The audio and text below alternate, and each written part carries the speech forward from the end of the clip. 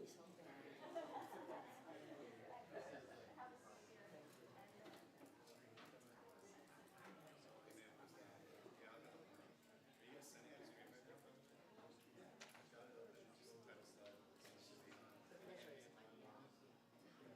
Okay, just making sure I'm not missing anything. Sounds good. Great. I'll be right back. Yes. Hey, Chris. Sure. Yeah. What's up? Good morning. How are you?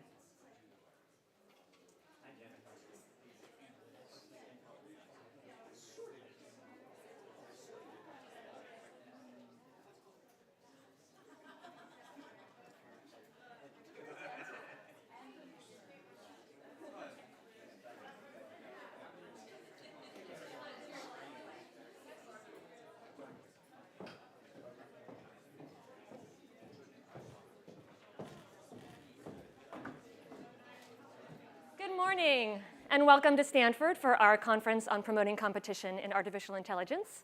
My name is Maria France. I'm the director of the Business, Government, and Society Initiative at the Stanford Graduate School of Business. Artificial intelligence, or AI, is the topic du jour from the classroom to the boardroom. But what makes today's conference unique is its multifaceted look at the competitive dynamics across the AI landscape, from the chip to the app. I'd like to thank my colleagues at the Stanford Institute for Economic Policy Research and the Antitrust Division of the US Department of Justice for creating a compelling program for many of us to learn and help to shape future policies and strategies.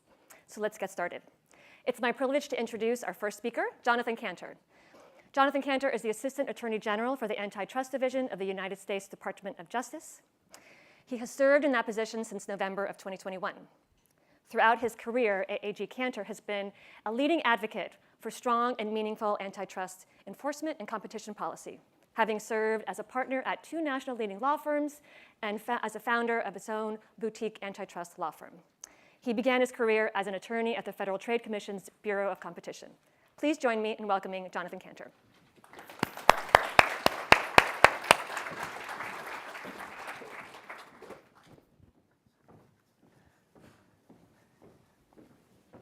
Well, Maria, thank you for that incredibly warm introduction and for having us here today. It's pretty amazing, an academic conference that is full first thing in the morning. And so it really is, I think, a statement to why this issue matters so much and matters to so many people. There's a degree of urgency and seriousness. And today's discussion is really about bringing together people who sometimes may not ordinarily come together in the same room or on the same panel and talk about issues that are important and sometimes difficult to talk about. But that's what we're here to do. It's sometimes to confront the hard problems. And it's only when we do that that we can actually start developing solutions. On behalf of the Antitrust Division, I want to thank Stanford Institute for Economic Policy Research and GSB for hosting this conference. It really is amazing. But I would like to take a moment, if you will indulge me, to acknowledge a particular specific person here, our chief economist, Susan Athey, who's not just the chief economist of the Antitrust Division, but a Stanford professor. She is one of a kind, truly one of the smartest, most accomplished minds in the world, and has been on the forefront of so many of the critical issues that we're going to talk about today, and was doing that before anyone else. I've had the privilege and honor of knowing Susan now for, it must be 15 years, and we've become good friends and colleagues and thought partners, and I'm learning from Susan every day. She is generous with her mind. She is a leader, a thought leader, a leader of people, and somebody who really is among the smartest, most talented and skilled thinkers of her generation in the world. And we are honored every day to work with her. As I often say, who needs artificial intelligence when you have the real thing? And the real thing is Susan.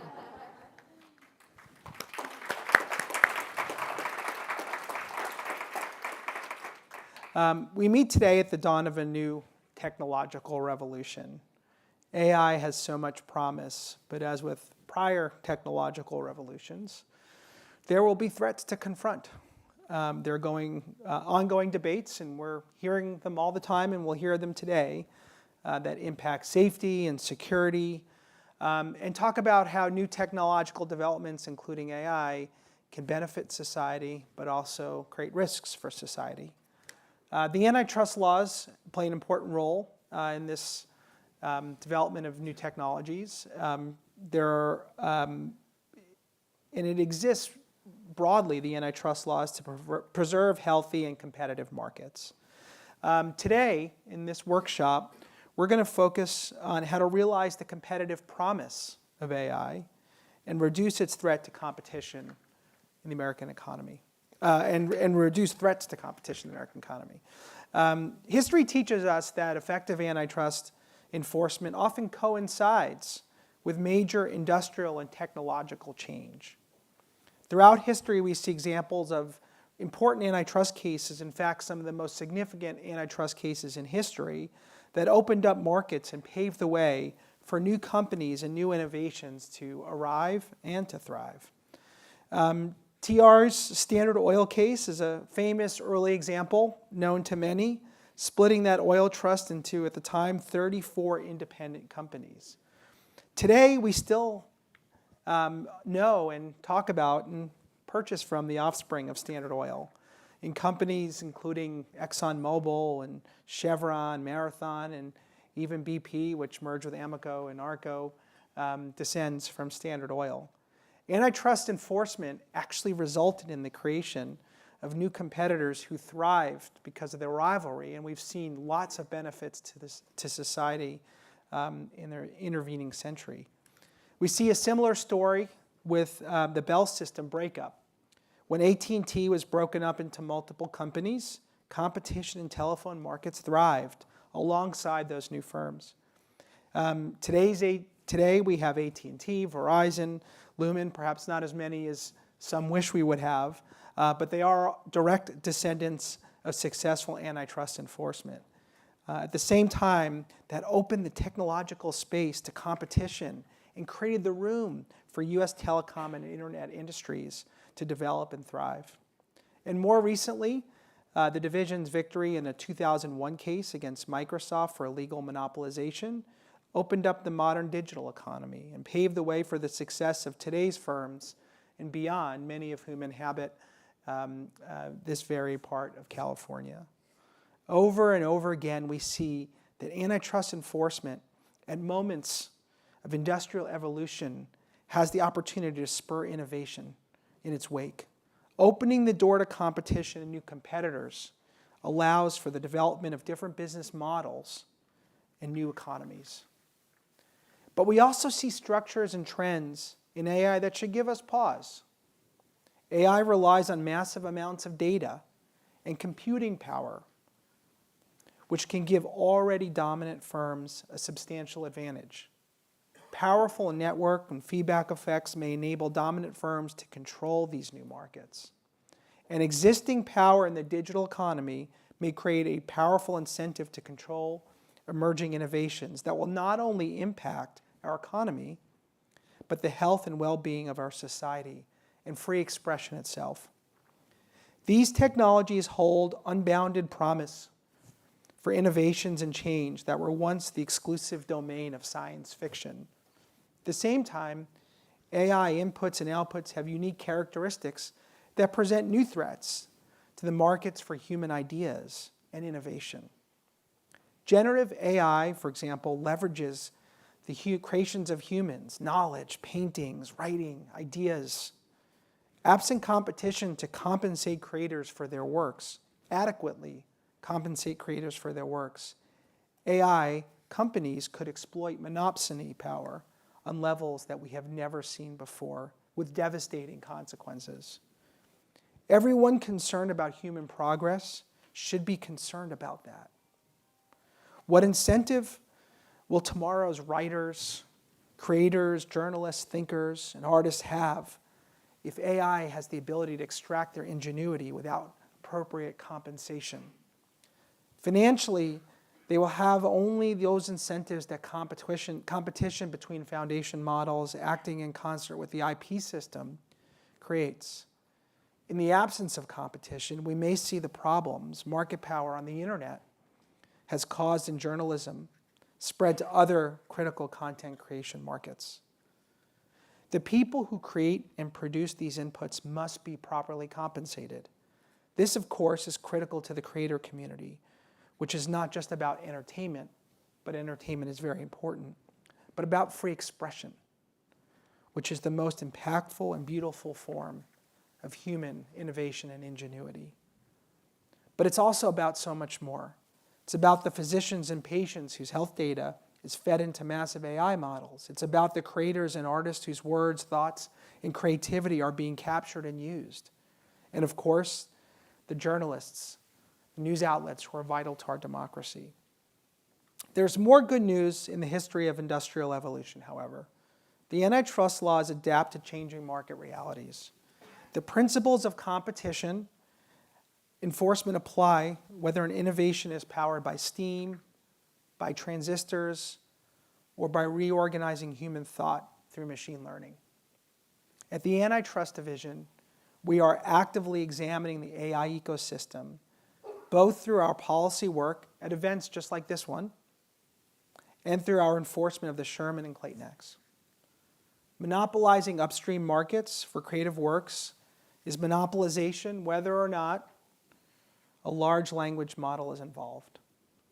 Combining to set prices with rivals in concerted action, whether or not an algorithm assists that collusion and risks fixing prices. If firms in the AI ecosystem violate the antitrust laws, the Antitrust Division will have something to say about that. Of course, adapting our enforcement program requires a deep understanding of emerging AI ecosystem in different sectors across the economy. I'm enormously excited to learn and to discuss those issues today with an incredibly impressive group of experts. Today is really an important step forward in our effort to learn and grow. It's also an effort, and this is really, I think, a distinctive feature of today's discussion, about bringing stakeholders together from different parts of the continuum, different parts of the stack, as we heard before.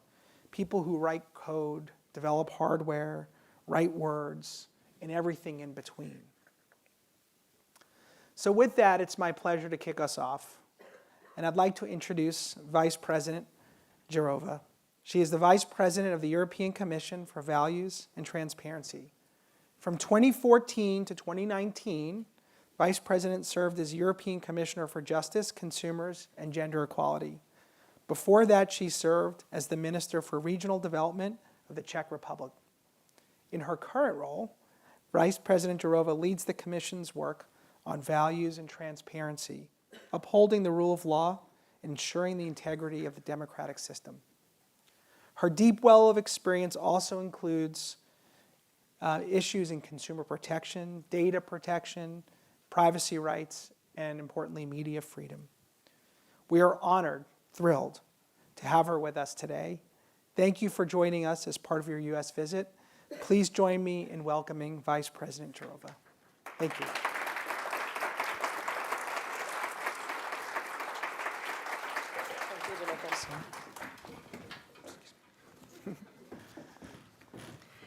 Ladies and gentlemen, this is exactly what the AI will never replace for us. These human beings, meetings, and warm words.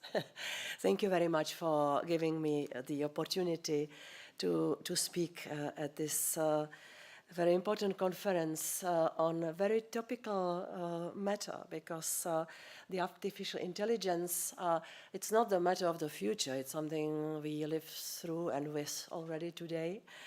And over several years of my involvement in the creation of the rules for AI and digital world in the EU, I had that feeling that somebody very important is missing in that. And it's the sphere of research and science, which should have stronger voice. I always was participating in the interplay between politicians and technologies. And really, the voice of research was missing, and I think that it's now time that the voice of researchers and scientists is heard more. And where is Jonathan? He left. I wanted also to thank him and the Department of Justice for almost 10 years of fantastic cooperation. We worked together on better understanding of the need to protect privacy of people. I had a lot of discussions with the Department of Justice about how to cooperate better in the field of criminal justice. And recently, and this is my special thanks, we have very intense talks about how to bring justice, more justice into the, I would call it, miserable war, which is up and running in Ukraine. Because we discuss about how to establish the tribunal to punish the war of aggression and genocide. And we are also discussing how to use the frozen assets from Russia to reconstruct Ukraine. So many thanks. In the times like this, we only don't need reliable partners or allies. We need friends. And EU feels strongly, especially in these days, that we have friends in the United States. So thank you very much for that. But coming to our today's topic, thank you for bringing the spotlight into a very important intersection of AI and competition. There is an overwhelming agreement. AI is a technology that can bring many revolutionary changes. To paraphrase a quote from the recent Oppenheimer movie, this isn't a new technology, it's a new world. It is one of the most powerful technologies ever invented, and AI has a potential of transforming everything, not only a competition policy. Today I would like to talk to you about two challenges of AI and the EU's approach to it. First, AI challenges to competition, to stay faithful to theme chosen by our hosts. Second, I would like to zoom out on the broader challenges of AI for democracy, because this is what is on my table in the European Commission. This is at the heart of my visit in California as part of what I call a democracy tour. In Europe, we are working hard to find answers to these challenges brought by digitalization and shape our own approach to them. We start from a simple idea. Technology is to serve the humans, not the other way around. We are not mere data fields. We are not just data donors for tech companies to harvest from and then make the decisions for us or make money on our thoughts and fears. This is why we have chosen a European model to regulate technologies in order to make sure they respect human rights. And I want to tackle one skepticism that I have heard from many concerns in the United States head on, namely that regulation stifles innovation. I heard a lot of that when we were introducing the General Data Protection Regulation. This concern, this fear did not materialize, and I am sure it will be also the case of AI. I am sure that innovations and regulations can work hand in hand. We design laws to address risks for the people or to open markets that have been sealed by those who have become too big to compete against. This brings trust of the consumers and innovations through competition, predictability, and sufficient legal certainty. And where there is trust and healthy competition, there is investing from both public and private sources. But there are indeed challenges to competition, and I'm sure you will speak a lot about that today. The debate is very timely because I still believe we have a narrow window of opportunity to set the rules that would allow competition to thrive in the world of AI. In both the EU and the US, we are facing very similar problems. To deal with the challenge of the future, it is good to understand the past, so we know where we are coming from. I am here thinking of the digital disruption in the early 2000s. Social media, digital marketplaces, online payments. This was all so exciting. And this was the age full of pioneering innovators. Some started in the garage, many of them at universities or while dropping out of them. The innovators could not foresee or grasp the scale of impact their revolution would bring. Today, with AI revolution, some of those things sound familiar, but I also see differences. First, the revolution is led in large part by incumbents, powerful companies with stakes in many, many markets. Second, our awareness. Virtually no one has doubts that AI will affect every aspect of our work and life. This is what we didn't know at the beginning of the digitalization. At the moment when some boys started to invent things in the garage, I will speak with some of them here, also at my visit of California. The young inventors who didn't know that one day they will have impact on the whole world. I used to call them digital gods when I came first time to California in 2016. And now I think that we came to agreement that we need meaningful rules. And for them, the European rules are quite demanding. But what I hear from the tech companies are, it's good that in Europe, which is such an important market for us, we have the necessary legal certainty. So, but coming back from the early century, this century and the garage, coming back to presence. So our awareness is here. Now we know that AI will affect every aspect of our work and life. Third, the technology itself. AI and large language models have huge entry requirements. They need unprecedented amount of data and storage. Among others, the more, the better. In a market where you need an entire ecosystem to thrive, it is hard to imagine a teenager with a vision challenging Microsoft and OpenAI, AI, or Meta's Llama 2 or Google's DeepMind. And as many of you in the crowd today are competition experts, I am sure you can immediately see barriers to entry everywhere. So how to answer these challenges? First, I cannot help it. We have to deploy full human intelligence. And events like this, we have to figure it out, and I'm sure we will.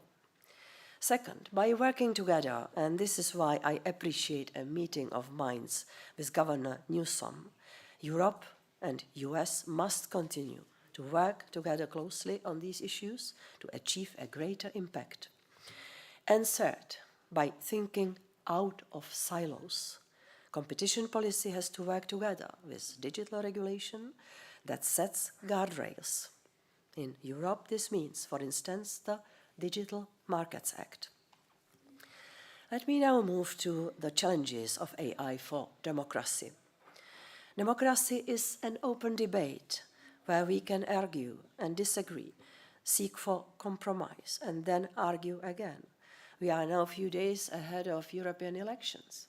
I always say that the elections and electoral campaigns have to remain fair play of real human beings, real visions, people speaking to each other, not the competition of who will be better in using manipulative techniques.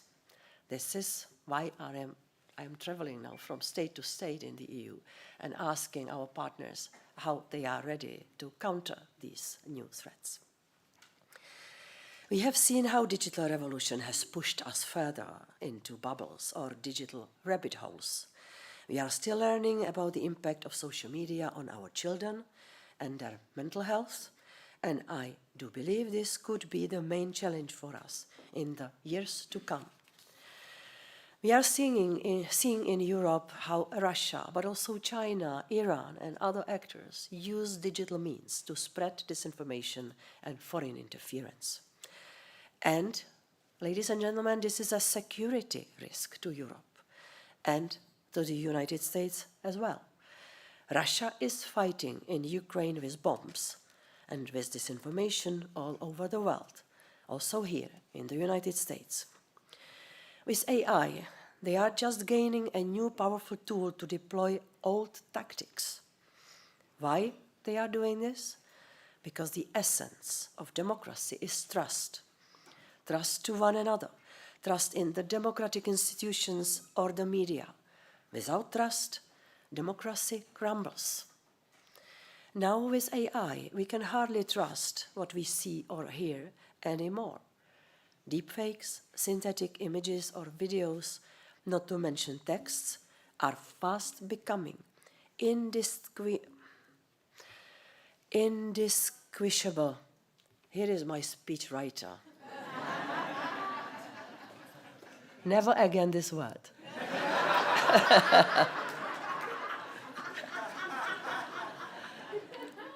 I was training the whole morning this word.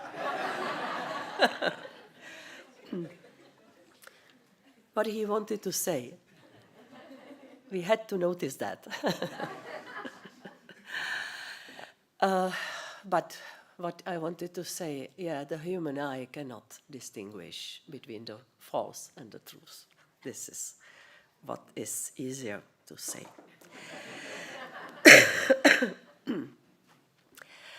I already mentioned that I travel from state to state on my democracy tour. I want to understand how well EU countries and the authorities, experts, and also the whole society are prepared to digital threats to democracy and security, among other things, to the fair or unfair competition in electoral campaign. And this also is topic which brings me to California, because big tech has a tremendous role to play as well.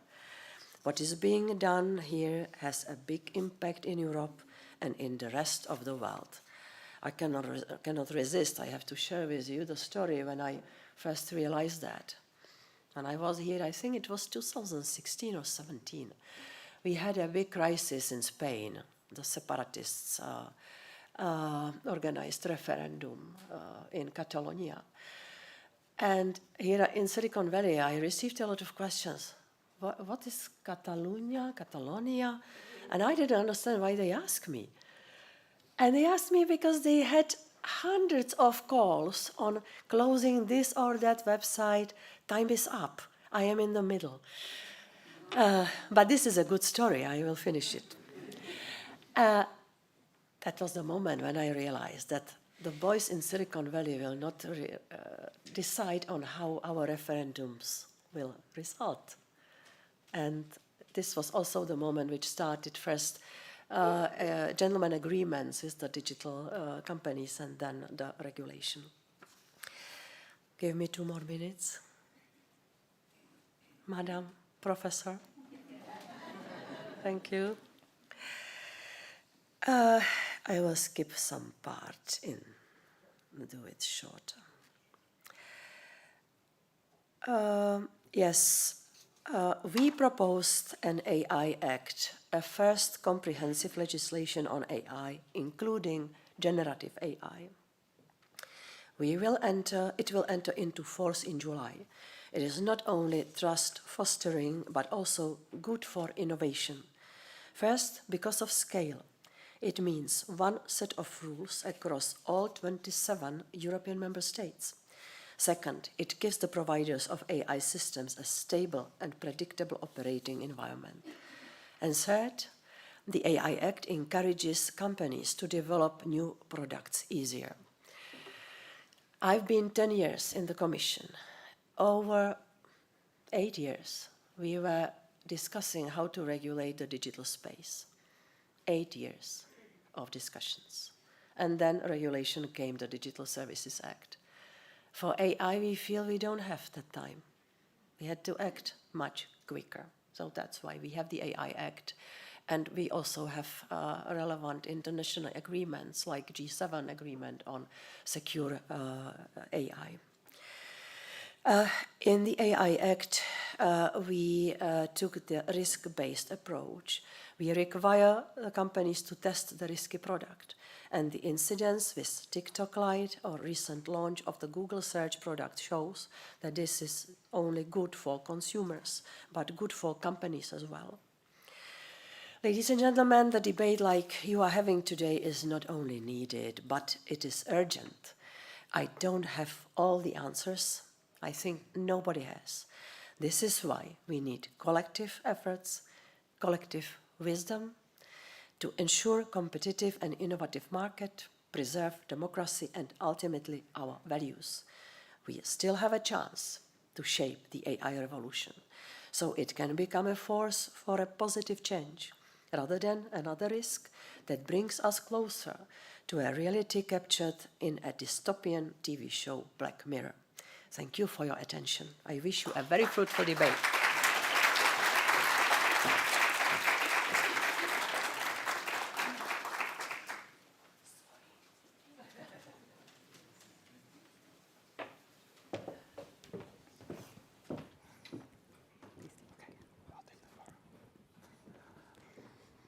So thank you so much, Vice President Jourova. We are so honored to have you here. And I think this is maybe the first time in the history of timing that someone actually listened to the warning timing sign. So thank you. We really appreciate your remarks. So in this next part, I'm Professor Susan Athey from Stanford GSB, and I'm currently Chief Economist at the Antitrust Division at the DOJ. And to do the table setting for the rest of the day, we're really fortunate to have two of the leading lights in AI from computer science. And so we'll be connecting the technology and the science to the competition issues we're talking about today.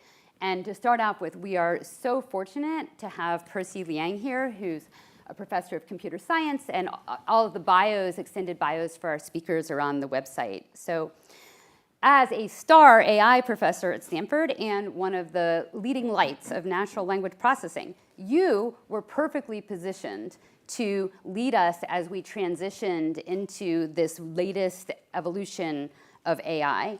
And indeed, you were ahead of the game. We were actually working together at the Stanford Institute for Human-Centered Artificial Intelligence a few years ago, and you had the foresight to propose and start the Center for Research on Foundation Models in 2021, before the rest of the world was quite so aware of what this was all going to look like. Can you talk about your vision for the center and why you founded it and how it's going? Yeah. Thanks for having me, Susan. So 2021, basically prehistory in AI terms. For many, ChatGPT 2022, December, was the sort of the turning point. For me, it was May 2020. That's when OpenAI released their GPT-3 model. And that model was a huge model, an order of magnitude larger than before, and it demonstrated to me that this technology and this mindset of training larger and larger models was going to have a huge impact on society. And at that time, I went around, talked to many folks at HAI, and say, hey, we got to pay attention to this. Fortunately, many people were also compassionate and agreed. So we've founded the Center for Research on Foundation Models. Some people thought I was crazy, but that's fine. Turned out you were right. Maybe so crazy. Both can be true. But it was surprising. ChatGPT, I think, really demonstrated that this was something to pay attention to, and it did come faster than I thought. But so what is foundation models about? So the idea of a foundation model is that someone can take a large amount of data at scale, usually scraped from the internet, and throw a huge amount of computation power at it. And this one recipe can produce a single model that is capable of demonstrating a large range of tasks, not just high-end generation, but also ability to solve many tasks. So for the first time, we have more of these generalist agents that people had aspired to for decades. I've been an AI researcher for a few decades, and this moment is very special. So it's somehow the idea that you can take capital and put it in and sort of predictably get more and more capabilities. That was a sort of a mindset change. And I want to also stress that foundation models isn't just about ChatGPT or language models. It's a much more general idea that any time in any domain where you have a huge amount of data, whether it be vision, videos, time series, retail data, computational biology, astronomy, all these areas we're seeing being transformed because of this kind of remarkably simple idea where you have a transformer architecture plus a gradient descent plus GPUs allows you to, in any domain, give you sort of remarkable properties.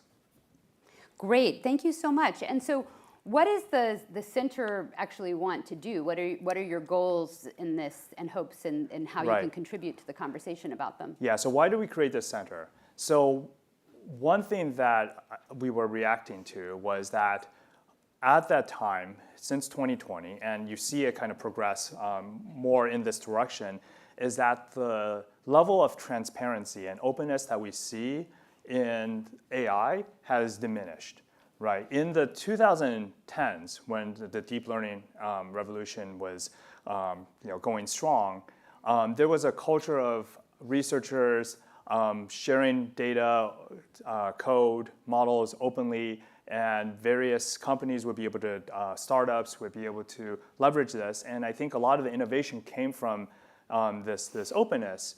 But what has happened over the last 3 years is kind of as capabilities go up, openness goes down. So from the idea that initially the model weights, which is something hopefully we'll get to a little bit later, are no longer available, to the stop of publications and gating of access. And this, I think, from an academic researcher perspective, was quite concerning. And not only from a researcher's perspective, where maybe academia could no longer engage with this important technology, but also from a societal aspect, if we have this hugely important technology which we don't understand and is locked away behind, guarded closely, then we might be in a bad situation. So the center was created with a mission of making foundation models more accessible, more transparent for the world. And so what are the what can you give some examples of how that transparency can be beneficial? What are some of the sort of use cases from the center that would be helpful from that transparency? Yeah. So one of the key things that we're focused quite heavily on is benchmarking and evaluation. So we have these models that are being developed and released, and people are using them, but we have shockingly little rigorous evidence of what their actual capabilities and risks are. There are a bunch of demos and things are being deployed. And one thing that we've undertaken at the center is developing benchmarks. So we developed something called the Holistic Evaluation of Language Models 2 years ago, which we've been extending over time to look at all the different capabilities and risks of these models as best as we can, and to try to benchmark them and also make all these results publicly available for people to see. And one of the things that's difficult about benchmarking is that because these models are so general, how do you even test this? I don't like usually making analogies with humans, but it's kind of like humans, you're measuring the capabilities of a human being because they are so versatile. And so this is something that's very, very tricky, but I think we've made a lot of progress on this, covering many different tasks from question answering to summarization. Now we're looking at multimodal models for visual question answering and image generation, and looking at starting to look at other dialogue settings. So, and I think one thing that's important is having a third party, sort of neutral third party that's doing these evaluations and committing to doing them across all of the foundation models that are frontier, and reporting the results in a standardized way. Yeah, so is it fair to say that as of a couple of years ago, we didn't have a lot of science about how you would evaluate these types of models? Yeah, so I think, and we still don't have a lot of science behind how to evaluate these models, but we have a little bit more now. I think the field of evaluation is just very much underdeveloped. I think in the history of machine learning, it used to be the case that you define the benchmarks, and these benchmarks would be very difficult. For example, ImageNet. When ImageNet was created, no vision system could really do anything respectable on it. And it was a sort of a North Star for many researchers to keep on working on ImageNet. And so that was a database with a bunch of images and labels, and so you could just test out how your model worked against it, and there was a number, right? A number that said, okay, you beat the last benchmark, I'm the star of the AI conference this year. Right. Yeah, and now I think it's sort of flipped where people are developing models, and now benchmarks are trying to catch up to capture what these models are doing. And on top of that, we're no longer interested in just the accuracy, but we're interested in things like bias and fairness and robustness and whether the models know what they don't know, and not to mention different types of risks. We heard about disinformation, but we heard about there's cyber risks and all these different risks, and how do you measure them in a way that can inform businesses and policymakers. And so do you think it's possible to do that science within like one research group in one place, or do you think you need a larger community working on those problems? I think you definitely need a larger community, and this is the way that academia works is that it's the community. We do a lot of work, but there's also good work happening at various places like University of Washington and many other universities where these data sets are created, and there's often benchmarks that are created that derive from these data sets, and then they're put together in different ways. And so a lot of the what we're missing is sort of methodological science for how to conduct benchmarks. I mean, just as a simple example, one of the things that ChatGPT can do is it can generate an essay or a summary, and this alone is a very deep problem. How do you evaluate something that's so complex? And of course, you run into cases where if it's on a topic that is very niche, then hiring human experts is going to be very expensive. So can you use language models themselves to evaluate? But then you don't trust the language models, so it's very interesting, I think, technically to see what you can do. And I think you can actually make some progress, even though it seems like you're kind of bootstrapping yourself. Great. Well, but in general, so it sounds like your center is promoting the ability for lots of researchers to be able to contribute to this relatively nascent but important field. So could you talk us through, other than the open weights, what do you actually need to be able to do that kind of work? So if we want to have a large community of people contributing to this nascent science, which might take a long time to figure out, because as you mentioned, we'll probably still be developing new evaluation metrics in 10 years for new risks that have been identified. What do people need to be able to contribute to that, whether it's researchers or whether it's startups that are creating tools that can help other businesses deploy them safely? Like, what are the inputs to make that, to contribute to that? Yeah, I think one thing I'll start by saying is in academia, we're meant to do fundamental research that moves the needle. And a lot of what we are missing right now is just compute. I think we can do a lot by taking existing models, benchmarking them. We can even, if we have open weights in the case of Llama 3 or Llama 2, we can inspect them. But I think there's no substitute for actually being able to train models. For example, we're developing different types of model architectures which are different from the transformer. And to demonstrate the value of those, we need to be able to train. And the resource differential between academia and industry is just multiple orders of magnitude. And I think it's unrealistic to expect them to be equal, but I think we, as a community, let's say, we need to invest more in computation so that we can at least be in playing the game. So just to make sure I understand, so there's a couple of different kinds of research you can do. One is that you can take either a closed or an open model. For the closed, you have to pay for it, and then you can evaluate it using evaluation metrics. But then there's other research that you can do that kind of gets into the guts of it that you could only do by training your own models, perhaps at smaller scale. And so could you talk about what's needed for the different types and what other inputs you might need for the second one? Yeah, so for the first type, which is taking existing models and studying them, you need access. And for the most part, we do have access.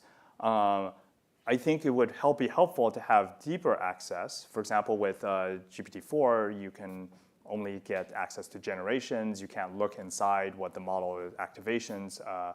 And there's also, we don't have access to training data, so basic questions in machine learning, such as, is your test set in your training set, we have no ability to really know for sure. So there's some asterisks on the ability to do proper research there, but I would say it's in a much better state. And then I would say this latter category of models research, which involves intervening on the architecture or data, those require substantially more resources. And I think I think though you need enough resources to be able to train a large enough model to show that it can do something, right? So one of the phenomena that you see with these models is this emergent behavior. You need to be at a certain scale before you start seeing anything happening. Otherwise, it looks like nothing is working. Nothing is working. And I think the reason why this latter category is important but also under-resourced is that we talk about all these problems with these models, with AI, biases, hallucinations. People can jailbreak and get these models to behave in sort of unpredictable ways. I think these are really fundamental problems that these models have. And we're not going to be able to solve them just by patching things away. And this requires really addressing the fundamental core of like how the data interacts with the model and understanding that in a much deeper way, which unfortunately I think we don't have, the community doesn't have as much patience for this. But I'm sort of pushing for more resourcing so we can actually get to the bottom of things. And this is a long-term agenda to get to the bottom of things and hopefully develop a stronger foundation. Great. Well, so one of the things, when you're doing the kind of fine-tuning or retrieval augmented generation or other types of uses of open models, even researchers or small startups need resources, they need compute. It's something that's been kind of amazing to me that it's sort of like the first time in my lifetime where you can put out a problem and Stanford master students can come out with something working in like 10 days, which it seems like kind of a miracle because everything you think is going to take 2 months and it takes 2 years. But here people are getting like working prototypes up very, very quickly all over campus and across the startup land. And there's a number of pieces that go into making that possible. So could you talk through what some of those pieces are for applications? And in particular, I think you recently co-founded a startup called Together.ai that kind of contributes some of the pieces people might use. But I'd love to hear about Together and what it does, and also what are the pieces that go into this that can make this spur innovation, across all of everyone? Yeah. I mean, to start out with, I completely agree with you. It's sort of amazing what one can do, even in an afternoon with these models, because I think at some level, if you can write English, and then maybe another English, you can write a prompt, and you can sort of just state what you want this model to do, and if you're lucky enough, then it can actually do it. So as a result, this technology has really opened up the opportunity for many people who are don't have machine learning PhDs to be able to interact, which I think is wonderful. And we're seeing a lot of uptake in other areas like law and medicine where this normally wouldn't have happened. I will put a little bit asterisk is on the fact that there's a gap between getting a demo up where you look at it and it's like, wow, that's pretty cool, to an actual reliable product that you can ship to many, many people. So that last mile problem is still challenging. It might be a little bit easier, but don't get too excited. And I think, let me just pause you there. That is a really excellent point, and that I've certainly heard that from a lot of people across the industry as well, because if you want to put something in front of your end customers, it's not enough that it mostly is right. It has to not say offensive things or do something that damages your reputation or creates risk. And so that's partly where your evaluation stuff comes in, that those tools are an important part. But so let's just talk, though, for the moment about getting to the demo step, like what are the pieces, the inputs to that? So from an application developer's perspective, right, so you have your problem. The thing that is probably the easiest to start is you take GPT-4 or Claude or Gemini or your favorite model and you prompt it just to get a sense of what it can do, right? And this is, I would really call this the prototyping phase, right? You're ideating and you can brainstorm while you're getting feedback from this actual system, which is, I think, sort of incredible kind of user interaction, new type of user interaction. And then I think there's but of course that's not enough, and it's also expensive to keep on using GPT-4. So one thing that's I think also important is that if you're a business and you have your own data and your own particular needs and businesses, you have to have generations that have a certain tone or style, or you don't want to have it say XYZ, then this is where fine-tuning comes in.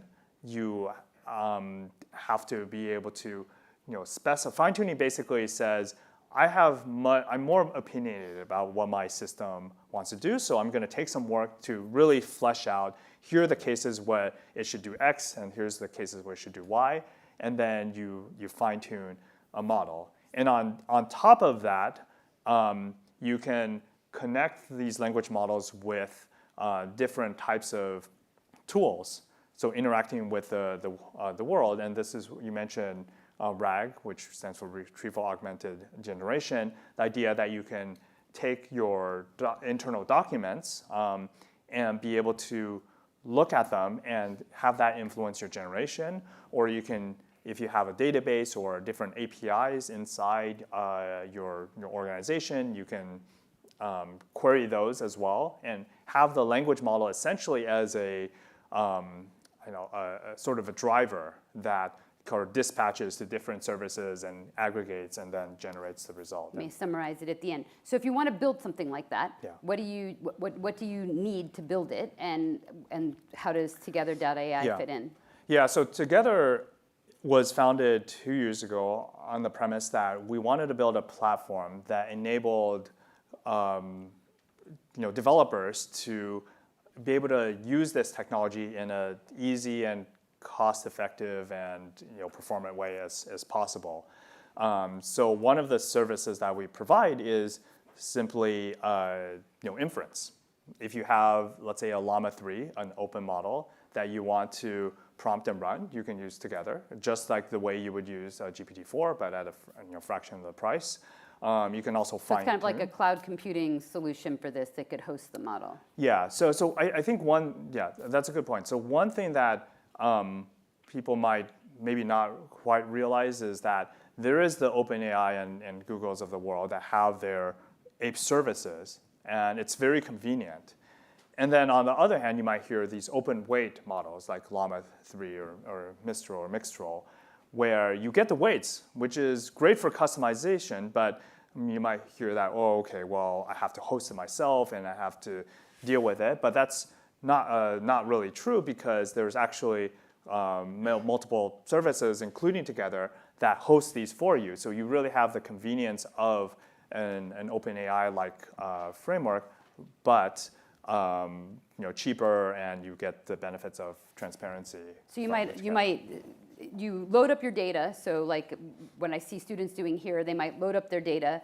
They then could fine tune one of those open models using the compute and sort of pay as you go. But then there are also software tools that people are using as well. So the students don't necessarily have to write all the code from scratch to do the fine tuning. Can you just say briefly like how that step works? So if you want to fine tune, there's no code actually.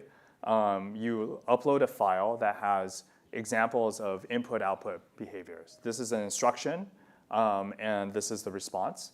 You put them in a file, you upload it, you click fine tune, and then you get your fine-tuned model, and then you can do inference on this just like you would be able to do inference on any other non-custom model. Yeah, and so if we'd wanted to do something like that, like 15 years ago, this would have been like, all the time writing the code for the stochastic gradient descent, for the debugging and everything else. But basically now, literally, you can produce your own version with your own documents by pushing a button. Yeah, yeah, and I think it's even better than that because 15 years ago, there were no foundation models. So you basically have to start from scratch. You would gather your data set, and then the problem is if you're starting from scratch, you need a fair amount of data. You might need thousands or tens of thousands of examples to even get something that was interesting to play with. And that meant you needed to first go get an annotation team, like hire annotators to create this data, and you spend potentially months training the annotators, getting the data, and then you can train your model, and then you can see what it does. And then if it doesn't work, then you have to go back. But now, because of foundation models, you don't need that much data because much of the common things about how English works or simple reasoning patterns, the model already knows about. So all you need to do is supply information about your specific needs. And so you might be able to get away with hundreds of examples. So the iteration cycles are much shorter. And then when you do prompting, it's often 5 examples or 0 examples. So I think that iteration cycle is much, much shorter. Great. So actually, we're just running short on time, but I'm going to try to squeeze in my last favorite question. We have a lot of debates about the risks and benefits of open and closed. As an economist, I'm particularly interested in how you think about incremental risk of these open weight models. And could you just say briefly how you think about that?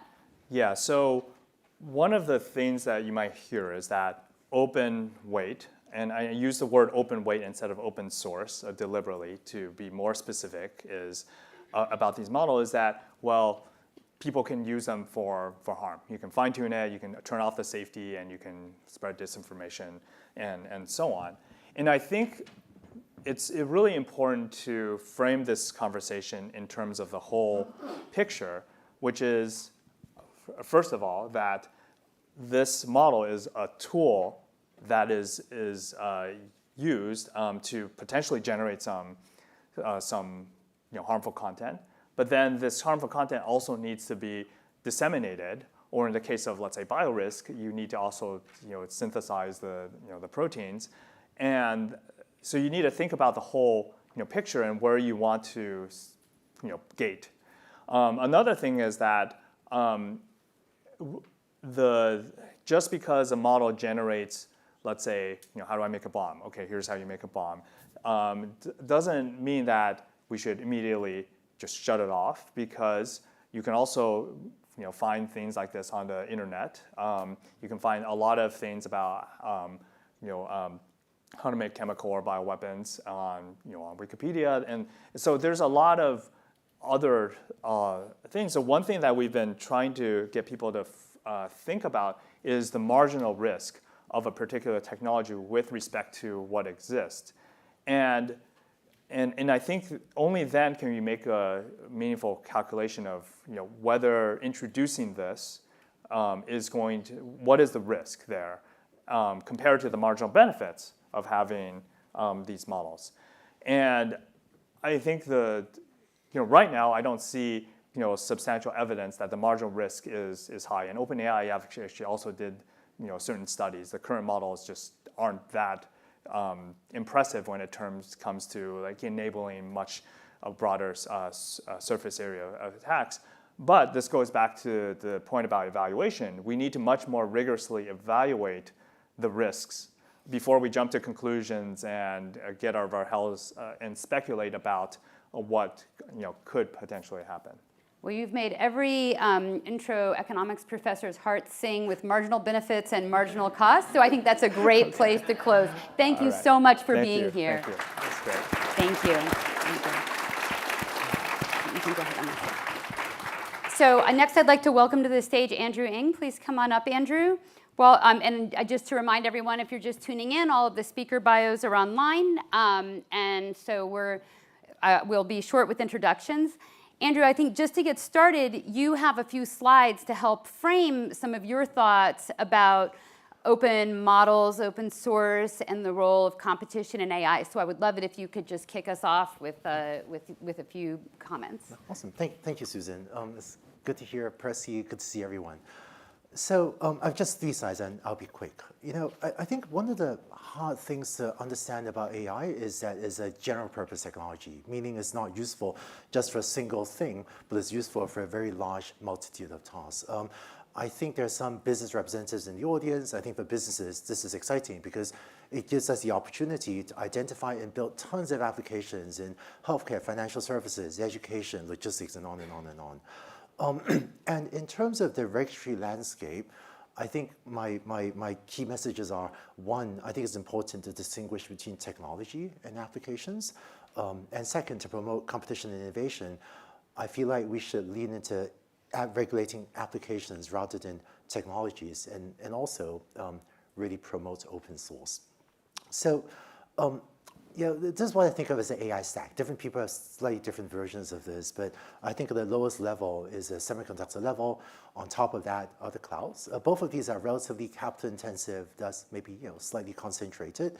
And then the new layer has been the AI technology tooling layer. The companies provide foundation models and large language models and so on. And what I've seen with most waves of innovation is the media, traditional media and social media, tends to focus on technology layer. This is fun to talk about. It's fun to talk about what's OpenAI doing, and so on. But I think that there's an even bigger set of opportunities than this, which is the application layer. Because for the technology tooling layer and the layers below to be successful, almost by definition, we need the applications on top of them to generate even more revenue so they can afford to pay the technology layers underneath. And I think in order to prevent choke points, I think there's a lot of concern about choke points at the AI technology layer, where only a small number of companies have access to foundation models. I think open source is one of our best tools for promoting innovation and preventing a new choke point from arising at the AI technology layer. And candidly, I would love if governments all around the world can promote competition. Candidly, I'd be quite happy if governments all around the world just don't stifle competition, but having governments promote competition as opposed to merely avoid stifling it seems like a dream at this point in time. But let me dig into that a little bit more. And this is what I mean by technology versus applications. And this is an important concept. For all of you in government, I hope you remember this part. So I'm going to talk about technology layer as well as an application layer. So an example of a technology might be an electric motor. And an electric motor, which can be used in lots of applications, could be put into a blender, electric vehicle, a dialysis machine, or also a guided bomb. And so I think of technology as tools that can be applied in many different ways to solve many different problems, like an electric motor. And then applications are specific implementations designed to meet a particular customer need. And this could be a very beneficial need, like a dialysis machine, or one that we don't want adversaries to have access to, like a guided bomb. And I feel like if you ask me to make electric motors safe, I don't know how to do that, right? The only way to make an electric motor safe is to make it so tiny that it's basically useless to everyone. And indeed, blenders can be dangerous. This is why we regulate blenders. We don't want blenders to be dangerous in people's homes and damage and hurt children's limbs and so on. Electric vehicles, let's make sure electric vehicles are safe. And dialysis machines, boy, that's a medical device. Let's make sure to regulate that. And guided bombs, yes, we absolutely need to regulate production of weapons and munitions. But if you try to say an electric motor could be used by build a bomb, so let's make the electric motor manufacturer guarantee their electric motor will never be used by anyone to make a guided bomb, then the only way is for the electric motor manufacturer to shut down the business, and that means you lose the blender and the EV and the dialysis machine as well. And this is what we're seeing in AI. AI models, large language models, foundation models are general purpose technologies we can use to build a medical device, to give medical advice, or to rank someone's social media feed for good purposes or bad purposes. It can be used to build a chatbot. It can be used to generate political deepfakes. There are tons of beneficial as well as a small number of harmful applications. And I think risks are a function of the application, not the technology. And when if someone tries to regulate the general purpose technology, like electric motors, that tends to just stifle innovation because you're cutting off the innovation at the root and shutting down a huge range of beneficial applications, as well as maybe a small number of harmful ones. So I feel like what we do need is, I do want medical devices to be safe. I do want electrical vehicles to be safe. And what I'm seeing, unfortunately, is many governments are saying, boy, it's too hard to look at the applications and regulate them. So let's do the easy thing, which is, let's just regulate the AI technology, but that's a bad move. I think we need to do the harder but the right thing, which is look at the actual applications, which is where the risks are, and pass appropriate regulations to protect citizens. And I've been really surprised at the intensity of the lobbying to shut down open source. I think maybe predictably, there are some companies that have invested billions of dollars into training large foundation models. And when you've invested billions of dollars, it's really inconvenient when some other company releases an open source or open weights model that severely degrades the value of that massive investment you made to train a proprietary model. And I get it. It's really annoying when someone open sources something. But what has happened over the last year was really intense lobbying under the guise of AI safety. And you hear very smart people say things like, of course I support open source, but don't you want open source to be safe? And that's used as an excuse to put in place very burdensome licensing requirements that will stifle anyone's ability, they'll severely stifle many teams' ability to release free open ways of open source software on the internet. And candidly, I think that open source today, open weights or open source, is a key part of the AI supply chain. I feel like one of the latest lines of attacks on open source has been to prevent our near-peer adversaries from getting access to it. But candidly, I actually, on that grounds, actually worry. I think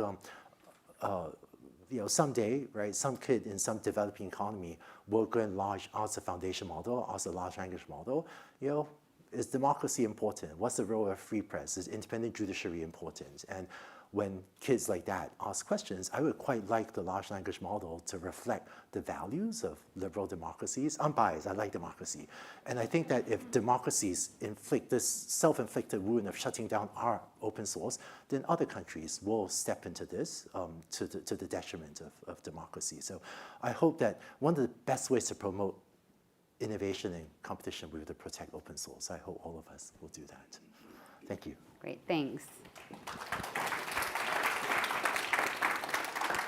Well, that was great. Thank you so much. And you've really laid out a landscape of a lot of the things that people are worried about and talking about. So when you think about, maybe I'll just pick up where you left off. You mentioned that you thought other countries might do something. I think that relates a little bit to the economist language of incremental risk and incremental benefit that we were just talking about with Percy. Can you talk through a little bit, counterfactual worlds, I guess, what happens without some of these open weight models? And can you just flesh out a little bit more what you might see happening by bad actors or other countries, or and what might happen in our ecosystem? Yeah, so let's see. I think that choke points will arise. I see two possibilities, both bad, I think. One would be if everyone is beholden to a very, very small number of foundation model providers, thus creating a new choke point. If we don't have access to open source, I think academia will suffer. A lot of the work that Percy talked about, and that frankly many universities all around the world are doing. I was actually just in Korea a couple of weeks ago at a government meeting. Prime Minister of Korea was there, and I think that also, I was hearing about Korean academics saying, please protect open source because academics really need this to monitor, to do their work. So I think academia would have a much harder time. And then a lot of innovation just won't happen because I see so many startups all around the world, not just in Silicon Valley, all around the world, building on top of the open models and doing things that are simply not possible on top of the closed models. Maybe one example, Llama 3 was released as open weights. And so, Llama 3, it turns out, has a relatively short input context length. It can only accept a relatively short input. And so some team, extended that to accept a much longer input, expanded context length. And if Llama 3 had been released as an API-only thing, this work would have been impossible. And so open source builds on top of itself as a very rich ecosystem that I think some companies, through really intense lobbying efforts, are really eager to try to shut off. And by the way, I say, so some of the large companies have been saying stuff like, oh, we totally support open source, just not of the most advanced models. We've got to keep that away from our adversaries. It's been, over the last year, it's been fascinating. I've not spent a lot of time in DC. I tend to stay here and just write software. It's been fascinating to see how the adversaries of open source have shifted their arguments multiple times. It was initially, AI could kill us all. AI is like nuclear weapons, an analogy that makes no sense. AI is intelligent, nuclear weapons blows up cities, it's a strange analogy. When that argument lost credibility, it was then, oh, AI could create bioweapons. But then OpenAI and RAND published reports showing that the incremental risk is very small. So yes, of course AI could be used to create bioweapons, I'll just say that. So can an Excel spreadsheet. Excel spreadsheets, you can track your experiments. Excel is really dangerous, let's regulate that. So, but AI, so the evidence that AI holds more, that there is no evidence, and as far as I'm aware, that AI holds more than, an Excel spreadsheet or web search for creating bioweapons, and people have studied this. So when that lost credibility, then it became, oh, our adversaries, China specifically, like gotta keep, maybe Russia, I don't know, right? So it's been fascinating watching the shifting arguments of the open source. And I've also been fascinated, it's been amazing to watch how effective some of these companies have been at convincing governments to regulate very clearly against their own national interests. There's more, mainly outside the United States. But. Thank you so much. Well, and so we're so fortunate to have you here from so many different perspectives you have, because of course you did foundational research as a computer science professor at Stanford. You co-founded Coursera, so anybody wants to learn about this, you can watch his videos. And you're now also an investor and an entrepreneur. Can I turn this around a little bit to think about from the investor perspective? If you are investing in applications, how do you think about possible choke points and risks that your investments might experience? Yeah, I think the choke point that we'd all love to avoid, a lot of it is at the foundation model layer. And I think it'll be hard for companies to establish a choke point there if we promote and invest in open source. So there's a government that I was having conversations with that where the administration was considering for their own procurement process to really have a bias for selecting open source based solutions. I don't know if they'll do it, but one government, not the US, that I was talking to was considering this. I think that type of move to promote open source would be very good. There's one other layer that maybe I'll comment on that's kind of emerging, which is on top of the foundation model layer. There's also another layer that's emerging called an orchestration layer. And what that means is often when you're building systems, you don't just call an LLM large language model once, you call it a bunch of times, and you call it once, its output goes into the second prompt, goes into the third prompt, you pull some data to implement RAG and so on. So that orchestration layer right now is very dynamic, very competitive. So there is no choke point there at this moment, but I definitely see more startups at this point probably trying to become a dominant player. But that's very good, right? You want entrepreneurs with low resources aspiring to build the next Google or the next Meta or something. So I think it's very intense competition, but I could see a future many years from now if there's a new player that wins. So I'd love to hear you elaborate a little bit about that, because I know that you've talked about like AI agents as the next big wave in applications, and I think that kind of picks up on this orchestration layer. And I think, most people in the audience have seen the images, they've seen the text, they've played with the text, but it's a little bit harder for the ordinary person to intuit like what's going on behind the scenes, and also, frankly, what's possible when you have multiple agents kind of interacting together. So I'm wondering if you could talk us through what makes you excited about that, or maybe a use case or an example if you have one. Sure, yeah. So I think one of the most exciting trends in tech right now is AI agents or agentic AI workflows. And Lucy, here's what I mean.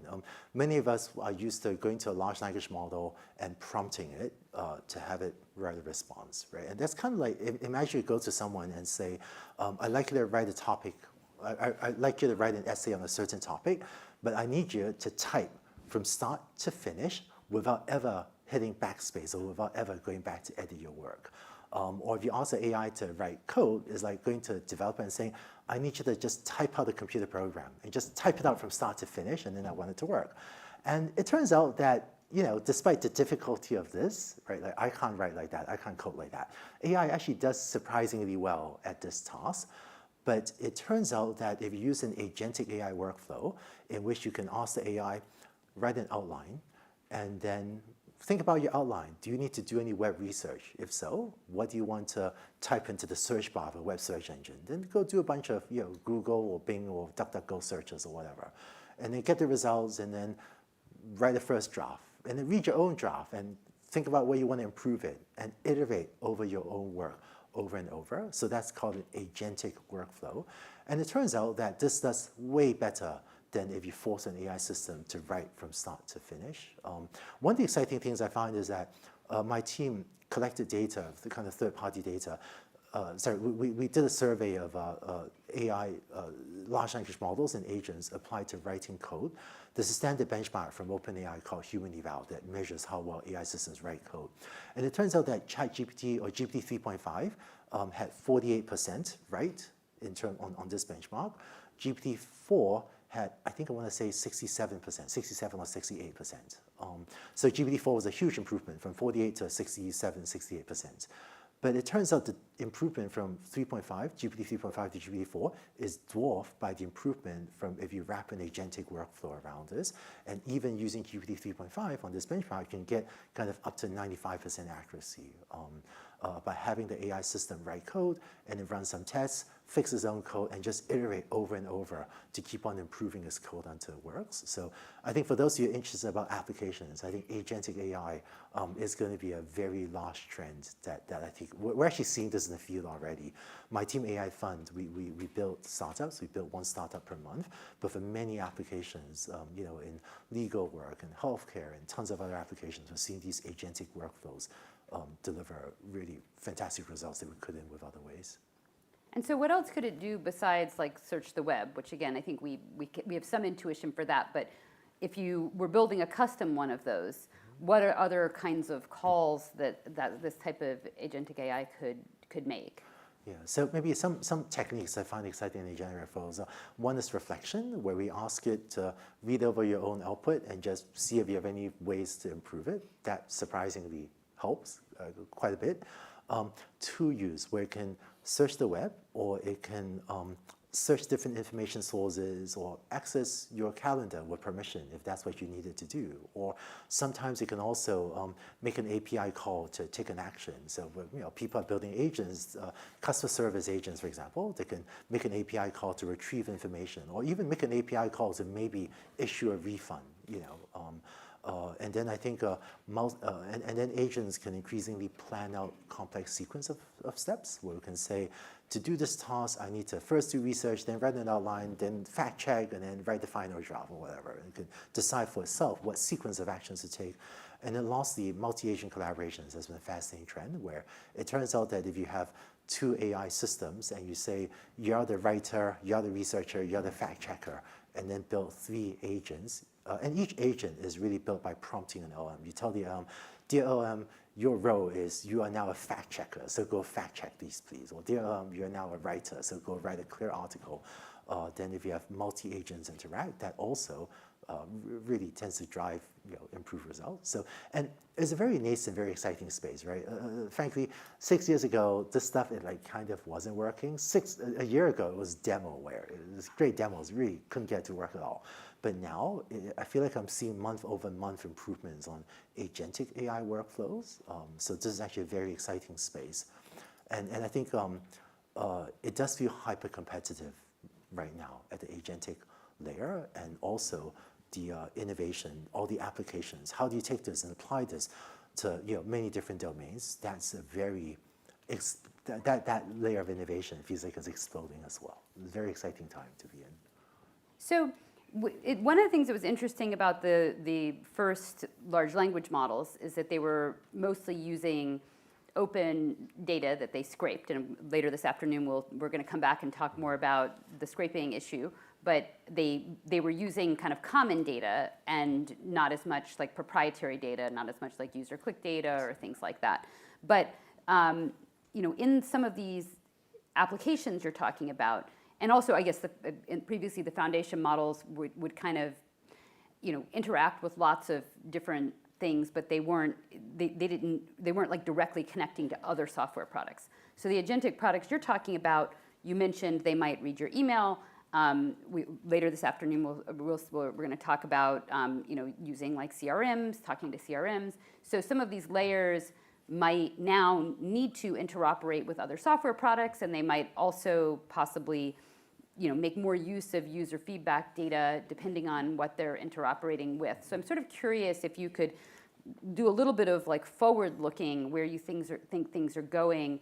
What are some of the inputs and bottlenecks that might come up in the future implementations of these as they start interoperating with more systems? It's really interesting. I really appreciate, I think Susan has always been a very long-term forward thinker. I have to say, I find myself inspired by that view. And honestly, I'll get to your question. Honestly, what I'm really worried about is less the long-term future, is the awful regulations I'm seeing right now. Just as an example, California, SB 1047, I think it'd be awful for American innovation and for California innovation. I can't believe that California, home of such an innovative place with so many inventions, is contemplating such a ridiculous regulation. It is equivalent of saying if your electric motor is used by anyone for any nefarious purpose, you could be liable. It's just awful, and I don't see how the state of California could seriously contemplate something like that. Sorry, but to take a longer looking view, I feel like I think that one interesting dynamic would be where will incumbents win and where will new entrants have a shot. So I think in the case of electronic health records, I think we know that Epic as an electronic health record system, right, has massive market power, immense concentration. So where will incumbents like that be able to lock down options to block innovators? I think those are issues worth thinking about. Yeah, I don't know. I think sorry. Maybe part of me feels like for a lot of applications, it feels like a relatively dynamic landscape still. But I think access to data is going to be a thing. And I think I worry a little bit about some of the emerging proprietary deals to access data. One of the debates is what should fair use be in the era of AI? Is it okay for a company to read something on the open internet and use it to train the AI model? My personal preference, I believe the answer should be yes, but that's my kind of personal opinion. And I realized that, so I posted on social media, so New York Times sued OpenAI and Microsoft, I think, and I found myself more on OpenAI's side than on the New York Times side in that matter, because and I think I learned an interesting lesson when I posted on social media. So I kind of said, I as a human am allowed to read articles on the open internet and learn from it. I would like AI to be able to do so too, and I actually got a bit of hate/criticism, including from some Stanford faculty. Saying that I had no reason for making an equivalence between humans and AI, right? Because the point was that, yes, humans can read stuff on the internet, but just because a human can do it, why is it a reason to let AI do it? And I realized that I think there are two views to AI. I tend to view AI as an extension of myself. I think of this as a tool. Like I use a web browser to do this, and someone may use accessibility software to make the font bigger, or to just displays a web page in high contrast. So to me, that's a tool. I'm going to use AI to do for me something that I could do. And so if I could do something, why can't I use a tool to do it too? I can read web pages. I want to use a tool to do it more efficiently. And I realized there are others, I'm less of that view AI as almost a different species. This is thing separate from themselves. And I don't think animals need to necessarily have the same rights as humans. I think I value human life. And sometimes if a bug is annoying me, I will not treat it very nicely. So I don't think all bugs need to have the same. I don't think other species, need to have exact same rights as humans. And I think realize there's some people that view AI as almost a separate species, and so we don't need to give them the same right to read the internet as humans do. So I tend to view AI as a tool, and that's why I took a certain view. But it's interesting seeing, these two different. Well, so this is a very interesting conversation, and I just want to advertise that we will have a panel at the later this afternoon, and we will hear from the authors and publishers who probably have a different view from you, and that will be fleshed out. But this conversation is one that is clearly extremely important to be had, and the perspective of that is an input to this open source, which is providing all of this innovation. Seems like that's a perspective to be weighed. Yeah, and just to say, I do acknowledge this is a difficult issue. I honestly don't know my gut was let's let AI read the open internet, but I do think it's a difficult issue. I don't claim to know the right answer, and I think protecting the free press, which is a key pillar of democracy, I think they're very difficult issues. I don't think I know the full answer to. So. Very good. Well, one of the few things you may not know the full answer to. We always wonder about the AI in your brain. Well, just in the last couple minutes, our next panel after the break is going to be about healthcare and AI. And I know you also have a long history with health applications. You mentioned access to electronic medical record data, which could be a bottleneck here. But I'm curious, generally, what are other ways, potentially completely different ways, that you might see AI impacting the healthcare industry, and sort of what are the other inputs that are needed for this health innovation?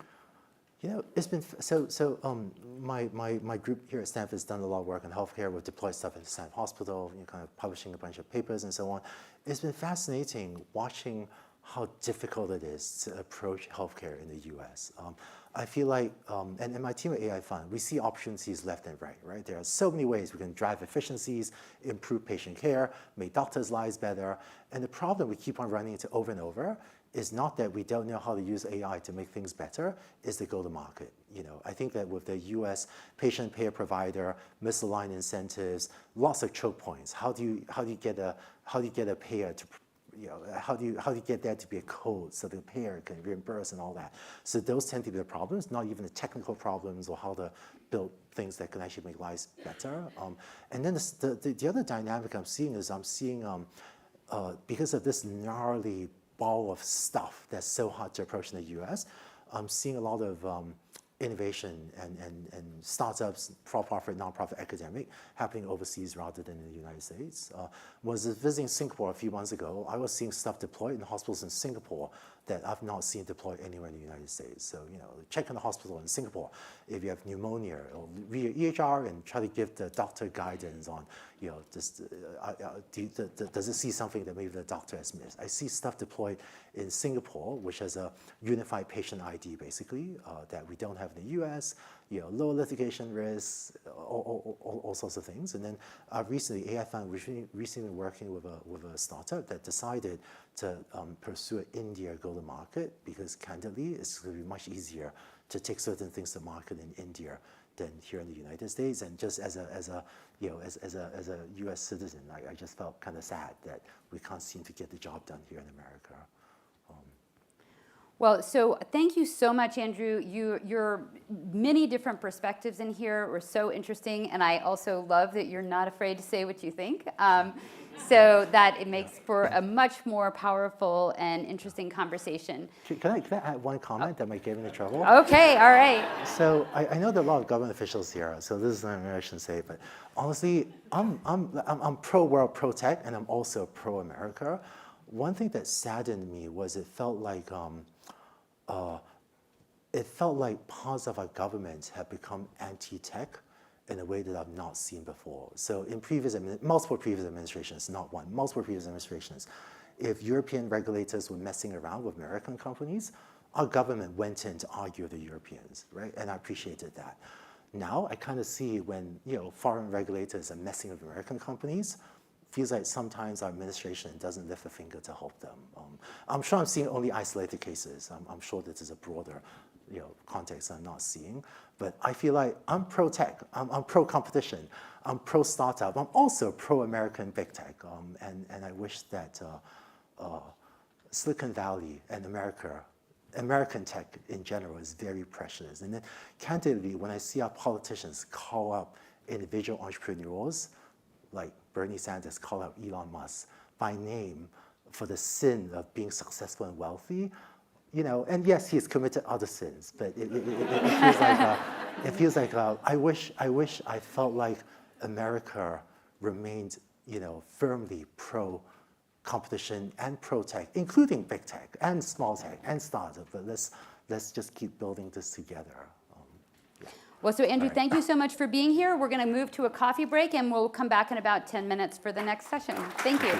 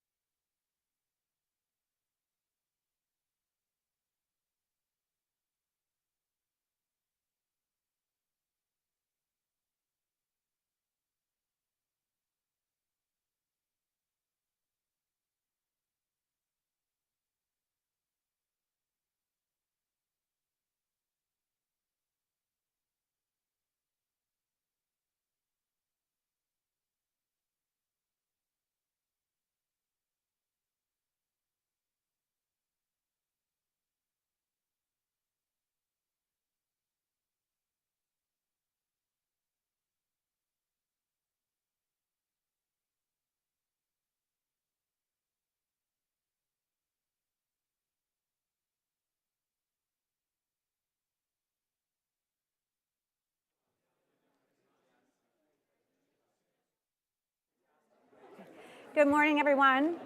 We're going to get started again. So if I could ask everyone to take their seats.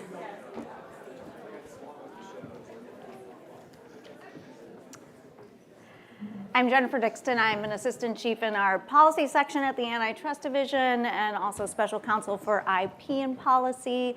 And I will be one of your MCs of the day. So if you have any questions, please do reach out to me. Now that we've heard from Professor Liang and Professor Ng about foundation models, they set the stage about open and closed models, the benefits of open source models. We've learned about applications. We're going to now apply that to our discussion of healthcare applications. And I wanted to introduce our moderator, Katrina Rouse, who is a colleague of mine at the Antitrust Division. She is the director of the Antitrust Division's new task force on healthcare. She also is the deputy director of civil enforcement and special counsel for healthcare. So thank you, Katrina. And she will introduce the rest of our panelists, and all of their full bios are in the program materials. So go ahead, Katrina. Thanks very much, Jennifer. I am thrilled to moderate this Healthcare Spotlight panel, where we'll discuss the current state of competition in the healthcare AI space, the role that data access and advantage plays in this competition, what the dimensions of competition in this space are and could be, and the potential for algorithmic collusion, among other topics. I am really looking forward to a fascinating conversation today with these 5 exceptional panelists, and I'll now introduce them.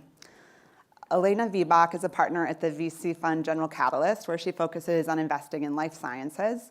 She serves on several boards, and prior to joining General Catalyst, she helped build the SoftBank Vision Fund's healthcare portfolio. David Kisner is the general counsel and chief privacy officer at Viz AI, a leading AI care coordination platform for disease detection and workflow optimization. Prior to Viz AI, David served in legal roles for Stanford University, Stanford Healthcare, Philips Healthcare, and Stentor. Next, we have Ziad Obermeyer. He's the Blue Cross of California Distinguished Associate Professor of Health Policy and Management at the UC Berkeley School of Public Health, where he does research at the intersection of machine learning, medicine, and health policy.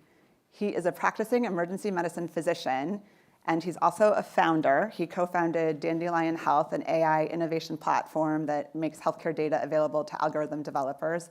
And he founded a nonprofit, Nightingale Open Science, which builds out data sets in partnership with health systems. Then we have Ben Handel. He's an associate professor of economics at UC Berkeley and a faculty research fellow at the National Bureau of Economic Research. His important research focuses on the microeconomics of consumer choice and market structure in the healthcare sector, with an emphasis on health insurance markets. And then finally, we have Allison Olschlager. She is the chief data officer and director of the Office of Enterprise Data and Analytics at the Centers for Medicare and Medicaid Services. In this role, Allison oversees CMS's data and information product portfolio, and she manages the development of advanced analytics using CMS data. So to begin, I thought we could do a quick overview of the major categories of healthcare AI applications. I think we all understand that where there is huge amounts of health data, we should be able to use algorithms to make better medical decisions, but I'd really like to drill down on the specifics here. And I thought, David, maybe you could start by giving us an overview and examples of the clinical applications for healthcare AI, including what Viz AI does. Sure, there's hundreds. I will probably focus on what Viz does, and unfortunately this isn't the exciting generative AI. This is kind of old school computer vision. So interrogating like a data set, so CT studies or MRIs or ultrasound, and finding suspected conditions. So the first one I'll talk about, which is very relevant because we're in American Stroke Awareness right now, is the first algorithm that Viz developed called Viz LVO, which stands for large vessel occlusion. So it's a type of stroke. I won't bore you with all the details, but effectively there's 2 types of stroke. There's a ischemic stroke, which is a blockage, and there's a hemorrhagic stroke, which is a bleed. They're treated very, very differently, and if you treat one like the other, you could kill a patient. So there's a saying in stroke, time is brain, the clock is ticking, your brain is being starved of oxygen, and for an ischemic stroke, a large vessel occlusion, the doctors joke, they refer them to themselves as plumbers, because you're literally clearing a block, right? And then you're restoring blood flow and oxygen to the brain. The faster you do it, the better the outcomes you have. So what does Viz-LVO do? When a patient presents suspected of having a stroke at an emergency room, they're going to get a CT scan of their head. Typical workflow that would go off to a radiologist to read. They might pick it up quickly. They'd alert the emergency room. If that hospital is capable of doing a mechanical thrombectomy, they could do it. If it's not, they have to transfer the patient. So Viz algorithm detects that suspected large vessel occlusion on a CT scan, has a whole application for secure communication and image viewing so that the care team can coordinate the care of that patient, either get the patient treated at that hospital or transferred as quickly as possible. So that's Viz-LVO. And having real-world improvement in patient outcomes, reducing costs for having better financial outcomes for healthcare systems and payers. Another algorithm I'll talk about is called Viz-HCM. So hypertrophic cardiomyopathy is a cardiac condition. You may hear of this from time to time about like an athlete in the prime of their life who suddenly has a heart attack and may die on the practice field. This is, I believe it's the #1 cardiac killer of people under 30. And oftentimes people are asymptomatic. They don't even know that they have this disease. So Viz, in partnership with Bristol Myers Squibb, developed an algorithm that detects suspected HCM in just a simple 12-lead ECG. And again, it's not acute like stroke where the time is really ticking, but it gets those alerts to the right clinicians who can take action and help the patient. And then I'll mention one that is generative AI, and probably the folks from Stanford who work on this know more about it. But when I was here at Stanford, Stanford is beginning to use AI to help clinicians do a first draft of a response when patients interact with them over the My Health application, which is part of Epic. So the clinicians are intended to then, review that, but it helps them respond to the overwhelming number of inquiries they get from patients like us. So those are 3 examples in the healthcare space.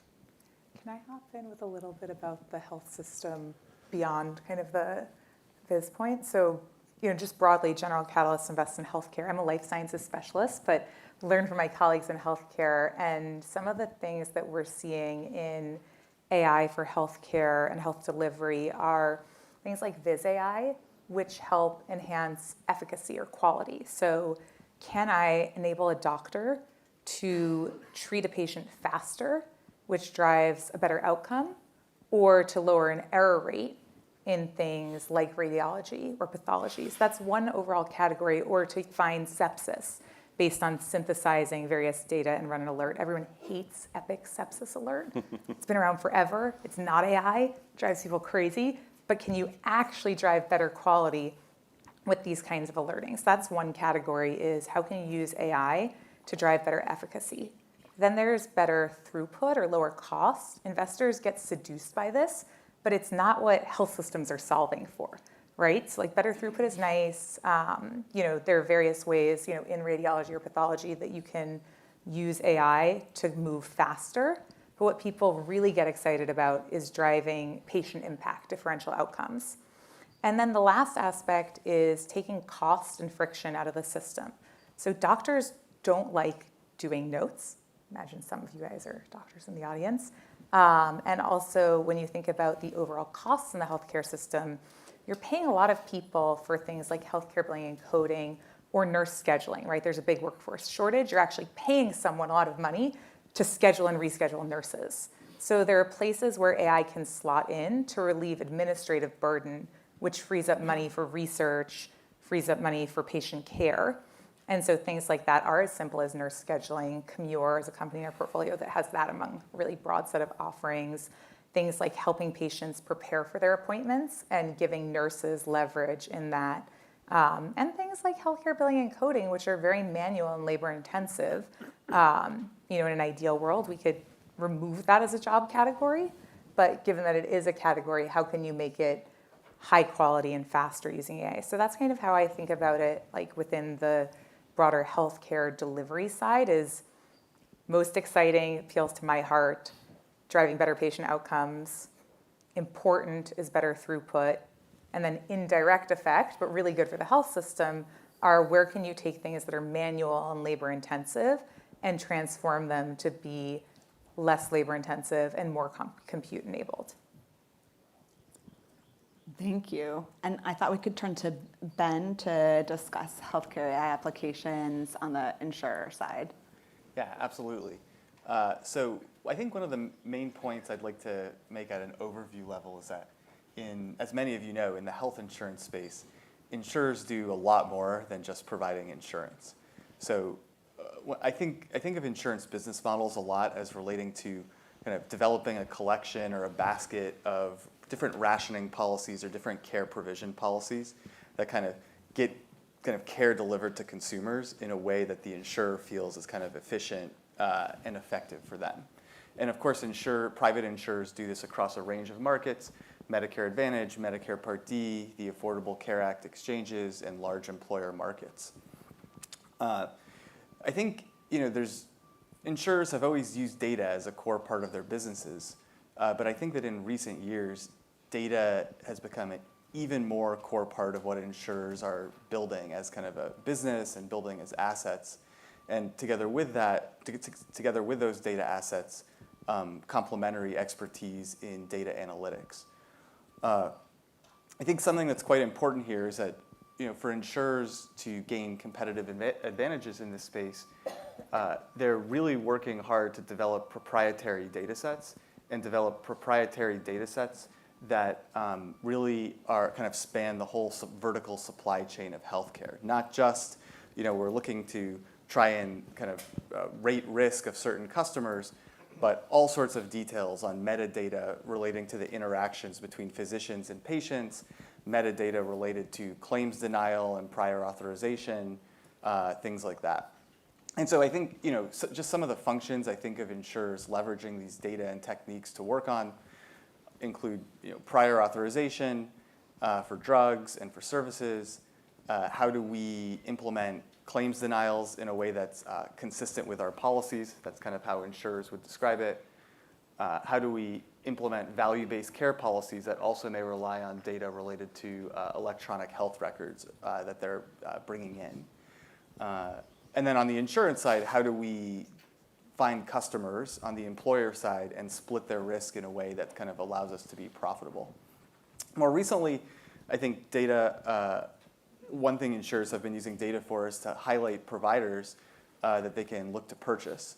And I think that more broadly in this space, vertical integration between insurers and other businesses, such as pharmacy benefit managers or providers, has been obviously a very strong trend. And I think that when we've thought about these things, we've thought about these things in terms of the vertical economics of pricing and models on kind of the more core economic side. But I think that one of the reasons insurers are really looking to work to vertically integrate with these kinds of firms is they're looking to assemble these large data sets across the whole supply chain to use to gain a competitive advantage in their businesses. So I'll stop there. Thank you. And Elena, I thought you could give us the overview and examples in the pharma and life sciences space. Just a quick poll. How many people in the audience are interested in health systems and insurers as your primary interest area? How many people live in payer-provider world? High hands, okay. That's either you're very shy or not that many. How many people live in life sciences world? Okay, and then most of you won't vote. This is like worse than U.S. voter turnout. Okay, we're just trying to gauge. I'm just trying to gauge here how much interest there is in life science, but I'll take that as a little bit. So if you think about life sciences as therapeutics, diagnostics, research tools, and then software and service that enables that, there are opportunities across the spectrum. On the drug discovery or therapeutic side, it can apply to everything from your target discovery, so like what biology are you going after or what biology matters, to how you make your chemical matter. So whether it's a small molecule or an antibody, understanding where am I trying to bind to, so understanding the target protein, or what chemical am I going to make, whether it's chemical or protein, what structure am I making? You can use AI in all of that. So there's different ways to leverage AI depending on what your problem is, but it's highly relevant up and down the value chain of drug discovery. The same thing in diagnostics, and it's a little bit more concrete.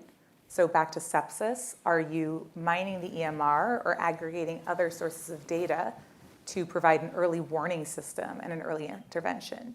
In cancer, can you do this difficult signal to noise detection problem of finding rare circulating tumor DNA or other forms of cancer and distinguishing that from normal healthy DNA in the blood? So in diagnostics, it's about identifying something and surfacing that for intervention.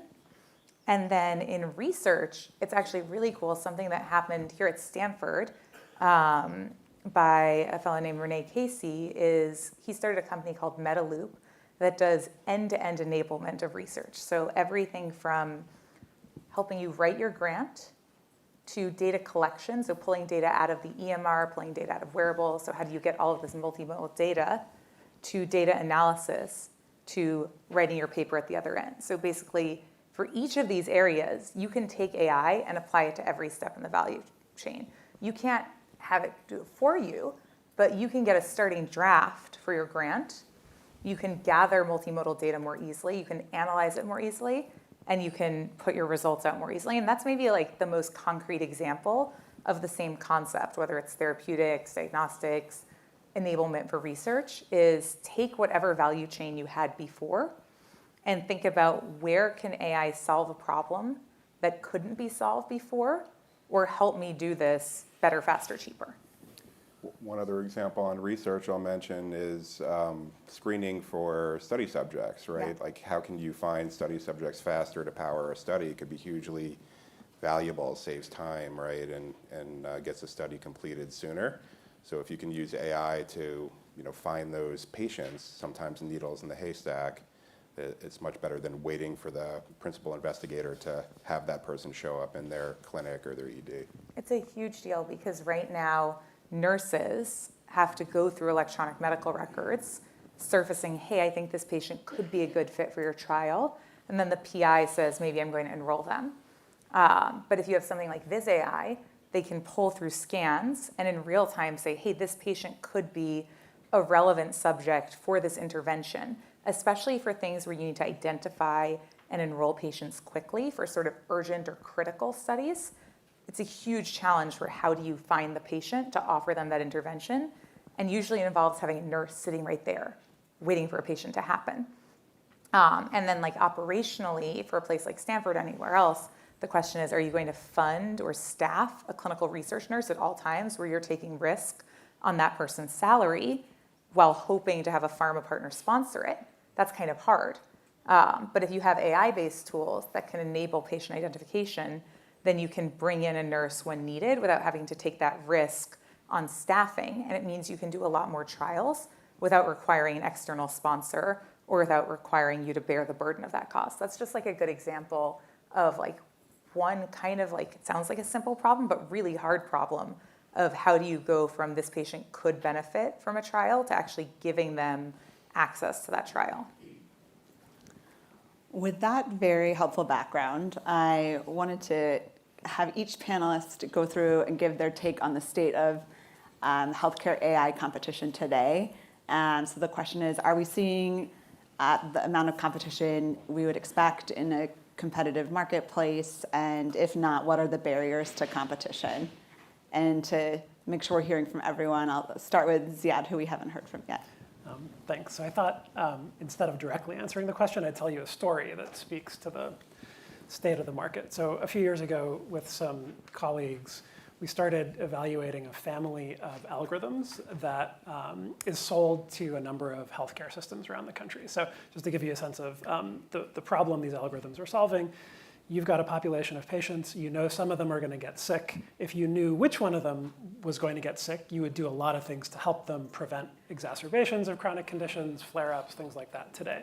But you can't do that for everyone. So algorithms are perfect for this job. You find the people who are going to get sick, and you help them today. So it's a great AI application. And there are a number of large companies that are selling software to do this to healthcare systems. So this is at the intersection of kind of clinical and insurance and optimization. And what we found was that these algorithms, which are screening between 100 and 200 million people per year for this extra help with your chronic conditions, contain this very large amount of racial bias. So they were putting healthier white patients ahead in line for extra help, ahead of sicker black patients. And this was not known. This was not an efficient situation. Like after the study came out, after a lot of senators sent letters to companies and hospital systems and things like that, people stopped using this. We worked with the team at the company to fix the problem in the algorithm. This is not like a design thing. This is just an error. But it was not known, and this was like hundreds of millions of patients per year being affected by this fairly large-scale racial bias. Now, why did this happen? Why were we the ones who figured it out? Well, there's a very simple answer, which is that we had access to the data that we needed to basically do this analysis and show that black patients were being discriminated against by this algorithm. And I think that's a microcosm of a much larger problem in this area, which is that the consumer is not given the data that he or she needs to make the decision about the algorithm that they're purchasing. And I think that is a huge problem, and it limits the competitiveness of this market. It prevents the market from being aimed in the right direction and helping patients and helping the healthcare system.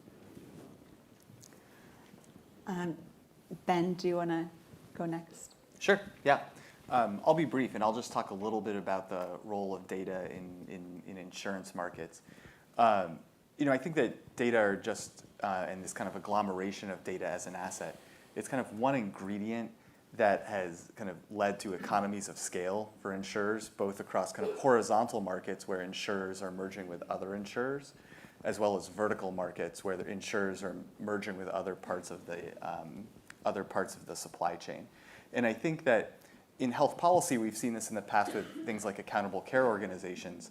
But I think in merger policy now, both on the economic side, but also on the legal side, there's this tension where, if a merger leads to tangible efficiencies or it's a vertical merger and there's some presumed efficiencies, we might kind of historically de facto let this merger go ahead, when in fact, when you have data and data analytics as kind of a central asset that's a part of this merger, it can lead to a number of asymmetries and a number of competitive advantages where, it's at some point it's not obvious that these kind of increasing economies of scale are worth the trade-off with market power.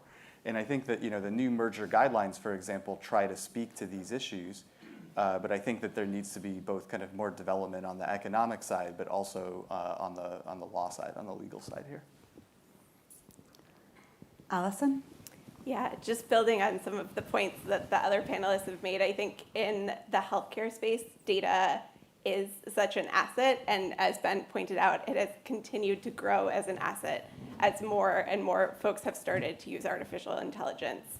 But the other thing I think that's pretty unique about healthcare that we have to think about with data is privacy, and that's something that also limits the sharing of data. De-identification of healthcare data is really complicated. If I know your doctor and your healthcare conditions and your zip code, I can probably figure out who you are using social media or other publicly available data.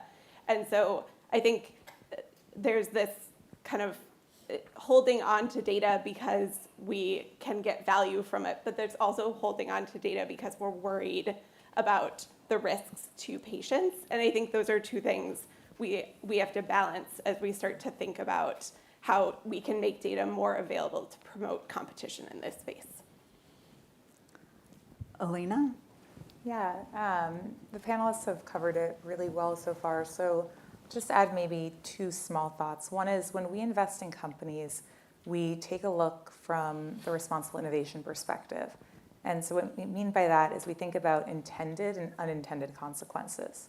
If this company scales, what are the incentives that they will face, and how will their behavior change as a result of that? So during the pandemic, a company called Cerebral was doing remote psychiatric care, which is really good on its face, right? Expand patient access to mental health. The challenge is, as a fee-for-service entity, they were highly incentivized to churn patients and write lots of prescriptions. That's just an example of how do you think about the intended and unintended consequences. The intention was to expand patient access and address unmet medical need, and the unintended consequence was an incentive to overprescribe or prescribe quickly without care. And so I think the same can be applied when you think about businesses, right? What is the market structure, and how will this market structure incentivize or disincentivize competition? And then there are really smart people here whose job it is to guide policy or sue to block unintended consequences. And so we just try to invest in companies where we think that their intention and their risk factors align with our mission, and then count on the smart folks around the table here to create the right market structures for them to respond to. And then I'll just say overall, I think in the kind of the viz space, applying AI to images to detect things and get patients routed to the care they need. Elena's firm has a portfolio company that does very similar things. So right on this panel, you have two competitors, and right here at Stanford, our third competitor was created by a physician at Stanford. So just right here in this area, we've got three market competitors. So, but I do share what Andrew Ng mentioned at the end of his speech, the concern about data access. So as less so with medical images, right? I think we have pathways to get access to that data, but as you get into generative AI tools applied to health record data, you do have powerful players that hold that data, and there's other tools outside of, I think, antitrust. You've got like CARES Act, information blocking rules, right? So long as they continue to play nicely and they allow innovative companies to access that data, then I'm not concerned. But if that changes, then I think it's something to keep an eye on. Yeah, and I think our whole field owes a debt to the regulators on making patient data portable, right? Like as a patient, I want to be able to take my data to wherever I seek care, and then to patients for then consenting their data into research. So I think that's a really good counterbalance regulation that prevents the Epics of the world from keeping all of their data in a walled garden, or a health system saying you can't take your data and switch to another health system. There's actually some really great regulation that lets you take your data with you. And the next step could be, can I take my algorithms with me? So if someone develops an algorithm that's benefiting me as a patient, can I port that over? Just like regulators have said, I'm allowed to port my phone number, can I take my health algorithms with me wherever I go? I just want to point out one strange thing about this market, which, and David, you brought up, there are these three companies doing similar things. If you're hesitating among three cars, you can go test drive the cars and you can make your decision. One of the things that's powered all of the advances in AI over the past few decades is the ability to see, here are three algorithms. Let's just see how they're performing on this one gold standard data set, and let's be able to compare their performance. That's just what the algorithm is supposed to be doing, outputting a number on this data set. Let's just see which one does it best. And we can't do that with AI in healthcare because there's so few ways for everyone to access these kinds of evaluation data sets. So it's taking the supercharged fuel of AI out of healthcare because we can't have access to data where we can do these kinds of comparisons. Yeah, and we kind of talked about this a little bit in the prep for this, but I agree, and like you can't necessarily like line up like cars and say like this one has this much horsepower and that one has that much horsepower, but algorithm performance I don't think is the fundamental issue, right? It's like, does it actually help patients improve outcomes? Does it help reduce costs? So at some point, the algorithm is good enough at doing what it's supposed to do, but the less exciting part of the AI is the whole workflow tool in healthcare, the care coordination piece, right? Because if you have an amazing algorithm, but it goes nowhere and a clinician doesn't act on it, a patient's outcomes aren't going to improve. So I agree with you. It would be wonderful to be able to kind of benchmark and test and say, here's the actual positive predictive value of algorithm A, B, and C. But what I'm more interested in is like those real world studies done by academic medical centers where they say, hey, before this algorithm was implemented, what was our door to needle time for a stroke, right? After it, my goodness, we reduce it by 30 minutes, and that is like literally saving people's lives, sending people home who are no longer disabled, reducing costs for healthcare, right, for payers as well, because you're not supporting someone who may be disabled for the rest of their life. So I agree with you, but I think it's more than just like straight up algorithm performance. It would be like buying a car based upon horsepower and then realizing it's a two-seater and I can't get my kids to soccer practice, right? And I think that when you have a standard of evidence where you want to show impact on patient outcomes, if you want to run a randomized trial, I think that would be great. Like that, but that seems like a whole other level of claims and evidence. Let's first figure out if the algorithms are working the way they're supposed to. Yeah. And some of that, I will say, like, is for the med device algorithms, right? Maybe I don't think the Epic sepsis algorithm, for example, was cleared as a medical device. But for the algorithms that detect stroke, for example, they have to be cleared. So there is some floor level that FDA requires, and also addresses some of the issues around bias, right? Making sure that the data isn't just from like one hospital or one type of patient. So you have a diverse data set, and it performs at least at some minimum level, so you don't alert fatigue physicians. But yeah, I mean, I think not to be sitting in the venture corner over here, but just to echo what you're saying, Viz AI and AI Doc, the company we're invested in, and any other AI player, a health system can say, hey, before I buy it, I want to run a pilot. Right. And I'm going to run a pilot with all your competitors. Let's see how it goes. And I think like where Viz AI and where AI Doc have really differentiated is to your point in the workflow. Like I met Viz AI 3-4 years ago as an investor, so my numbers are totally out of date. But I remember then it was in like 400 health systems and had taken off like wildfire, not because of the algorithm performance per se, but because of the alerting system to physicians. It let them solve a problem. And the same thing with AI Doc, it fits into the physician workflow.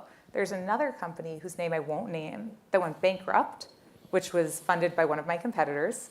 And they went to market saying, we're going to replace radiologists. Well, guess what? Radiologists buy the AI. And they want to know, like, does this make my life easier? Does this drive patients' outcomes? And then maybe I still want a job tomorrow. So they didn't buy that one. And to your point, this is like an audience participation opportunity. Didn't the FDA say to Epic, hey, your sepsis thing should be regulated? Anyone remember that? Anybody? Not to speak out of school, but I'm almost certain they said, hey, this needs to come under software as a medical device regulation. So you do have like a good balance there of saying like, hey, there does have to be some bar for does this work before you make it available. Right. I think we had some really interesting discussion there on the dimensions of competition. I want to turn back to one of the earlier themes, which is data access as a bottleneck and how market participants who don't have ownership of a lot of data can access it. And I think Ziad and David both have interesting stories here. So let's start with Ziad. Can you tell us about what prompted you to found Nightingale and Dandelion, which both seem to be about giving wider access to data that people and companies can use to run AI? Yeah, I think a huge problem with the way this space is currently structured is that the data live in one administrative enclave, and the people who know how to do machine learning live in a completely different administrative enclave, and it is really hard to either get the data out or to get those people in. And so Nightingale Open Science is a nonprofit, and this was a solution to the problem of lots of Berkeley PhD students coming to me and saying like, oh, I know how to do this cool machine vision thing. It seems like it could be really useful in healthcare. I'd like to get involved in one. And what I would say is like, great, we'll get your criminal background check and your fingerprints done, and then we'll add you to the IRB and the data use agreement, and then in 2 years, and by that time, of course, they're already like working at Facebook doing ad click optimization and not doing healthcare. So Nightingale is philanthropically funded. We raised a few $1 million from, I'd say, tech, quant, forward philanthropies, Eric Schmidt, Ken Griffin, Gordon and Betty Moore. And we use that to create data sets around interesting unsolved medical problems. We de-identify the data inside of the health system. We bring it out, put it on our cloud. You can access it within 24 hours after you sign the data use agreement. It's nightingalescience.org. So that is a kind of one data set at a time solution. It's not a market solution. And so Dandelion is a for-profit company that I helped co-found. And Dandelion partners with a set of large non-academic health systems where we get access to all of their data and are able to de-identify it within their infrastructure, bring it out onto our cloud, and then allow a carefully curated set of clinical algorithm developers to get access to those data to build clinical products. So this is a way to get the market working and pointed in the right direction for algorithm development so that people aren't just competing on access to data, but are competing on algorithm quality. And that would definitely be hugely valuable, right? Because getting the data. So every time Viz, for example, or ADOC or any other company in the space moves into another type of data, you've got to gather that data. It's not just getting the data too, it's also annotating the data. You have to need to know whether it's positive or false, not a positive, it's a negative scan. So how did Viz do it initially, I think, was by doing research agreements, right? But that's expensive, it's time consuming, like you said, you have to go through IRBs. It's costly because academic medical centers have to have research coordinators, people who pull data, right? So it takes quite a bit of time. From there, I will say once you have a commercial product, typically in the United States, you'll be able to de-identify data.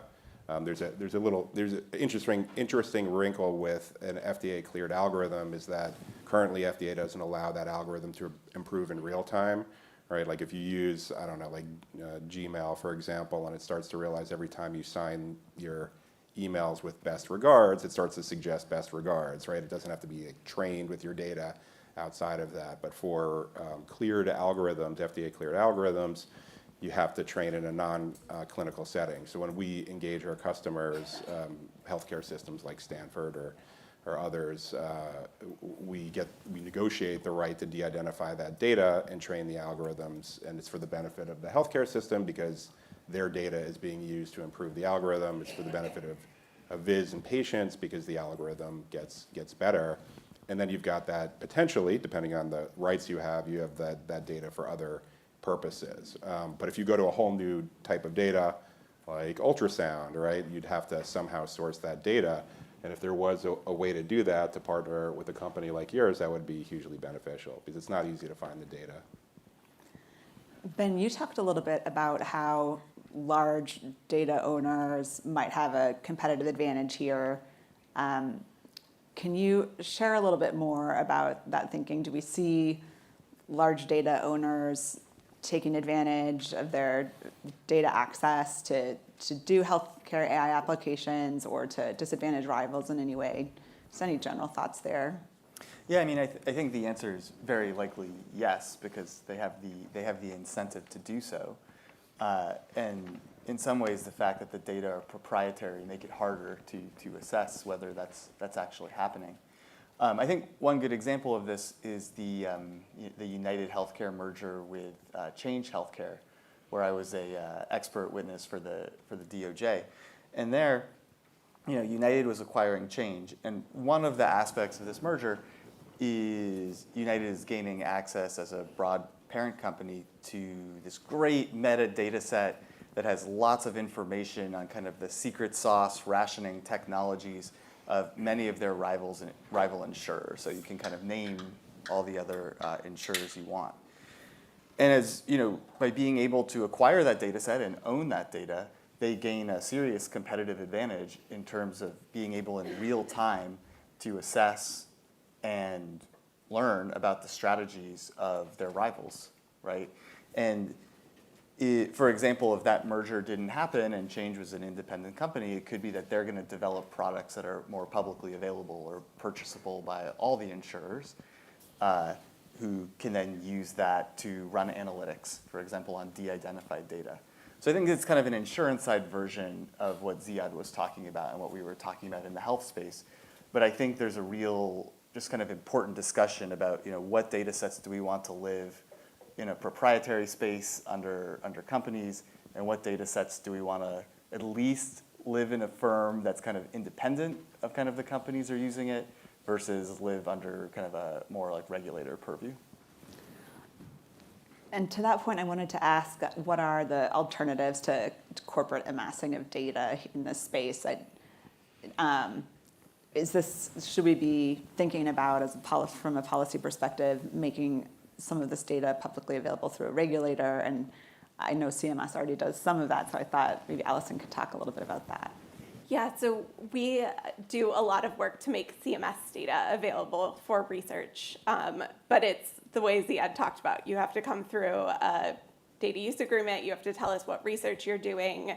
NIH also does a lot of work to make data available for research, but I think the role that regulators can play is more what Elena was talking about earlier. The work that CMS and ONC have done to say, giving patients the ability to share their data with whoever they want to share it with. If they want their data to be used to support AI development, great. If they want to change their doctor, they can take their data with them. So allowing the flow of data and encouraging the flow of data, developing standards in this space so that, if you're working with one data set and you want to work with a different data set, you're not completely rethinking your code development and all of that. I think there's a lot more that's kind of the space that we can play in, and allowing the innovation to happen that Ziad is doing, for example, with Nightingale, to say, how do we open this data up? How do we make it more available? How do we think about really innovative techniques for de-identification, but also, to the point I was making earlier about privacy, even when the data is de-identified, you're still coming into an enclave, you're still signing an agreement saying you're not going to re-identify an individual. So I think there's work that regulators are doing to make data available, to encourage the seamless exchange of data, but also allowing innovation to happen in the marketplace. And I think we are running out of time. Do we have 5 more minutes, or we have 1 more minute? Okay. Do we need to take audience questions now? If you want to stay on time, unfortunately. Okay. Well, let's see if the audience has any questions. We should open it up. I won't hog these amazing panelists anymore. But if you don't have questions, I have more. Okay. Well, anyone have a question? Okay. I wanted to ask, we talked about data access as a bottleneck to competition. I wanted to see, are there other bottlenecks in the space we should be thinking about? I think one that's pretty clear is data is kind of bottlenecks in labor and sophisticated labor. So, data engineers, data analysts, a lot of the biggest companies get access to a lot of the best data engineers and data analysts, and their expertise is crucial in developing these tools. And so I think that's a potential bottleneck. I think there's a particular kind of expertise that in these domains like health or law or hiring or wherever AI is being used, you actually need people who are kind of bilingual, who understand that domain, but also understand how to do all of the data stuff. And I think our educational system is not very good at producing those kinds of people, unfortunately. So ways to get more of those bilingual people, I think, would be really useful. I'm really optimistic because of work like what Allison is doing to standardize data and make it more open, to address the bottleneck in terms of data analysis, data engineers. And then with next generation models, you don't need as much data. Like the early days of Viz AI or AI Doc was all about the painstaking aggregation and then manual, in some cases, annotation of data. And so with next generation models, with LLMs, with generative AI, you can have zero shot or small shot algorithm development. And so data becomes less of a bottleneck to the application layer. It's the bottleneck to the base layer models. But as healthcare people, I think like it's an incredibly exciting time for application layer AI. I have a question.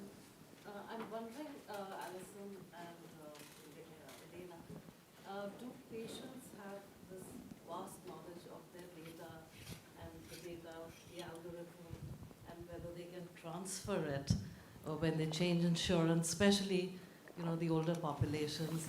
I think there's a lot of role for just disseminating that information, maybe to the patients. I'm not sure if that's Yeah, I agree. I think it is something that there's starting to be awareness that patients have this ownership of their data and the right to take their data with them. But it is something that we need to continue to do education on. Medicare, for example, has a service that we call Blue Button 2.0, which allows Medicare beneficiaries to direct their data to any application or service that they want to use. We haven't seen a huge uptake, especially among the Medicare age population who maybe aren't as digitally savvy, but we are starting to see growth in those types of programs as we do more education and as more applications come on board and do outreach to beneficiaries offering their services. I want to thank the panelists so much for very illuminating insights today. I wish we had more time to talk. We could talk all afternoon, but we have a lot of other interesting panels. So thank you so much. Please join me in giving them a big round of applause.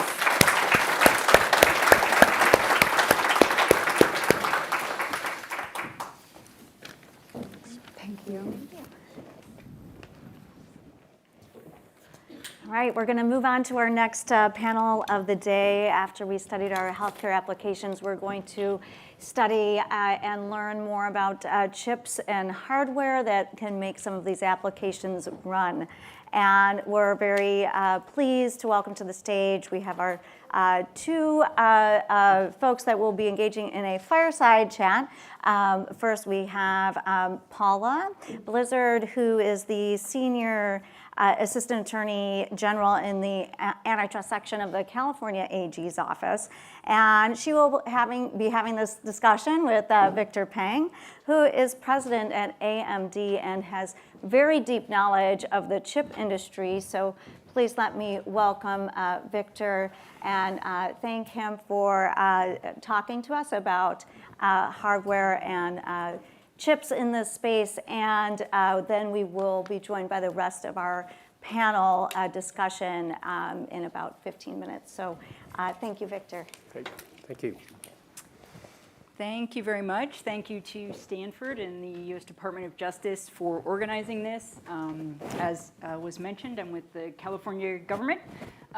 We are obviously very focused and invested and excited about everything going on with AI here in California.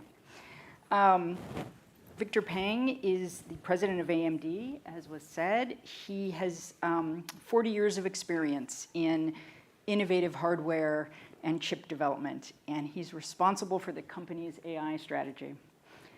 Thank you for coming, Victor. Thank you very much. It's great to be here. So hardware and chips have again a bit taken center stage. They are crucial to all the things that make these large language models run, and yet they are at the bottom of the stack. Those of you who think about stacks, right? The software at ChatGPT is at the top, the chips at the bottom, okay? Most of us will never touch one, will never see one, but they're super important. So Victor, help us out here. Give us a little bit of an overview. What types of chips are important? What do they do? Give us a little primer on some of the acronyms. Would be great. Yeah, so for some of you who already can follow stochastic gradient descent, bear with me because it'll be a little bit more basic. Look, I think most people have heard about CPUs, and certainly AMD, and others have been in decades in that business. But you can think of a CPU as a general jack of all trades, right? It can run all kinds of applications and software, everything from things that are more consumer-like, like on your notebook or your laptop, web browsers, your personal productivity, video streaming, or in the server in the data center, it's running transaction processing or other kinds of more enterprise kind of applications, right? So now you hear about GPUs, and GPU stands for graphics processing unit. And you sort of say, well, it's for AI, so why is it, called graphics? Well, turns out that, graphics and AI, from a workload perspective, has similarities. It's very linear algebra intensive, lots of matrix multiplications. It's also extremely parallel, lots of data movement, lots of high bandwidth. So it turns out initially, before AI really exploded on the scene, researchers were doing a lot of development on graphics GPUs, right? And just to confuse things a little bit further, like today we have 2 different families of graphics, one that's still mainly for graphics processing, gaming and visualization and the like, but then we have another family that's concentrated really on performing really large deployments, scale out, extremely large, and also in high performance computing.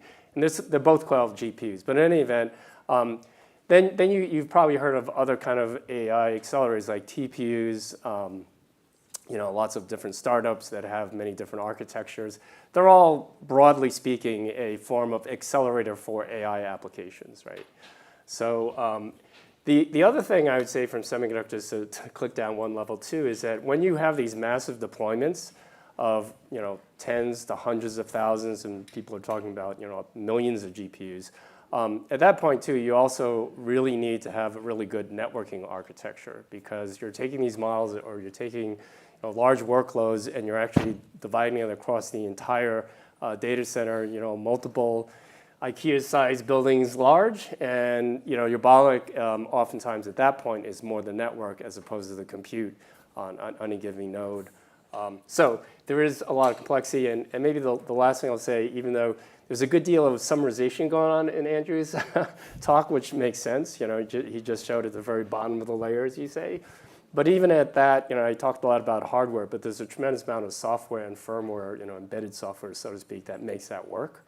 Otherwise, you really can't get any useful work out of it. So these are systems that are both hardware and software, and it's all really important to actually get the end-to-end performance that you need. Yeah, super interesting. Okay, so we've got these IKEA-sized buildings full of billions upon billions of these little chips, and they're all somehow being coordinated with some software and some firmware. And then it goes on up to ultimately sort of at some point get to ChatGPT, and we're putting in little queries. But let me ask you, do all of these things have to be integrated really well to work together? And what I'm thinking of is, do we need one company that vertically integrates from the chip all the way up? Or are there certain sort of demarcation points? Yeah, I think, going back to the fact that, AI is such a full stack, and Andrew talked about the application level and other middle layers, and the whole model was just one layer closest to the foundational hardware layer. And as he said, if you really poke down one more, there's actually more detail. I guess what I'd say is this is what makes both AI very interesting but also very complex is, we actually do have to be aware certainly of the models, but even higher up in the stack, and to make everything performant. And we have to be aware to really devise a really good GPU. And by the way, CPUs are also needed. It's GPU rich, but you also need CPUs. And then you need the networking, as I mentioned. So I guess what I say, to have a performant overall end-to-end system, there has to be at minimum kind of what I would say co-optimization or co-understanding. So it could be delivered fully integrated, but it should not only be delivered that way. Because basically, you could have innovation at every level, and Andrew talked about that. Like, it's tremendous activity at multiple levels, and that's a really good thing because that drives better delivery, lower cost, higher performance, enabling more powerful models, and performance. Just to make that concrete for everybody, the speed at which you get a response from your prompt, that's inference performance, right? And the amount of time and cost it takes you to train a new model, maybe to do bit more accurate imaging analysis of MRIs, that's a training kind of performance level. So it does matter, right? And so the other thing I would say is, so you really should allow innovation at every point. And I think, we've got tremendous expertise in AMD and other companies, but I think it's hard to imagine that, you would have the best at every point in time at every level of that stack. So I do think it's important from an innovation and competitive and just forward progress to sort of enable multiple players. And Andrew also mentioned open source. We're a big company and we're for profit. We embrace the open source from a perspective of our software stack, where we open source a tremendous amount of our software stack. Now, there's still elements and areas where it's really super core to our business that we don't necessarily do that. But I just want to share that as an example of not every big company that has a significant stake in AI is taking the approach where everything is fully proprietary. Our strategy, in fact, is general to be, even if it's not open source, to partner with multiple other players, like we're doing that on the networking space, right? So we're enabling, an ecosystem of multiple players, and we're enabling, in that sense, choice. And I also think it drives, innovation more rapidly. All right, well, I am all for more innovation, but it sounds like the systems are massively huge physically, as well as complicated, and it needs to all work together really well. So when you type in your prompt, you get a fast answer that is also accurate and has been, the system has been trained well, and yet to get the innovation, it has to be open at points. So give us some more examples of where in this stack it can be more open. And I'll just throw the last question to you a bit. So should the government do that, or are the companies going to do it? How is AMD doing it, and how are you looking at this problem? Well, again, we are taking a strategy of, enabling an ecosystem and working with ecosystems and other partners. And, it's not all, in the purest form open source, but it is enabling multiple players. And also interoperability. I think you mentioned that before. I didn't directly address that. That's the other thing, is even if you do feel like you have a turnkey solution, and some customers want a turnkey solution, many customers have their own special needs. There really isn't a one-size-fits-all. And the other thing is that this is a very fast-moving technology and marketplace at every level of that full stack. So I think, I would say, enabling that in the government's role, what I would say is you see how the market's performing. If it's doing this right thing and competition is, if it's a fair and level playing field, we have leadership products. We believe we're going to win that, and we're taking a different approach, a more open approach, and bringing other companies along with us. And we get really good feedback, quite frankly, from a lot of our customers on that. The key thing there, though, is that if it, for whatever reason, becomes less of a level playing field, then I think there is certainly a role for government. And in one sense, it's not different than what government has always done, but I think the additional challenge is it is very complex and it's changing very rapidly. And I completely agree with Andrew, and it's interesting, I've had interactions with Andrew, but usually not in this kind of context. So we didn't share notes, but his thing about the fact of, look at what's appropriate for the application and what the challenge, the use case, if you will. And then also Percy's comment about marginal value versus marginal risk. In fact, internally, we've adopted, because we have responsible AI as well, as as a function within AMD, and we look at both what we're doing outbound technology. We also look at how we use technology internally. We use the NIST framework for risk identification, and it's the same thing. It's like there's certain risks if you're talking about medical imaging and people's health outcomes that requires higher rigor, perhaps potentially higher guardrails. But at the same time, you want to enable data, right? So it doesn't mean everything is it's a sort of control. In other areas where the outcome of recommending, you didn't get my movie preference just right. Okay, right. You don't need to regulate that too heavily. So I think being commensurate with the risk factor and also, measuring marginal gain and marginal risk, those are important things, and just seeing if the marketplace is a level or not. Excellent, thank you. Okay, so complicated for government as well, because we're going to have to do it on a risk basis. One regulation will not fit all. And whether you like the Barbie or Oppenheimer, or whether you need to get an MRI, are probably very different questions. The time for our little fireside chat is over. So now I'm going to invite, or Jennifer's going to invite the rest of our panelists up, but we will continue the discussion about hardware and chips. Thank you, Victor. Welcome. We're going to do a little reshuffling here as politics takes the seat of moderator. And we're going to welcome up our panelists. As I said, all their full bios are available online, but I will at least welcome them with their titles. Our first panelist is Chris Wolf. He's the Global Head of AI and Advanced Services by VMware at Broadcom. We have Mazhar Mimon, founder and CEO of OSCI Labs. We have Alex Gaynor, who's a colleague at the FTC. He's the deputy chief technologist there. And we do have a participant by Zoom, Blanche Savaret de Beauregard. She's general counsel and secretary of the board at Mistral AI. So she will be joining us by video, and the rest of our panelists are up here on stage, so I will leave it to Paula. Thank you. Thank you very much. Welcome to my distinguished panel. Welcome to Blanche as well. Hello. We were just chatting with Victor Peng of AMD about hardware and chips, and now we're going to get some other perspectives. We're going to broaden it to see what other players and stakeholders in the market are thinking about. And what I'd like to do is just go to each panelist and give them a minute to tell you about the position that they are coming from, their initial thoughts, a little bit about their company, and what role they're playing in the development of hardware and chips. So Chris Wolf, Global Head of AI and Advanced Systems, VMware by Broadcom. Give us some thoughts. Okay, thanks for the opportunity. And I would say I think most of you are probably familiar with Broadcom, leader in semiconductors, and also a lot of data center software from security to mainframe to virtualization.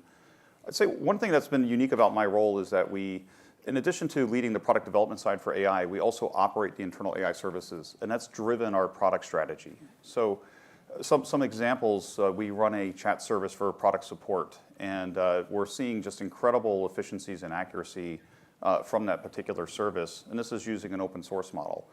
But the meta point was when we started running our own internal AI services, we realized that it would be difficult to take a single bet on one vendor or technology provider. We wanted to take a platform approach that would allow us to very quickly onboard new AI services and new AI models at the speed of software. Our customer support service, as an example, has had its foundation model changed 3 times in the last 9 months because there's been better technology that's come along. And that's what's led us to what we call private AI, which is about bringing the AI model to where your data is. You can see a lot of efficiencies that way. You can maintain privacy and control of your data while still gaining the benefits of AI.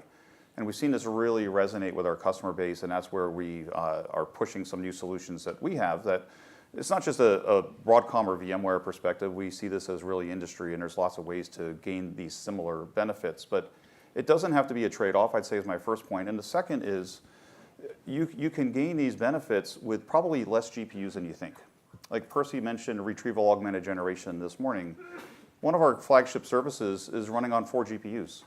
And this is, when you bring in RAG and inference, you can see really incredible results with a smaller investment and oftentimes more predictable costs and a lower carbon footprint. So there's a lot out there. I mean, there's lots of, it's not about AI being good or bad. It's about how you approach an AI and what's best for the organization. But there's a lot of choice that you can take on to do things differently. Great, thank you. Okay, forget the IKEA-sized rooms. We can do it with 4 GPUs, which are probably in the size of your phone. Let me jump over to Mazhar Mimon, founder and CEO of OSCI Labs, formerly at Bitfusion and VMware. What are your opening thoughts? Yeah, Mazhar Mimon at OSCI Labs. So our mission is to quantify the world. So as you can imagine, AI is sort of everywhere. That's sort of the buzzword. And I think we're at a very interesting time where we can actually drive efficiencies in sectors that don't see a lot of efficiency. So one of the first areas that we're looking at is in the charitable nonprofit space. So I don't know if you know, this is a huge space. About $2 trillion go through US-based nonprofits every year. $2 trillion. Of the $2 trillion, $500 billion goes to charitable nonprofits. So places that are not hospitals or insurance companies. And of the $500 billion, $180 billion only go to program expenses. So that's 36%.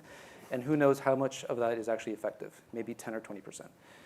And so this is one area where we've engineered a vision system that allows us to basically capture human development indicators, food production, water production, literacy rate, how much milk is being produced by a goat farm, for example.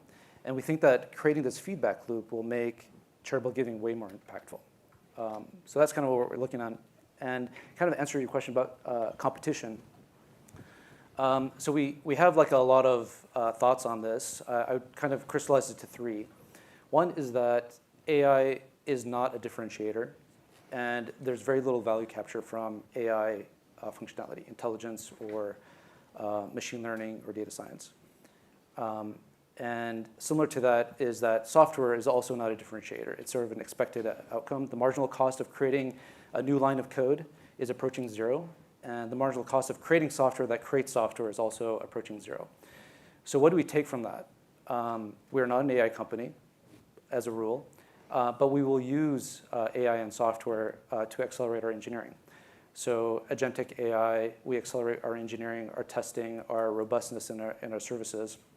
And of course, we use code generators as fast as possible because as a startup, we're trying to find the truth as soon as possible, right? Satisfy a human need and see if you can extract value from the market.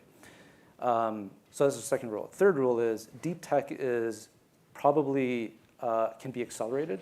I think this is where a lot of innovation and opportunity is. So do we need better healthcare? Yes. Do we need to increase our lifespan? Yes. Do we need access to better food? Yes. Do we need to clean our environment? Yes. These are all deep tech problems that could be accelerated with AI. And I think that's where a lot of the innovation and opportunities are. Excellent. Thank you very much. AI is not a differentiator. I thought we were here to talk about how it was. But we got in marginal costs, so I'm certain that Susan is happy. Let me jump across the ocean all the way to France. Blanche, thank you so much for joining us and staying up late a bit. Please give us a little bit of background about Mistral and some opening thoughts. And thank you very much for having me. I'm General Counsel and Secretary of the Board at Mistral, which is Mistral AI, a French company that has been founded a year ago, and that also gives a sense of how fast this environment is evolving. Because in a year, we've been able to build and launch several frontier models. We've been able to do 2 series to fundraisings and a lot more, including launching a platform and building several partnerships with some of which are public, like Microsoft, AWS, or Snowflake. So that's going very fast. We're only 55 right now. So 2 months ago, we were 35. And that also gives, I think, a sense of what it is to be a startup in AI that has the ambition to compete against giants, because it is what it is. So the founders came from those giants because they came from Meta and from DeepMind. And they wanted to build something a bit different in Europe with the talents that we have also in Europe. And with a lot of funding, including a lot of American funding, which is a reality. So I think it's also important to note that. What is interesting about Mistral is we have no connection to any pre-existing actors in the tech industry.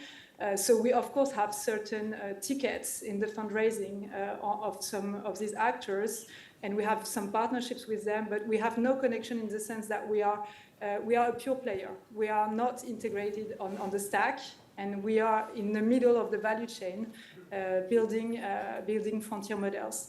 And that makes our position super interesting because, of course, we have a lot of work to create good relationships to get everything, including the compute, that is the topic of today, to get everything to make it work.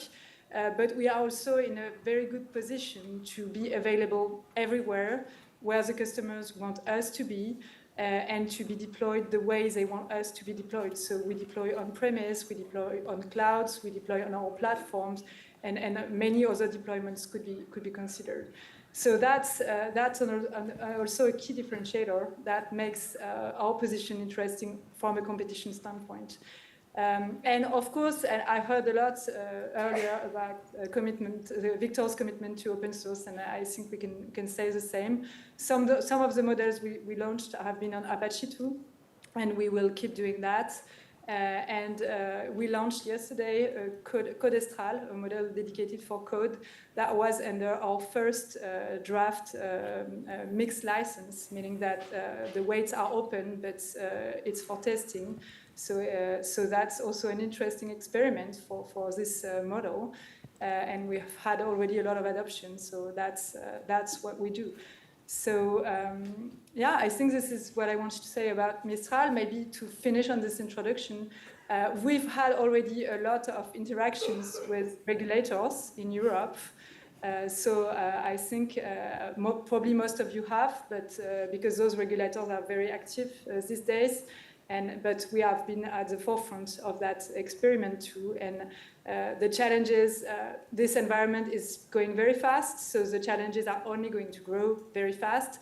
But regulators are considering acting fast or reacting fast in a world where it's very difficult to anticipate the side effects of those actions and reactions. So I completely sympathize with the effort that is really super important. And I'm willing to contribute to how we can think of an action that makes a lot of sense for keeping this industry very open. Thanks a lot. Great, thank you. Love the perspective. Congratulations on getting a product out yesterday.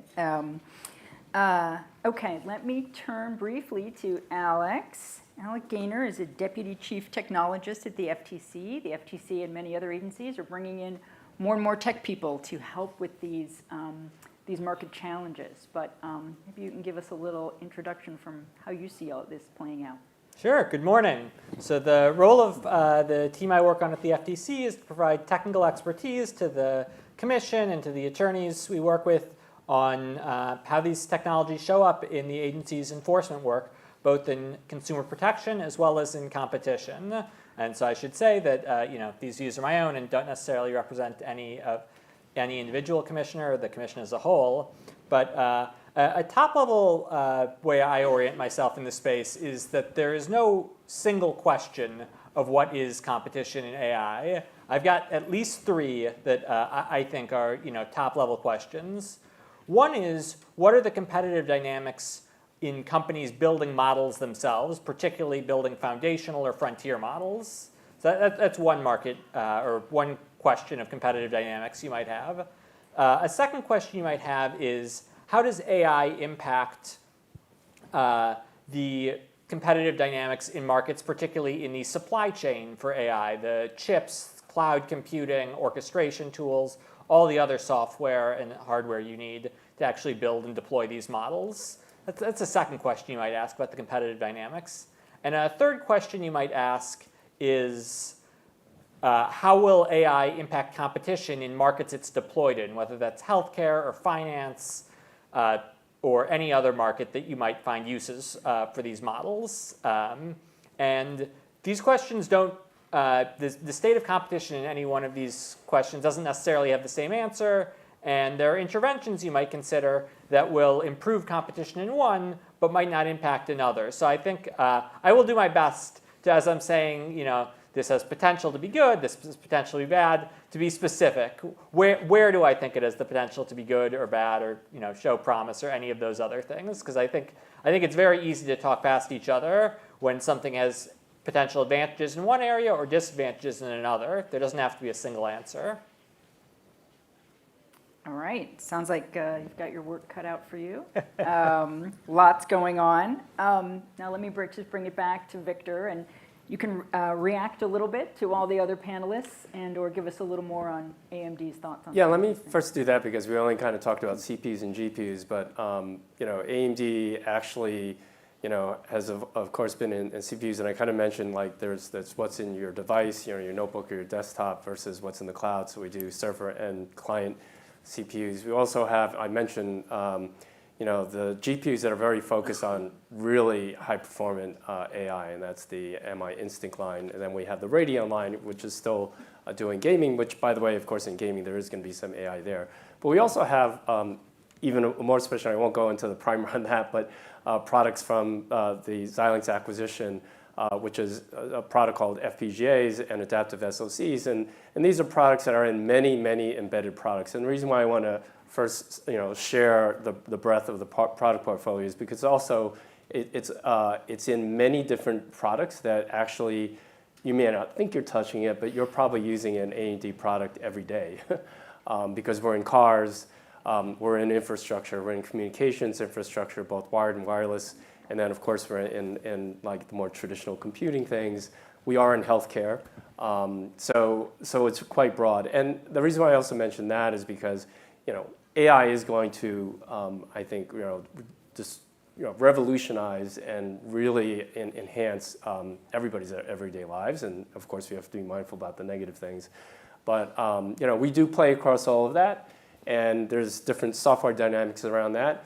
And I think that we think of this as important on multiple levels because it really does. Hearing about the healthcare, that's a perfect example of you want to enable that innovation while you're doing the proper things on privacy and all the others. And I believe in this comment of the genius of the end. It's like you can do the right thing and still be a very successful, profitable business, creating value for society as a whole, and competing very rigorously. Right? And I think that's the goal of government, ensuring that's sort of happening. And when it doesn't, and commensurate to sort of the risk factors, maybe playing a stronger role. But what you really want to see is that competition, that and again, the innovation, because that drives cost, that drives greater value, and so forth. And we take an open approach. So we try to enable an ecosystem as opposed to a more proprietary, locked-in approach. So. Excellent. All right. So let's try and put this in a little bit of perspective overall. Those of us who've been around for a while, we have seen tech come and go, right? We used to have mainframes, and then there were the rise of personal computers, and now we have more on our phones than whole rooms of mainframes used to be that we carry around with us every day. So is this AI hardware right now, is this cycle really any different? Is it really any different than any of the other ones that have happened in the last 20 or 40 years? And how and why might it be different? So to Mazhar, let me start with you. And let me say, feel free to all my panelists to jump in. But Mazhar, kick us off. So I think the short answer is yes. From my perspective, from what I've observed, I like to think about or kind of describe this as if you guys have heard of the Kantian effect. Kantian effect is this idea that inflation is experienced by different parts of society differently. So people closest to the money printer, the central banks, the primary dealers, the insurance companies, et cetera, they get the value of the marginal dollar before anyone else, and therefore there's sort of this like wealth transfer from society to the financial sector. And I think that and that's sort of an exponential function. And I think something like that is happening in the AI space, especially with companies that have strong AI capabilities, either the best model or the best data lake or creating the best AI hardware, is that they have this sort of feedback loop that they can sort of generate the next model faster, the next powerful model faster, better at accelerating rate versus their competition. So there is that feedback loop that I think is different. And you can observe this by a lot of startups having to do really rapid pivots since the advent of GPT-3 in November 2022, and then every subsequent release. People are realizing that they sort of have to rip out that intelligent portion that sort of was their core value and just replace it with a strong AI model. And so I think that is different, where larger players not only have distribution, but they have the speed that was usually the characteristic of a small company. I could say I also agree it's different, and I'll point at three aspects. One is and showing my age, right? I started out of school in '82, so I've seen a lot of stuff. I've seen the PC generation, the mobile, social media, everything. I think Percy and Andrew talked about this. This is a very general purpose technology. So the fact that it's so broad and it can be applied for everything from healthcare to forecasting to entertainment to creativity, infrastructure, smart cities, autonomous driving, it's just so broad. So that's one factor that's different. The other factor is different. We have some of the other disruptions, right? So if you had 56 years of Moore's law, and the power of semiconductors is incredible. So algorithms and things that weren't really useful before, but now with the computing power that you can have, like you said, on your phone or on a device that you carry is phenomenal. And we have the internet, so the speed at which information travels. I've never seen a concept in academia get commercialized so fast in the 42 years of my career, right? And the last thing is actually also just adoption, because I remember it took a long time for the internet to really. I remember hearing about Mosaic and ARPANET, but you have to be an insider geek kind of person to know that, and then slowly there was AOL and all this stuff. I mean, but this is like. And it's true, there was really something before ChatGPT, but that is an amazing phenomenon, right? Where my kids immediately within months were asking me questions about that. They never asked me questions about my work. That in and of itself is like, unprecedented, right? But not just in the US, I mean, around the world, right? And there are people experimenting with it. So that human awareness and adoption and the conversation, that's amazing. I have not seen that. Usually it takes years before a new technology hits people's consciousness like it has. So those are my 3 reasons why I think this time it's different. Famous last words sometimes. But. Chris, did you have thoughts? Yeah, I think the other part of this too, because we're all in like universal agreement here. I wish I had more success though in communicating to my family what I do. Like if you ask my mom what I do, she's like, he works on computers. And then it would be like, you had to go all the way to Brazil to fix someone's computer. And I'm like, yeah, Mom, I wish I just told them to reboot. But if you put that aside, there's a huge difference now with like AI hardware compared to something like a mobile phone, right? Where you'd have a phone, you'd have an OS, and you'd have a fairly vertical stack. There's a ton of autonomy and flexibility with AI hardware today, where you have projects such as Ray to really help orchestrate AI workloads. You have AI frameworks like PyTorch that can really help to create that neutrality. You have virtualization software like we provide that provides a lot of flexibility. So there's tons of ways and lots of different approaches you can take to decouple applications from hardware. So it's a much different phenomenon than what you saw with a mobile phone in the past.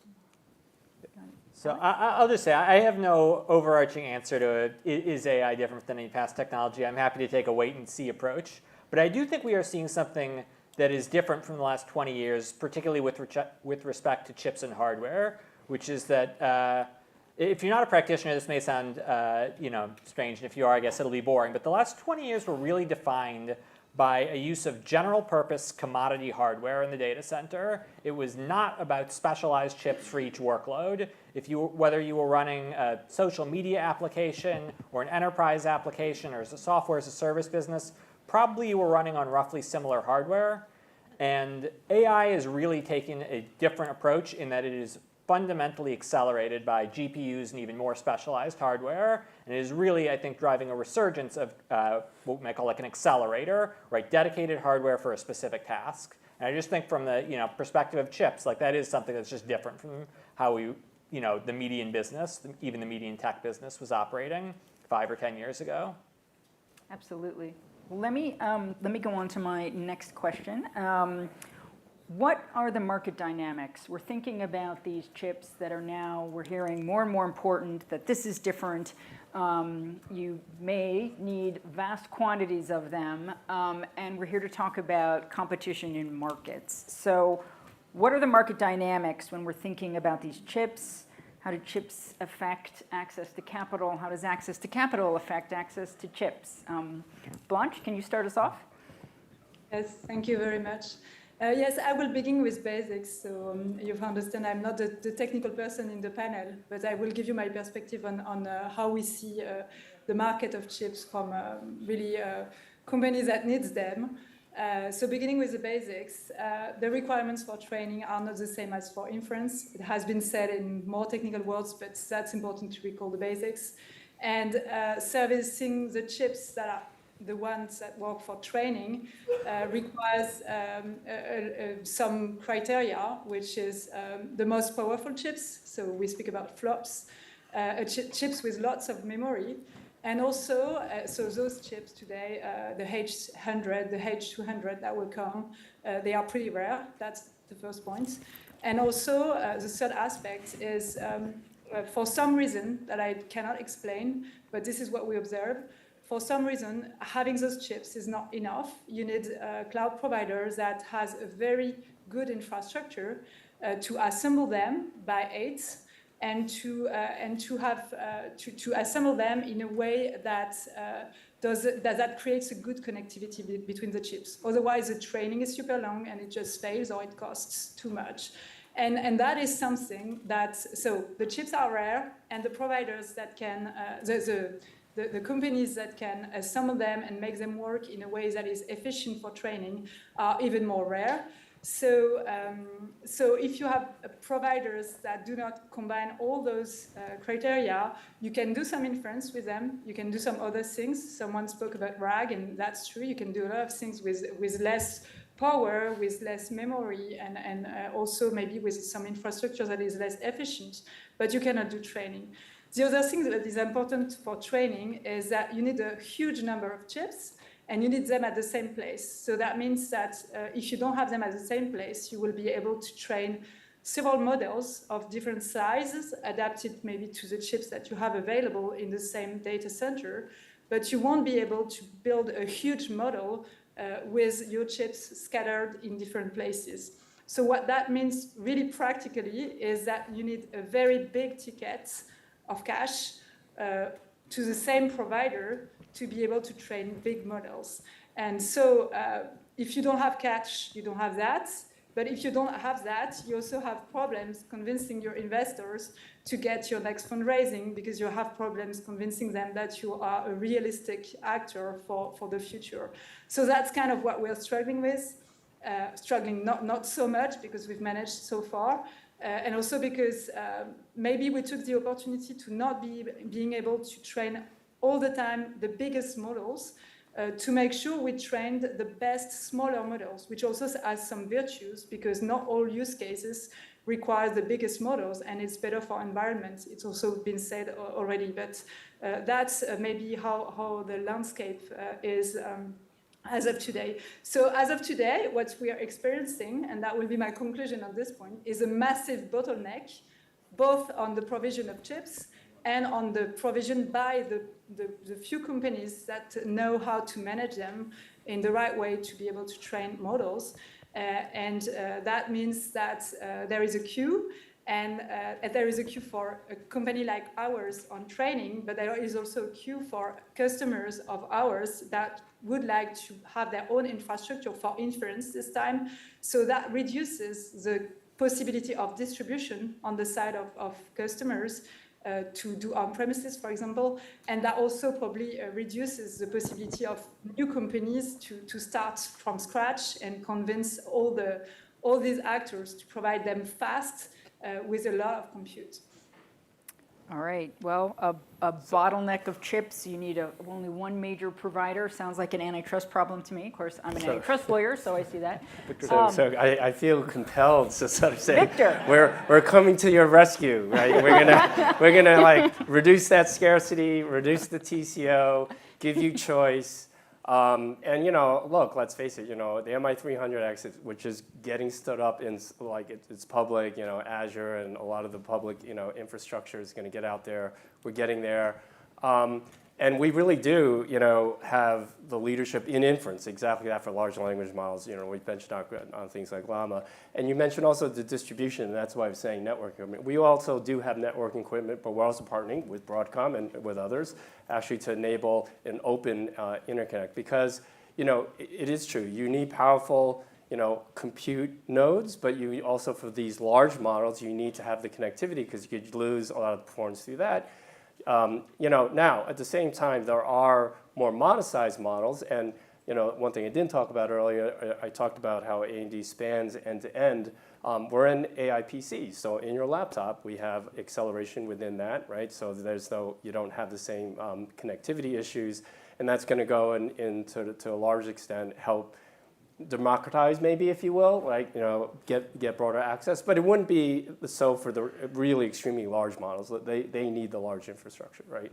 But I really think this goes to the heart of, if their innovators like Mistral is bottlenecked, what they need is a really active, lively market at that net foundational level, and that's what we truly mean to provide. And that is where, if beyond, we're going to compete vigorously. We have leadership in inference, right? But if there are things that are not equal in competition or things like that, that's the thing where you have to be careful. And then I think, outside of regulation, there's other things that I think could be done by the government to help spur innovation. But anyways, I just absolutely wanted to say, help is on the way. I hope you look at AMD. So. All right, well, let me jump to talking about the role of government here. We potentially have a bottleneck. We potentially have some super large players having super large roles in this industry. Government can do sort of two things broadly. One, they can put money on the table. They can put subsidies on the table. They can contribute in that way. The other way is through regulation. Alex, from the FTC perspective, you said a minute ago you're going to have a wait-and-see approach, but I don't think that was a global statement. Correct. Tell us a little bit about what the FTC is thinking about the role of government in what is potentially a bottlenecked environment controlled by a couple large players. Yeah. So the FTC's role is as an enforcer of the nation's competition and consumer protection laws.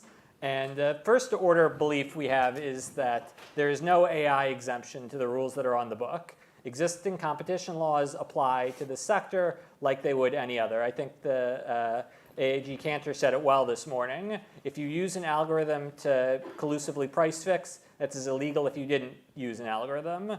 Right? If you attempt to monopolize, a market, whether it's for AI models or in the AI supply chain, that is already a violation of our competition laws. So I think that's the first order answer, is we look to vigorously enforce the laws that are on the books. In January of this year, we announced a 6B study, which is an authority we have for a non-law enforcement investigation to better understand a market, looking at investments and partnerships between large model developers and large incumbents and cloud providers. And the focus of that is to understand what is the nature of these investments and partnerships and how do they impact the competitive dynamics in those marketplaces. So that's something we're actively doing, and I don't have any results to share, but we're actively looking to understand how the market is shaped by those types of structures. Great, thank you. I'm going to flip back to Blanche real briefly because Europe doesn't always do things exactly the way we do them in the US. Maybe you can just give a little international perspective in terms of the role of government in France or in Europe. I think it's the reputation indeed of Europe to be very good at regulation. I don't know if I think it's great, but it is what it is. But for some purposes, it is indeed great. So I think there are indeed two aspects to the topic.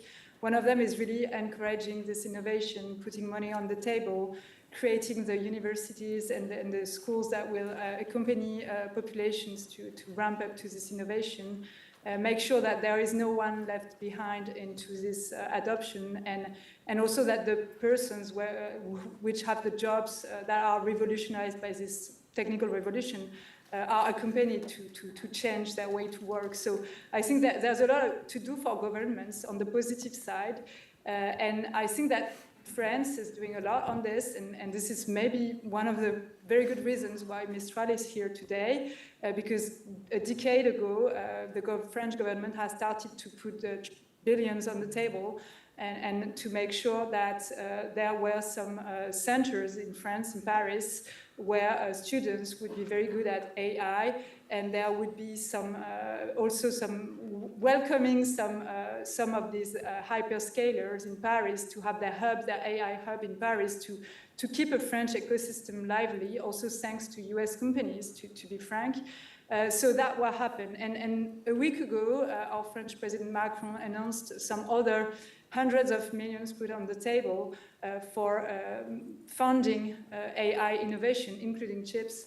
and for training also more people on AI. So I think this is a very good thing to do, and it's very welcome in every country for sure, because really the purpose is to leave no one behind. And I'm sure there is a lot of money in the US to be put on that too. On the other side of the topic, which is more the regulation in the mere sense of the term, there is this AI Act in Europe. Some might think it's going too soon because we don't know yet what we're regulating, but it has the merits of putting some problematics on the table, so that's always interesting. But so yeah, there is a thing which is it's going so fast that regulators want to go fast, which is really admirable, but it's also a risk that if they go too fast, they regulate too much, not on the right thing. So maybe this is a risk there. And on the competition side, all the European authorities have been very active in trying to ramp up on the topic and understand. And that's great, because some days they will need to react and they will need to have all this science in this area. And honestly, just by answering them, I've learned so much into the field that I think it's a very good initiative. There have also been some stronger initiatives into looking into partnerships. And here, Mistral believes it's a risk, because pure players like us, we need partnerships to exist. We are not integrated on the value stack, so we need to partner with hyperscalers for compute, for distribution, for almost everything.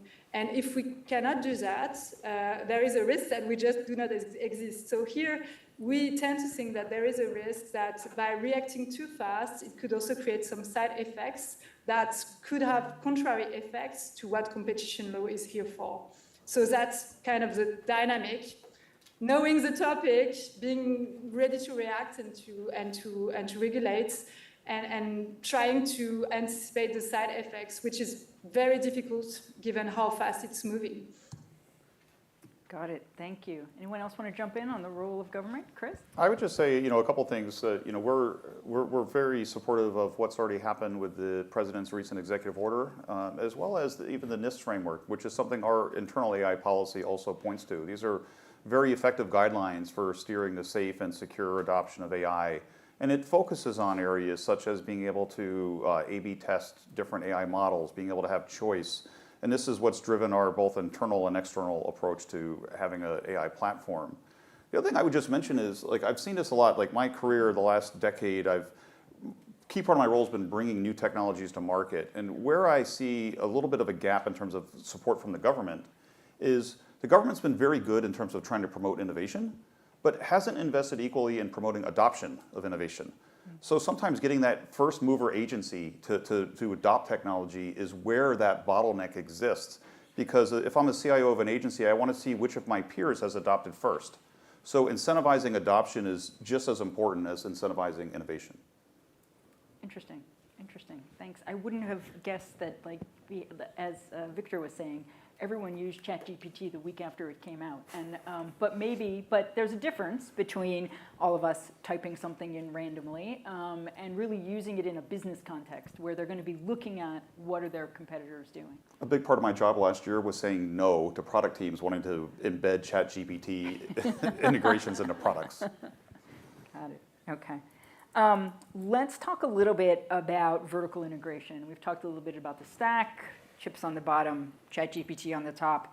And if the chip companies, one of which has a very dominant position in some of these areas, if it keeps integrating up the stack, you can have a completely integrated product, which might be great in some ways and might be horrible in some others.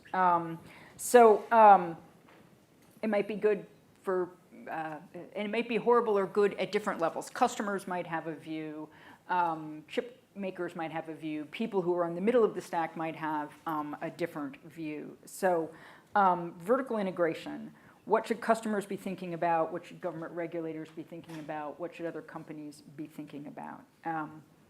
Victor, want to start? Sure, and again, I'm going to pick up on how it was already described several times about, you need to connect up all these really powerful servers, the GPU rich, and also there are CPUs in there. Now, if you want to have choice and you want to reduce the scarcity problem and therefore lowering costs and improving access to innovators and so forth, they need to interoperate, right? So if the connectivity in the network is proprietary and closed, and it's really hard for AMD to operate with competition. By the way, and AMD interoperates with, like traditionally with, our competition and CPUs and others, then that's a challenge, right? Because that's blocking a need from consumers and blocking ultimately then progress, right? Innovation and global, creating new value, reducing the marginal cost of value, and so forth, right? So I think there's because there's a lot of discussion around software, and absolutely you have to look at the software interfaces and the layers in the stack, but you also have to think about the hardware. And again, I'm back to there's nothing inherently wrong about vertical integration. That happens a lot. But if it's closed and vertically integrated, and then there's a extremely persistent position there, then that's a barrier, right? For customer choice, for innovation, for driving down costs, for enabling new value creation models. So. Right. Anyone else want to jump in? Lazar? So the way I think about this is that there's kind of a problem at the high end, where a sort of dominant AI capability, whether it's hardware models or data, could be used to reduce choice in somewhere else. So one specific example is if you wanted to start a healthcare company that uses the highest end AI, and it has to be HIPAA compliant, there's only one cloud provider that can do that for you. If you want access to GPUs, well, 40% of NVIDIA's revenue came from the hyperscalers. You got to go to a large cloud provider. Usually you won't have access to those GPUs. If Google decides to say that, hey, if you want access to the petabytes and petabytes of data that is generated every day by YouTube, if you want to train on that, you have to use GCP. You have one choice. So I think the vertical integration, one way to think about it is it's good in a way that it gives you kind of a solution that just works. But I think the real problem is where if you wanted to use a strong AI capability and that reduces choice in a different layer, that's really where it's a little bit problematic. And maybe that's a way that, for example, we can make proprietary models even widely distributed, right? Or maybe make compute or the distribution of compute somehow more distributed. So the role of government then, these locked-in models, what do we think? I mean, my perspective just as an engineer is modularity tends to be good for innovation because when you have a modular system, you can have competition for each component and more competitors, whether it's the same company competing at multiple layers or entirely different companies competing at different layers, gets you more innovation as they each strive to perform, the role of their, component well and interoperate with the other layers. I think tends to be a pro-innovation, pro-competition recipe when you have that modularity. Got it. Okay. Without saying whether the government should do it, it's still from an engineering standpoint. Yes, just as an engineer. That's. All right. I'm getting a sign that we have 1 minute left. I'm going to go to my last question. We're going to call this a lightning round, so everybody gets 2 sentences. 10 years from now, crystal ball, what does the AI hardware market look like? Dominated by 1 or 2 players? Is it integrated all the way up the stack? Has government intervened? Has the world fractured and they've done something different in EU as opposed to somewhere else? Chris? Yeah, I think it's going to be lively and robust. There's going to be tons of players. You already see more accelerator vendors today than we've historically had with x86 CPU vendors. And the thing that's going to really pick this up is going to be the prevalence of smaller domain-specific AI models. That's what's going to really be the game changer here. I don't need a model today that tells me how to brush my teeth if I'm at Broadcom developing software, right? I need specialized models, and that lowers the compute needs. It lowers the energy consumption. It lowers your carbon footprint. AI is going to do a lot of really good, and you're going to see a broader ecosystem as we go further out. Okay. Victor, 10 years? Yeah, I mean, well, first of all, 10 years in AI is kind of like 100 years of normal stuff. Okay, 5. So when you have to realize that this is really futuristic projection. But I would also agree. I mean, I think if you're technologists generally, you really are trying to have the positive outcomes where you're mindful of some of the other things. And I do think it's going to change everybody's lives on a daily basis. You know, I've been in computing for a long time, and there's a fundamental shift in computing away from general purpose computes and much more towards accelerators of some sort. And I also think yes, there will be very large foundational models, but there will also be much more modest models that, you know, in the bed space, we're in like, you know, sensors, intelligent sensors, single cameras, you know, let alone, you know, an edge computing device.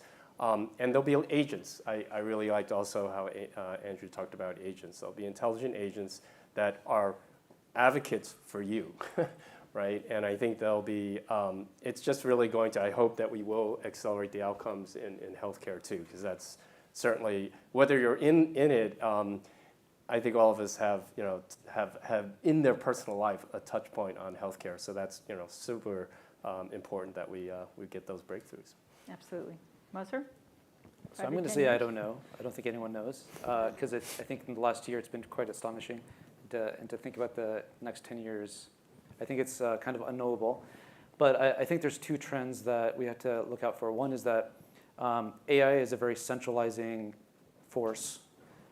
You have more data, you have more compute, which gives you more data and more compute, right? You're able to extract value, you'll be able to grow your team, extract more resources. On the other hand, one of the really hopeful areas here is around open source.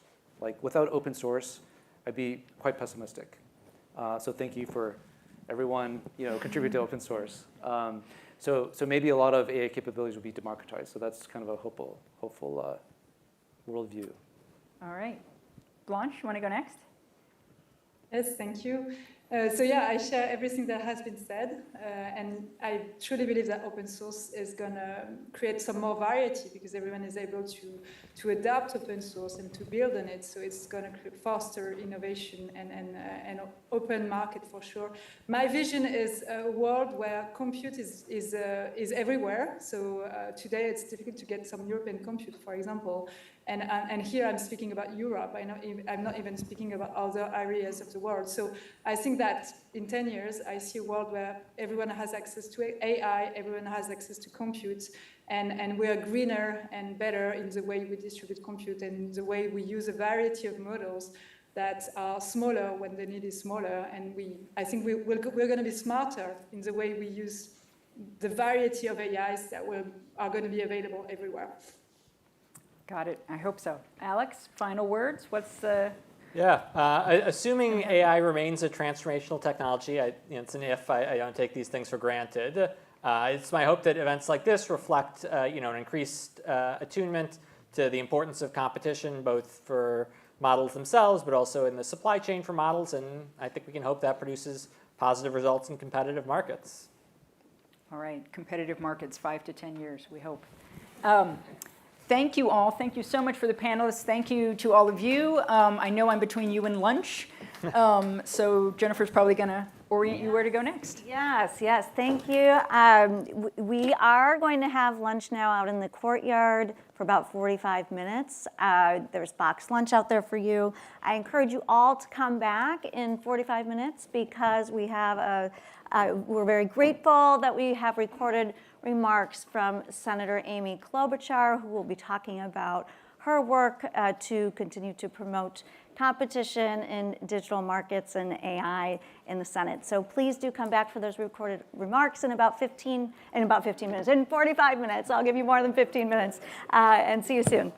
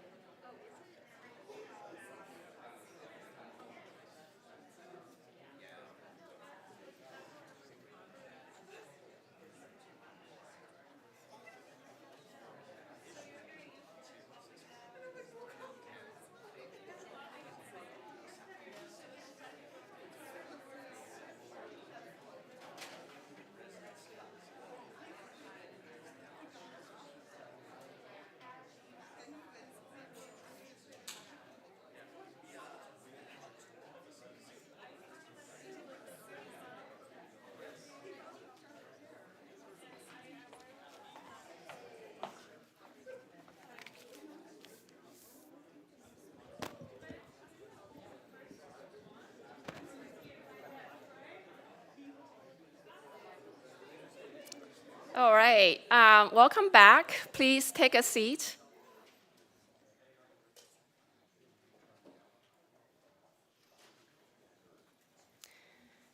All right, welcome back. So for those of you who don't know me, my name is Jialu Streeter. I'm the executive director of CPER. We had a really great, productive morning, lots of great discussions. I really look forward to the second half of the conference. So thank you all for being here. And I also want to say thank you to our partners at the Department of Justice and also at the Graduate School of Business. So next, we will hear from some remarks by Senator Amy Klobuchar from Minnesota. I will not read her long list of achievements, but I just want to mention Senator Klobuchar is the first woman elected to represent the state of Minnesota in the US Senate. And her 2021 book, Antitrust, was on the New York Times bestsellers list. So let's hear from the senator. Hello to everyone gathered for today's important discussion on promoting competition in AI. Thank you to everyone at Stanford and the Justice Department who worked to put this event together, including my friend, Assistant Attorney General Jonathan Kanter. He's just been a little bit busy lately, like the work on Ticketmaster.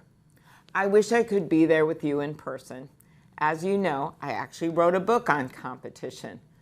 And many of you may remember that during the presidential campaign, I had kind of a rivalry going with Pete Buttigieg. Well, the first thing you should know is we're actually good friends. But why is this relevant to your topic today? Well, when the campaign ended, Pete put out a New York Times best-selling book called Trust. Not to be outdone, 8 months later, I put out my own New York Times best-selling book for 2 weeks called Antitrust. It is no secret that our country has a competition problem. That's why, like you, I'm working to restore competition in our economy, especially when it comes to our digital markets. Amid the rise of AI, this work could not be more important. As we all know, AI brings both opportunity and uncertainty. I think David Brooks put it well when he wrote, "The people in AI seem to be experiencing radically different brain states all at once. I found it incredibly hard to write about AI," he said, "because it is literally unknowable whether this technology is leading us to heaven or hell." His point is particularly resonant when it comes to competition in AI. The emergence of any new technology can create enormous opportunities. Opportunities when it comes to new technologies. I know, Minnesota, home of Mayo Clinic, we see enormous possibilities for curing diseases and treating diseases. It also creates enormous opportunities for competition. New companies have seemingly sprouted up overnight. Firms no one had heard of a few years ago, like OpenAI and Anthropic, are becoming household names. We've also seen a wave of smaller startups forming around AI technologies, with an estimated more than $300 billion invested into over 25,000 AI and machine learning startups over the past 3 years. But we may not necessarily be entering a golden age of competition. Many of the most prominent AI startups are partnering with the big tech incumbents rather than competing with them.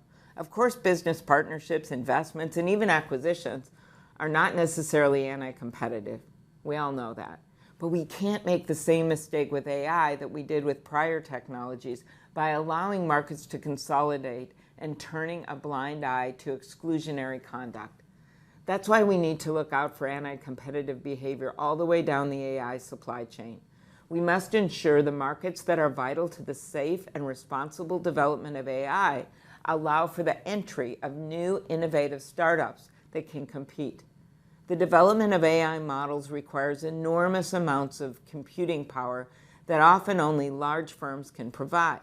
Yet cloud computing is largely controlled by the very same firms developing the most advanced AI models. As a result, companies may preference proprietary AI models or products rather than supporting newer, smaller firms. Even further down the supply chain, only one company currently makes chips best suited for the most advanced AI products. Of course, there's nothing wrong with making the best chips, operating data centers, or investing in startups, but we must ensure that these markets are governed by competitive market dynamics, not monopoly power, barriers to entry, and consolidation. Times of technological transformation require critical thinking and nuance to ensure innovation benefits consumers and businesses of all sizes. That's why discussions like this one are so important. It's also why I'm working to ensure that our antitrust enforcers have the resources and tools necessary to carry out this vital task. In many cases, these agencies, even when you go back to the time of Richard Nixon, are shadows of their former selves in terms of numbers of employees. So last Congress, we passed my merger fee change legislation with Senator Chuck Grassley to give enforcers at the FTC and at Justice the tools they need to keep a watchful eye over consolidation and anti-competitive practices across the economy. I also continue to push Congress to pass my bipartisan bill to prohibit online self-preferencing by dominant tech platforms, including AI platforms. They spent, the tech companies, about $300 million against a bill, that's a minimum figure, in TV ads. I think at some point, my time will come. I think at some point, when you look at what's going over the world, we will come to an agreement on some rules of the road when it comes to tech competition. To promote competition across all sectors of our economy, I also recently reintroduced my comprehensive legislation to empower enforcers to crack down on anti-competitive acquisitions and exclusionary conduct. That's a different bill. Yes, we have a lot of work to do. But as David Brooks wondered, whether AI is leading us to heaven or hell, it's not out of our hands. We don't just throw up our hands like I'm afraid we did in the past, which has led to a lot of these issues of what kids are exposed to on the internet, what's happening to our news organizations and democracy right now. We have it in our power to put some rules of the road in place. We are not just passive bystanders. Just a few weeks ago, we passed 3 bipartisan bills out of the Rules Committee that I chair to protect our elections from deceptive uses of AI. And that includes banning deepfakes, a bill that I have with Josh Hawley and Susan Collins that includes disclaimers on certain AI videos and robocalls and the like. Otherwise, people aren't going to know if they're seeing the candidate they love or the candidate they don't like. They won't know if they're real. We cannot do that to our democracy. And as the chair of the Competition Policy, Antitrust, and Consumer Rights Subcommittee, I'm fighting to ensure our markets remain fair, open, and contestable. Working together, we can ensure that competition continues to drive innovation in America's economy for generations to come. I love innovation. I come from the state that gave the world everything from the Post-it to the pacemaker. And certainly great innovations have come out of Northern California. But it is on all of us, to ensure that we see that next great product, that next great innovation, some of the exciting things we're seeing in AI. But if we don't put the guardrails in place, that eventually is not going to work out for people. So I'm asking you to join us with a business mind, actually, with a mind that says we love competition, we love capitalism. That's what's gotten us to where we are in America. But we also know what Adam Smith warned our founding fathers: watch out for the unbridled power of the army of monopolies. If you don't put the guardrails in place, you lose that competitive edge. Thank you. Enjoy today's discussion. You got a lot on your plate, but I know you're up for it. Thanks, everyone.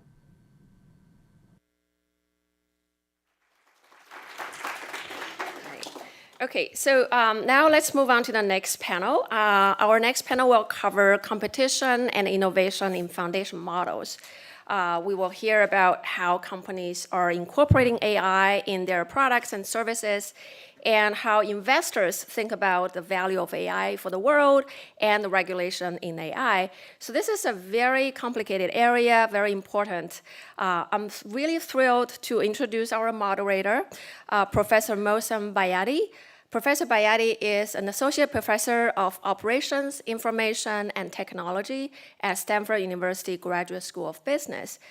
So please join me in welcoming Professor Bayati and the panel to the stage.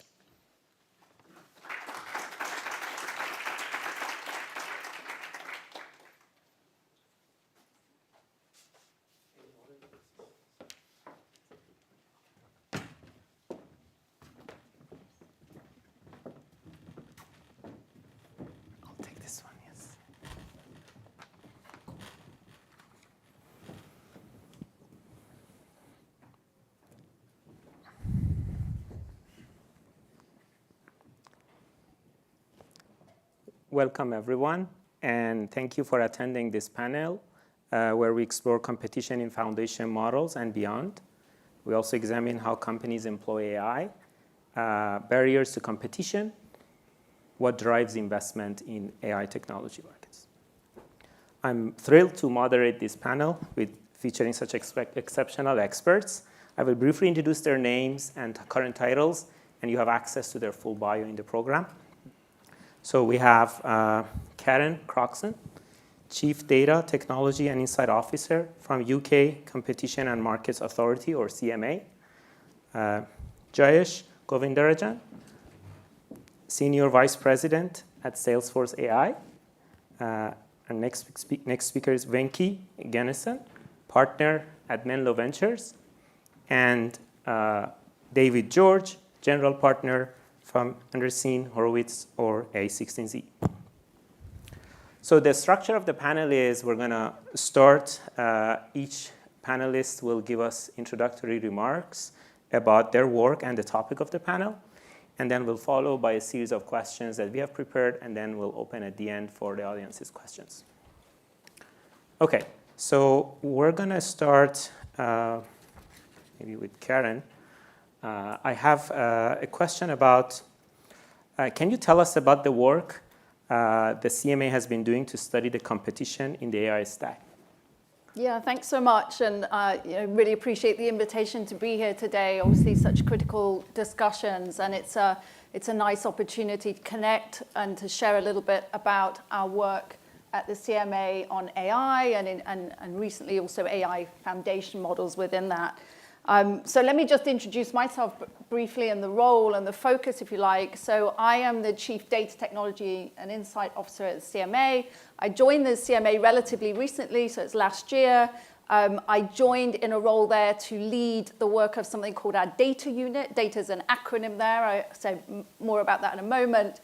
And really, the remit has expanded quite a bit since then, and I'm now leading the CMA's full portfolio of work on technology, data, and analytics. So that's all very exciting for me. It's obviously an exciting time to serve in a role like this, and I think actually the creation of a role like this is a real credit to the vision of agencies like the CMA. So why have a role like this? Well, technology is reshaping markets, and particularly these newer, more emerging technologies. And also at the CMA, we're taking on new powers to ensure that we will be well placed to address some of the unique features and challenges of digital markets when we look ahead. And then in my role, when I think about all of that, I see two broad priorities. The first is that we really need then to understand firms' use of technology, all this data, the emerging capabilities of things like AI. And then we need to back out the implications for consumers and competition. So that's the first priority. The second, actually, is that we need then ourselves as an authority also to harness all of the same advancing technology, all that capability, lots of large-scale novel data, so that we can operate as efficiently and effectively as we can as an agency. There's a huge opportunity there. So all of that requires quite a lot of technical capability. And the CMA has made a significant investment in this space.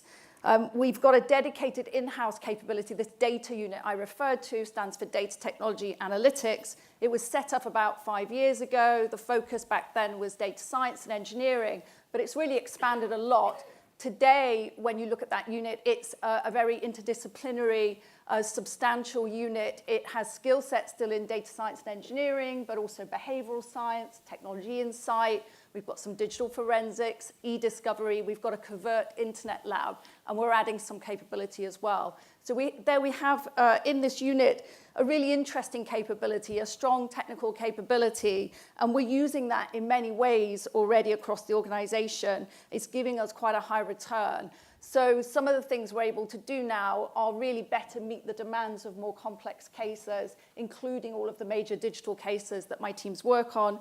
We can scrutinize firms' use of algorithms, including emerging technology like AI, and really work out the implications for consumers and competition. And also our teams there, often in partnership with other teams like our digital markets unit, we drive proactive thematic work on important topics like online choice architecture, topics like AI, and I think actually our recent work brings me to our recent work on foundation models, which I think is a really good example of that. And I don't know whether you want to keep going, but I'd be very happy, of course, to share a little bit more in depth on that work. Thank you. We're going to come back with the follow-up question. So what happened, I ended up asking you your first question, but we can come back. So for the next speakers, do you prefer that I ask you your first question as well? Sure, or? yeah.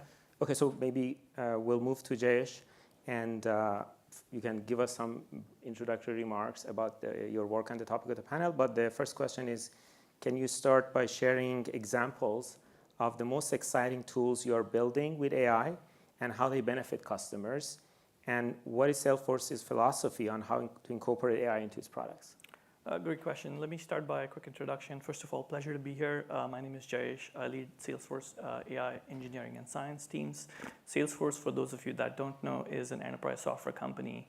And our mission is to help customers find their customers, retain them, and manage the customer relationship so that these customers, large and small, can focus on what they're great at, which is building products and services that delight their customers.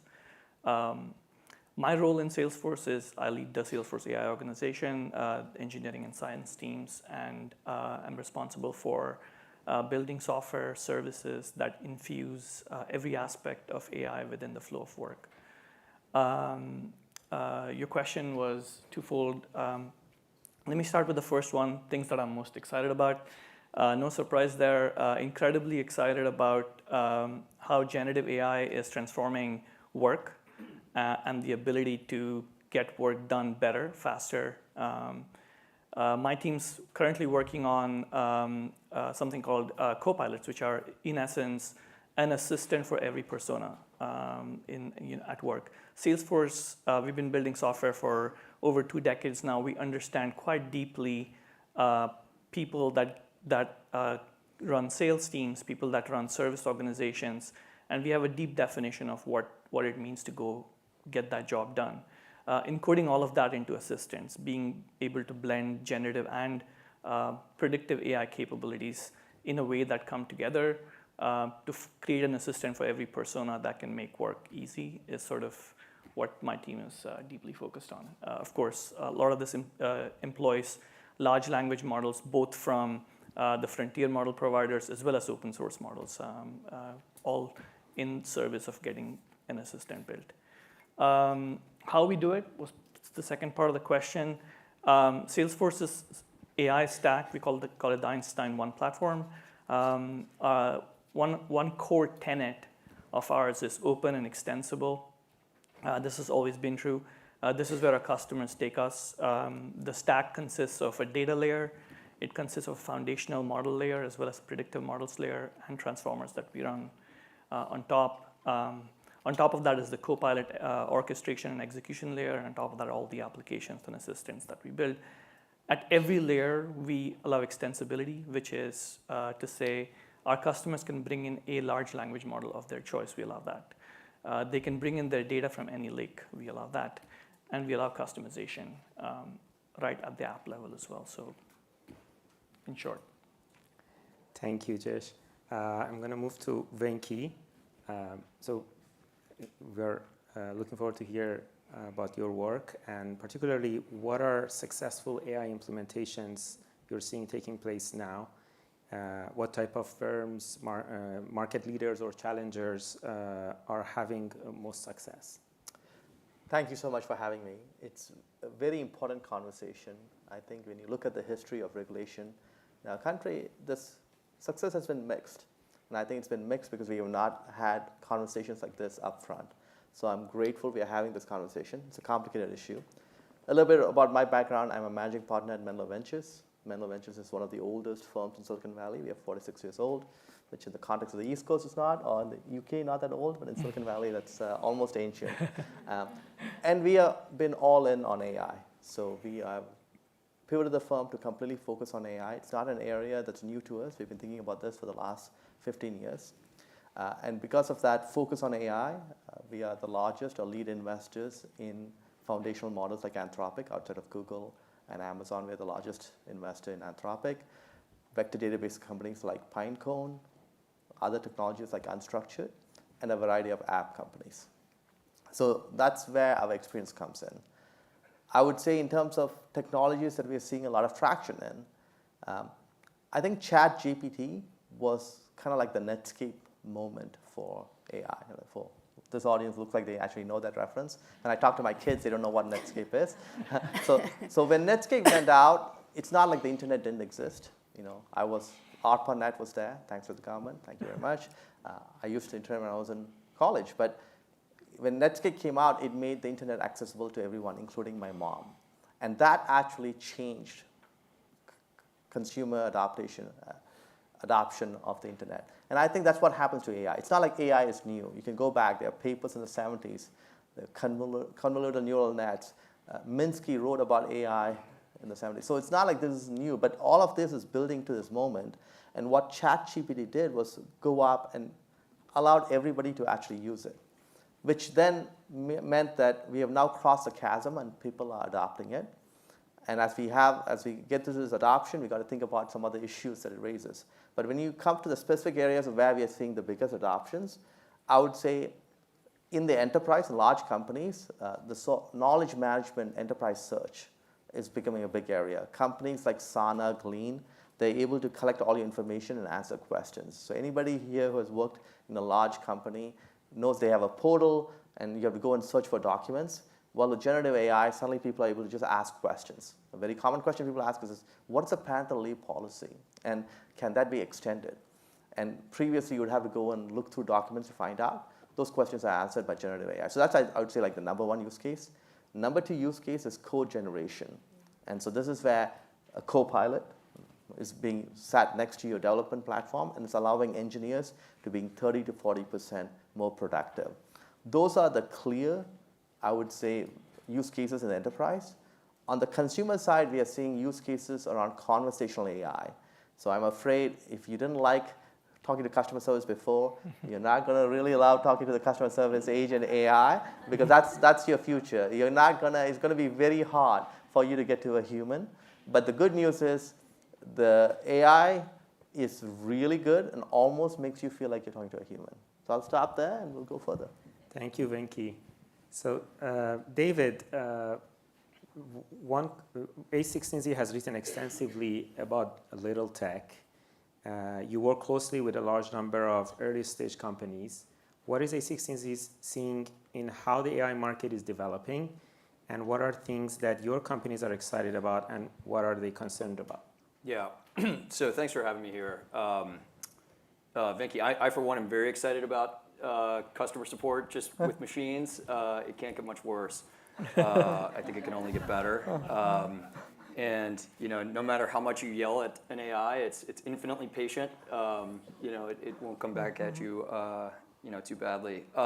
So just quick background on myself. I run what we call our growth fund, which is the fund at Andreessen Horowitz that invests in the most mature companies that we invest in. So think companies that have sort of found product market fit and have some traction.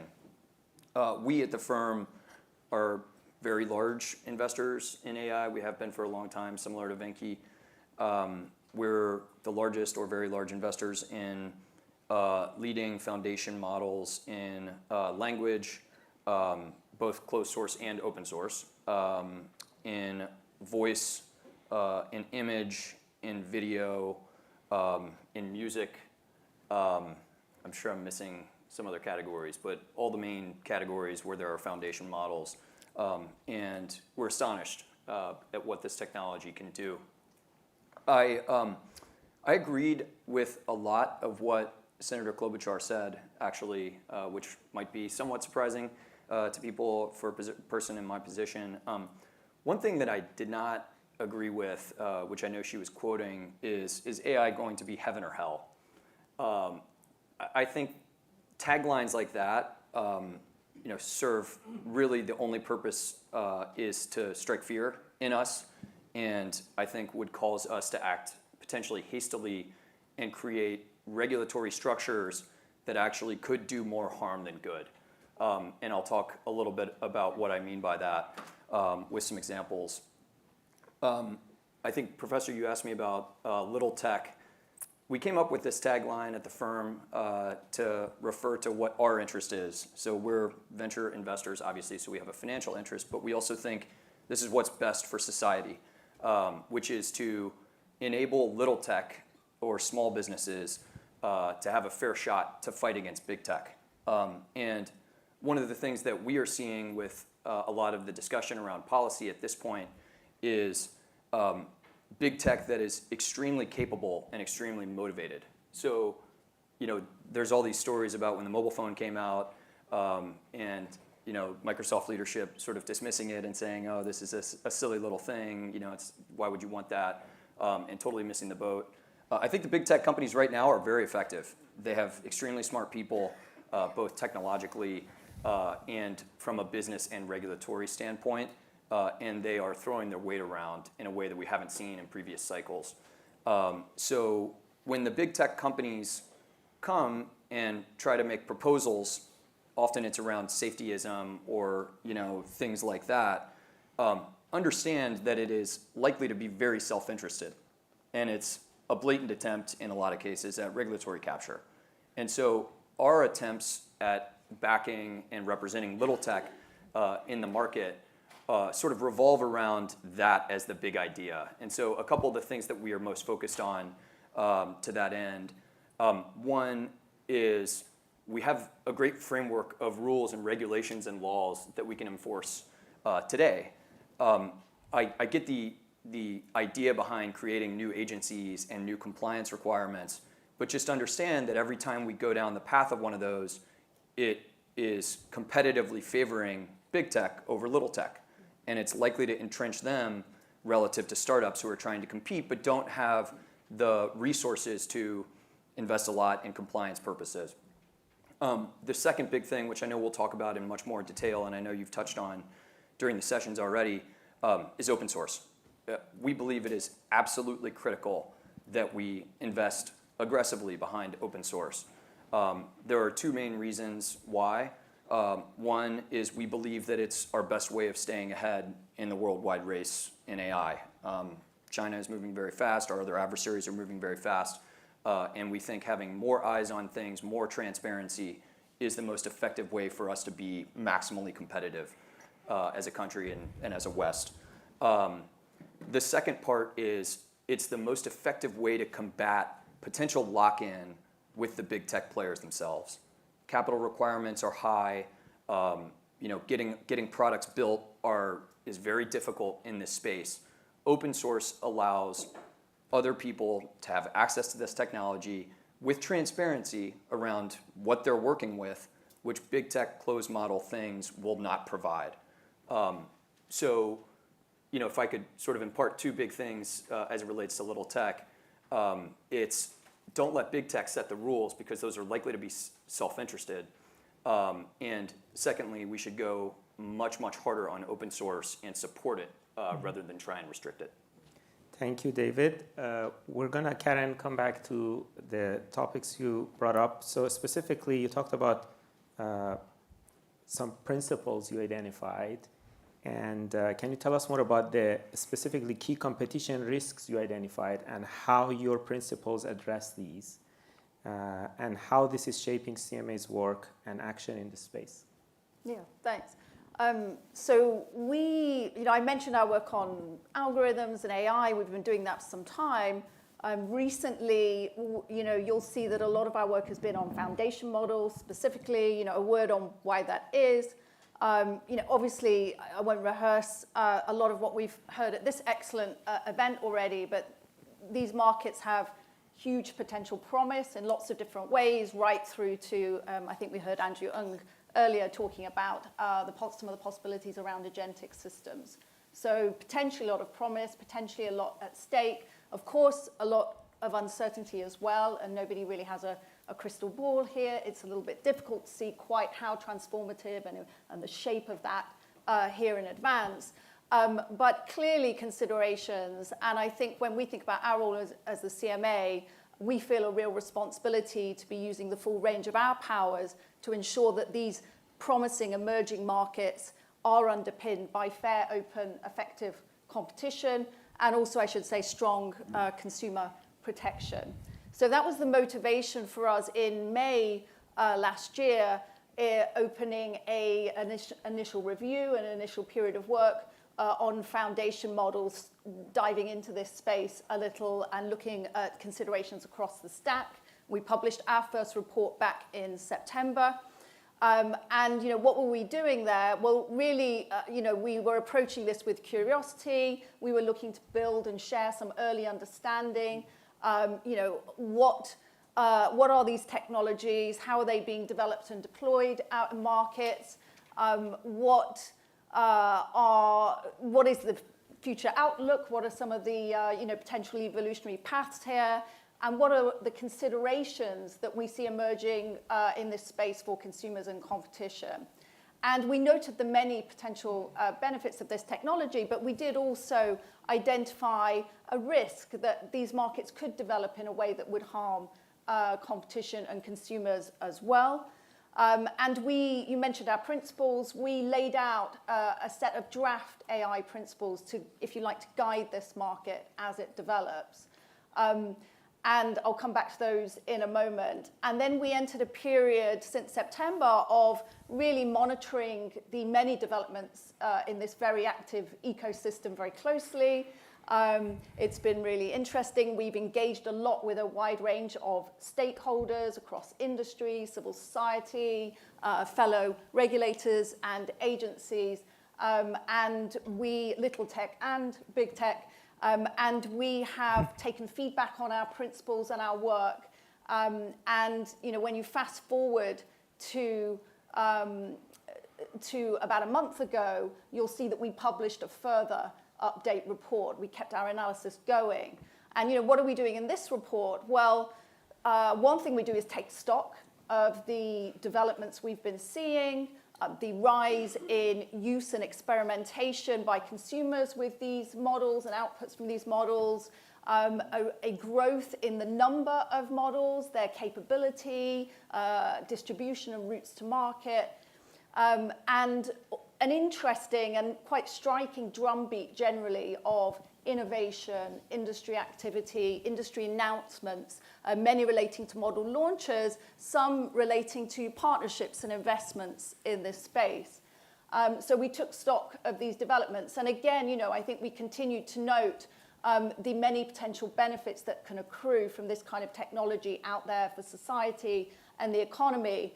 But we did also identify or make a key observation that it's possible to see that the largest, most established technology firms are very present across the value chain.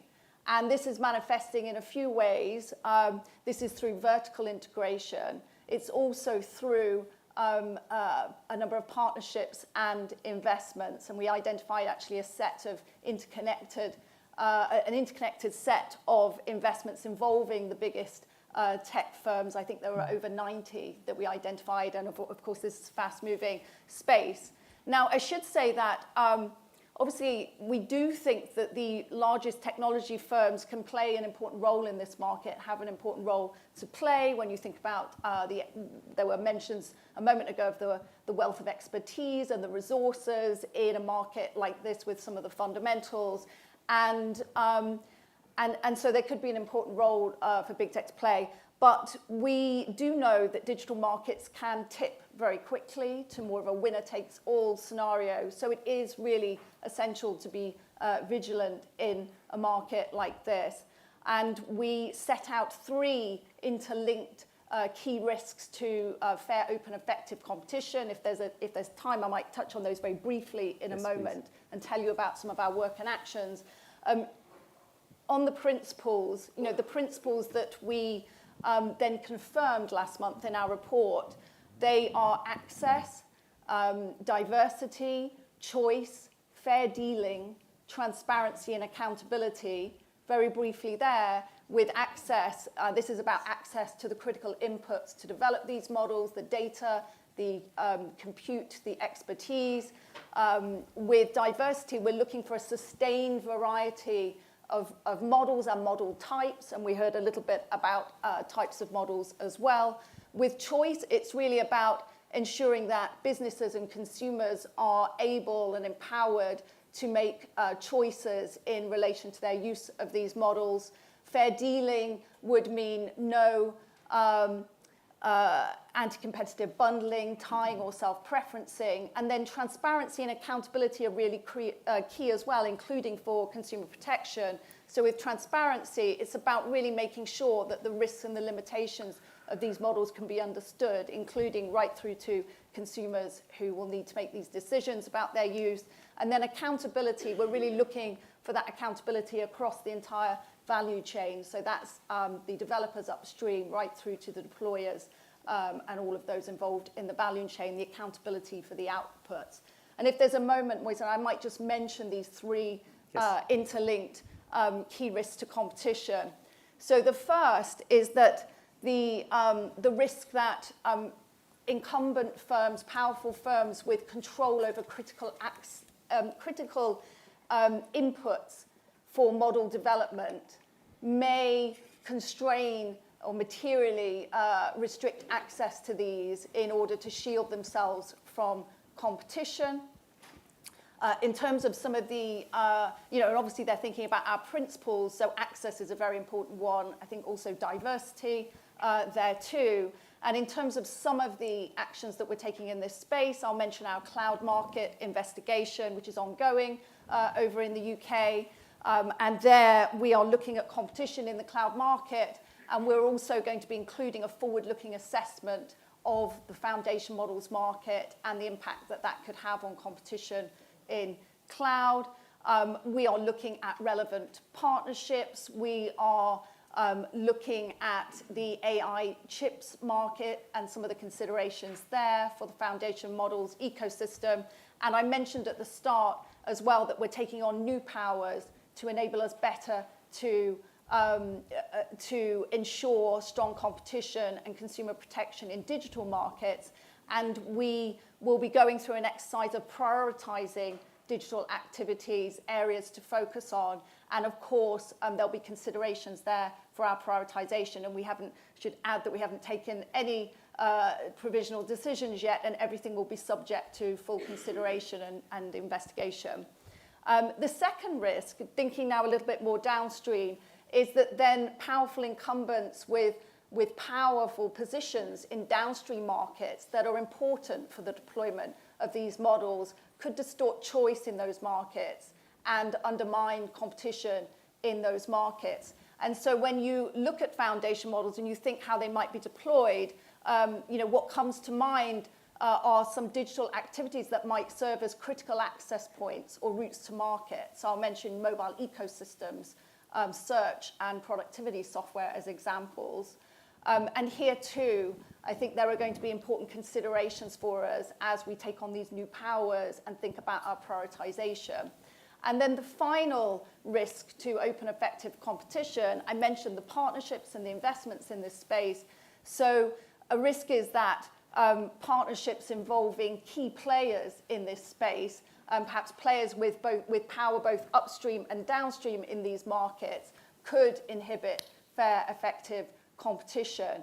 And there we are we're monitoring actively the partnerships and investments. We are using our merger review powers to take a closer look at relevant partnerships and investments. And everything needs to be considered on its merits. We know that partnerships can play an important role in markets like this. They may be important for independent developers accessing critical inputs and getting to market. But nonetheless, it's also true that these partnerships and investments, the arrangements can sometimes be a little complex and opaque to understand.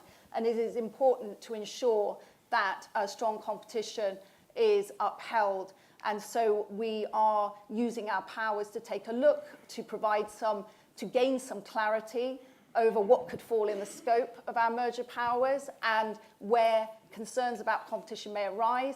And we are looking really to provide that clarity back to the market. And we think that this clarity will be in the interests of firms as well.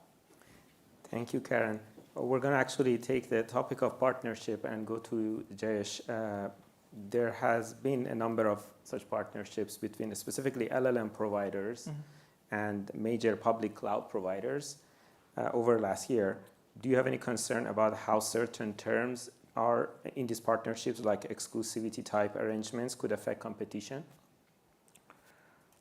That's a good question. I think I'm going to say something sort of general and then maybe follow up with a more specific example of how that might not be the right thing. Certainly there is exclusive arrangements between hyperscalers and large language model providers that we see. And broadly, it feels like we are very early in the cycle right now. I think the frontier large language model providers are probably in a step 1 or step 2 of a multi-step journey. So it feels too early to be having such a degree of exclusivity, not just because of how sophisticated these models are today, but the trajectory of growth and where they're going to be. So getting exclusive this early shuts down some future paths, which is problematic and definitely limiting both for the said large language model providers and for customers. Specifically, how this impacts us and builders in general is often our customers ask us for choice, right? Choice in the hyperscalers that they want to work with, and we give them that choice. The stack that's built on any company, Salesforce is no exception, enables us to offer those services on any hyperscaler. Now, along comes a foundational model that's available only on one hyperscaler that limits the choice that we are able to offer to our customers, right? And I think that is not just limiting from a customer perspective, that's also limiting from an innovation perspective. The reason for that is the foundational models are foundational for a reason. They are low-level building blocks that entire stacks are going to get built on. So if you have exclusive relationship between infrastructure providers and the first layer on top of that infrastructure provider, which is a foundational layer, you can just see where that's going, right? You can start to build these vertical stacks that are entirely exclusive. So I'd say those are two reasons. One, in general, feels too early to be even thinking of exclusivity because you don't want to mortgage your future. And then, of course, from the perspective of choice and these vertical stacks forming, we don't want them to be that vertical right away. Can you give an example of those potential exclusivity rights that could be? Yeah, you can pick the world's best, LLM model that is soon to be AGI is what we hear, and you can pick, hyperscaler that it runs on. So if you want access to that large language model that is running in a data center in, let's say, Singapore, you don't have much choice. In the US, you might have a lot of choice. In EMEA, you might have a lot of choice. But if you want, for GDPR purposes, you want to run that in a certain region, there's only one game in town. And that's because of that relationship. I think that'll change because it's limiting, like I said, both from a competitive perspective as well as from a commercial perspective. So I think that will and should change. Thank you. So the next question is I'm going to move to the investment side. Venki, do you think regulation in AI is inevitable? And if so, what are some key principles that would promote competitiveness, particularly from the perspective of investment? Thank you. And Karen, I love how you walked out. That was actually very comprehensive. I don't know if I caught everything, but I definitely took a note to say I got to go and look through it. I think regulation in AI is inevitable. Eternal vigilance is the price of liberty. And the only way you can be vigilant is you got to have. Now, the challenge is, how do you regulate in a way that is pro-innovation, pro-competition, and pro-America, or pro-West? And I think this has not traditionally been an issue when it comes to regulatory regimes, is to think about the geopolitical aspect. But I think it's got to be a very important element of how we think through. So it can't just be about consumer choice. It's also got to be, how do we make sure we don't handicap? Because we are in a geopolitical race, and not everyone has the same rules. And if we were to create a set of rules that handicap companies in the West, I think in this race, that is a big deal. So I would urge regulators to think not just in the context of consumer choice, which is important, safety, which is also important, but how do we also make sure we don't handicap companies in the West? Because regardless of how much you might like or dislike the US government snooping on you, trust me, you're not going to allow the CCP snooping on you. And whatever you think about what our companies do, companies in China are going to be much worse with your data. So to me, how do we find that balance? Super important. I think, David, you mentioned something about, big tech and little tech. And I would say, yeah, the problem with regulatory regimes is just that you're going to be inundated with lobbyists from big tech because they have lots of money. They are successful businesses. We live in a democracy, so it's a political process. So you just have to know the people you're going to hear from and the people you're going to spend a lot of time massaging our elected representatives are going to be people from big tech because it's in the agenda. I would say that, to me, you also have to think about timing. There's a little benefit to wait and watch. And I know sometimes that's not a popular opinion, but you want to have things evolve. If you go too early in your regulatory regime, what happens is that you compress innovation. I mean, again, these are all complicated issues in which you can think, but I think the early part of the internet, things like Section 230 did allow the internet to flourish. Now, don't get me wrong, there were issues with it, and we will have to fix it. But making sure things are open in the beginning, I think that's a good job. So coming back to how do we make sure is really think about, okay, every rule you implement, the cost of conforming to the rule is significantly higher for smaller companies than they are for large companies. And so the regulatory and compliance burden, right? A good example is just what did Sarbanes-Oxley do, which came out of what happened in 2001. It really made public markets inaccessible for a lot of small companies. Well-intentioned rules can have unintended consequences. So I would just really urge regulatory authorities to take their time here, think through, make sure that you reach out to voices that may not be. And I think a critical voice that we should think about is also academia, right? Which I think would have a more non-biased or non-economically driven view. And I think one of the challenges I think I really see is that academic institutions need to be funded to have access to the best technologies. I think I was listening to Fei Li talking about how, she doesn't have access to GPUs because it's really expensive.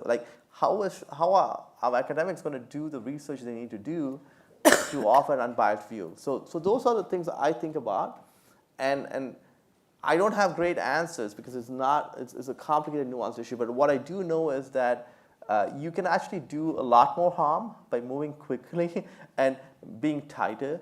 So just, I would say, take your time and effectively let the market develop, but also please add a dimension of being pro-West. I think it's got to be pro-competition, pro-innovation, and pro-West, because there are a different set of rules that are happening in China, and we don't want to handicap our companies here.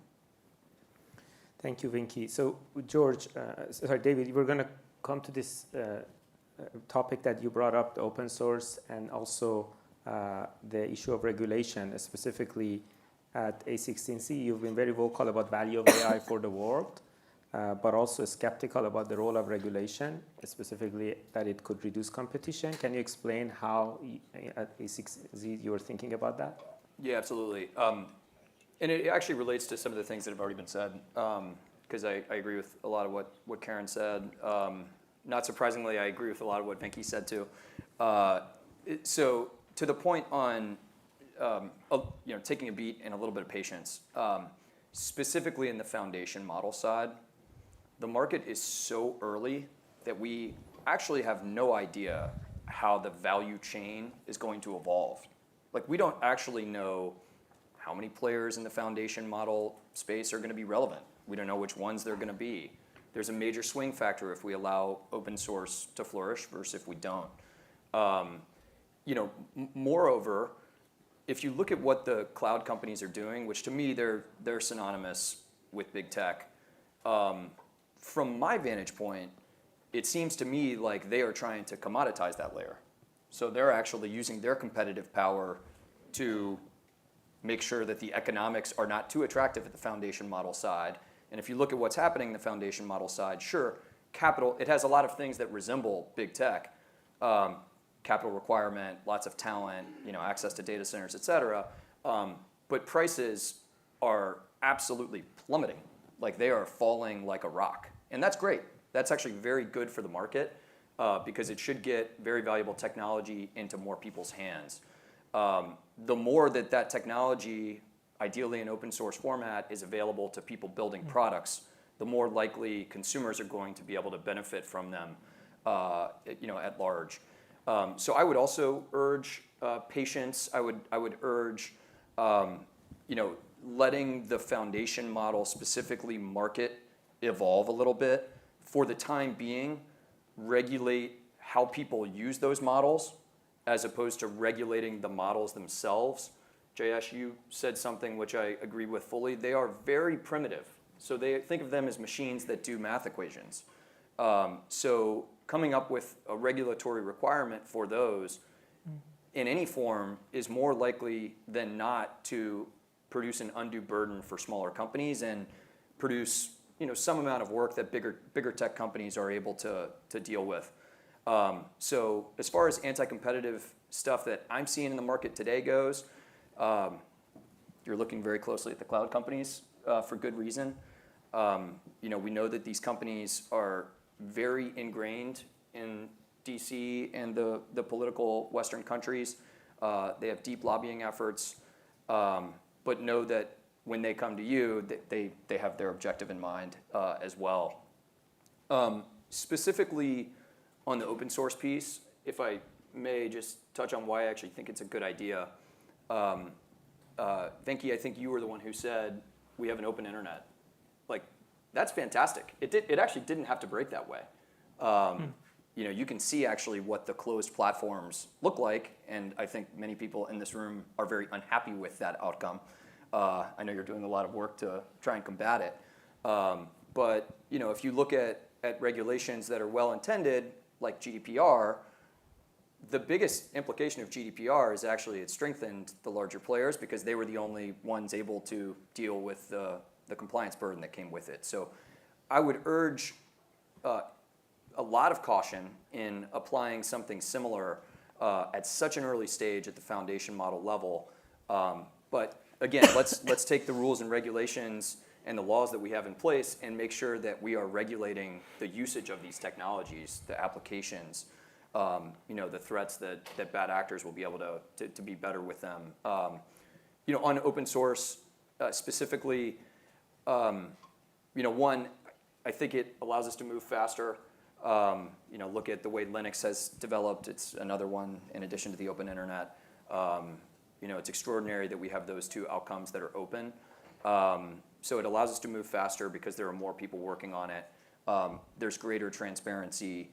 And it's not, frankly, controlled by 3 or 4 very powerful companies that exert their monopolistic power to use it to advance their means and potentially harm consumers. So I agree, highest level, I would urge caution. I would urge letting the foundation model layer solidify a little bit further, let us understand who has power, who doesn't.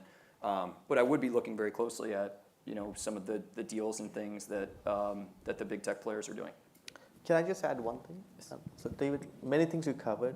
I've been thinking a lot about what would be an analogous element we can use in this context.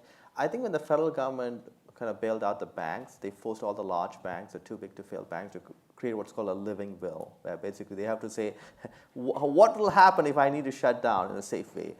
I think that kind of self-reporting, I think is a great framework. I think we should force all our foundational models and people say, what is your safety procedures in place? What are the things you're looking for? We need that to be printed and sent to the, documented and sent it to the regulators so people have a sense. Because that's a good way of building early warning signals and then forcing people to build systems. I think it's very hard for regulators to retroactively come in some of these situations. I think it's much better to proactively create a reporting regime where they say, build your plan. Tell us exactly what you're going to look for. When will emergent properties, what will be an emergent property, if you're not familiar with what that is when a model starts showing behavior that we think is a sign of intelligence, it's called an emergent property. What is your evidence of emergent properties? What is your plan? What is your trust and safety plan? Document that and commit to it, because that's a good way of essentially driving the free market. And then over time, regulators can see if they need to add to that. But that's a good start. I totally agree. One just quick caveat, because I think when you say emergent properties and signs of intelligence, that's one of the things that I think stokes some of the fear. These models are directed by us. They don't have an objective function. Like we are the objective function. So I think that's very important to understand. It's not like we're on the precipice of some technological breakthrough where models are suddenly going to have their own objective function. That's not the work that's going to be produced anytime in the near term. So when people talk about superintelligence and AGI and things like that, understand it for what it is. It's when a human has access to the model with an objective function, they can accomplish more. But it's nothing beyond that. And so I think that should do a little bit to do away with some of the fears around safety that I think would maybe lead us to act a little more hastily than we otherwise would. Right. Thank you. I want to change, while we focus still on the competition, but I want to change the topic a little bit and similar questions from everyone, but depending on what your angle. So I'm going to start with Karen. Every few months a new model is released, and at least on the benchmarks is a lot better. And the whole technology is rapidly evolving. This morning we heard from Andrew and Percy about this agent workflow and RAG and all these things that have such a tremendous impact. Overall, the space is rapidly evolving. So Karen, it must be difficult to oversee AI markets while things are rapidly changing. How does CMA ensure it has the capability to understand the complex emerging tech to keep up? And tell us a bit about your program around that. Yeah, thank you. And I think I think it's important not to be complacent in this space. I mean, this is a genuinely complex ecosystem. The technology itself is complex. The way that this market is working, has a complexity to it. And, as David, you've noted already, the value chain is still evolving. And, we're continuing to see, as I say, that drumbeat of disruption, of innovation and activity. And so this is not a space for complacency. I think it is really critical that we as an agency, I'll speak for the CMA, we as an agency absolutely are in this space with some in-house technical capability, an ability to really understand these models sufficiently, these technologies sufficiently, and this is true generally for technology across markets, and an ability, and I think this is really critical, you need that technical lens, that understanding of the technology, but ultimately we need to get to implications for consumers and competition, which is our mandate in the UK. And so, my first degree and my PhD were in economics actually, and understanding the economics of the market and the way that technological change shifts the economics of markets is important for any technology-based disruption. You obviously need to understand the law and have legal analysis. You need strategic business and financial analysis to really understand not just the technology itself, but how that will form part of a strategy brought to market. What is the business model? How will firms, whether it's little tech or big tech, be looking to make their money and get a return on these kinds of investments? What will be the considerations in key verticals and areas for fine-tuning and deployment of these models, and so on and so forth. And there are many other skill sets beside, but there's an important space, I think, for taking what's going, scanning the markets in that prioritized way, bringing that into an agency and doing the sense making and the problem solving around that and really working through into the implications. And it's when you have those implications and the evidence and the analysis around that you can really shape evidence-based decision making right through to any actions you would take in the market. And so actually, asked about my program or our program at the CMA, I think I see what we're doing is important, but part of a bigger whole inside the agency. We need to be collaborating, and we collaborate, we're looking to embed this as an additional capability very deeply across the life cycle of the CMA's work, from upfront horizon scanning right through to sort of understanding the impact of some of our interventions and shaping new approaches. We need to be collaborating a lot internally and doing that mix of reactive and proactive work, working on all the major digital cases, using data and understanding algorithmic systems, but also driving proactive thematic work on issues like AI and online choice architecture I mentioned. But actually, we don't operate in a vacuum. So then when you step back as an agency like ourselves, there are intersections with other important policy objectives, and data protection was touched on a moment ago. We're not the data protection agency in the UK. We are part of something in the UK called the Digital Regulation Cooperation Forum, or DRCF as we call it.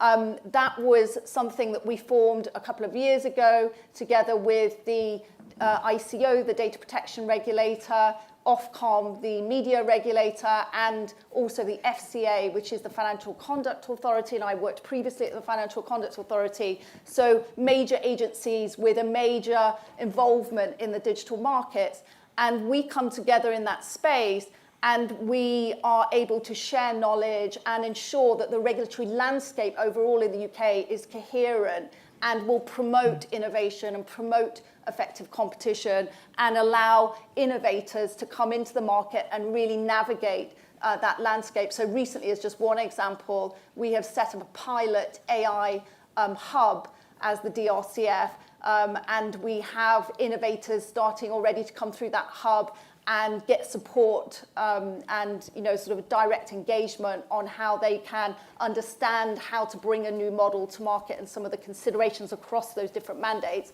And then I would just end by saying that, of course, these are global firms often that we're talking about global issues and considerations. So it's very important that we are engaging actively internationally. So events like today here at Stanford are incredibly valuable, and we engage a lot across the ecosystem globally. We have something called the International Competition Network that brings together the competition agencies across the world. That network, there we recently have established a technologists forum, which is an excellent forum for allowing us a space as agencies to share insights about how you build capability and capacity in this space, as well as discussing some of what we're seeing in markets and the considerations there. And I would just say there was a mention of academics. This isn't my first visit here to Stanford. There's obviously excellent academic expertise here at Stanford, in many other universities too. We engage a lot with academic experts, with our foundation models work. That's been a core channel that we've had open throughout that work and continue to benefit from. Thank you, Karen. So I see that we have only 5 minutes. I'm going to actually open for questions from audience and then come back. Yes.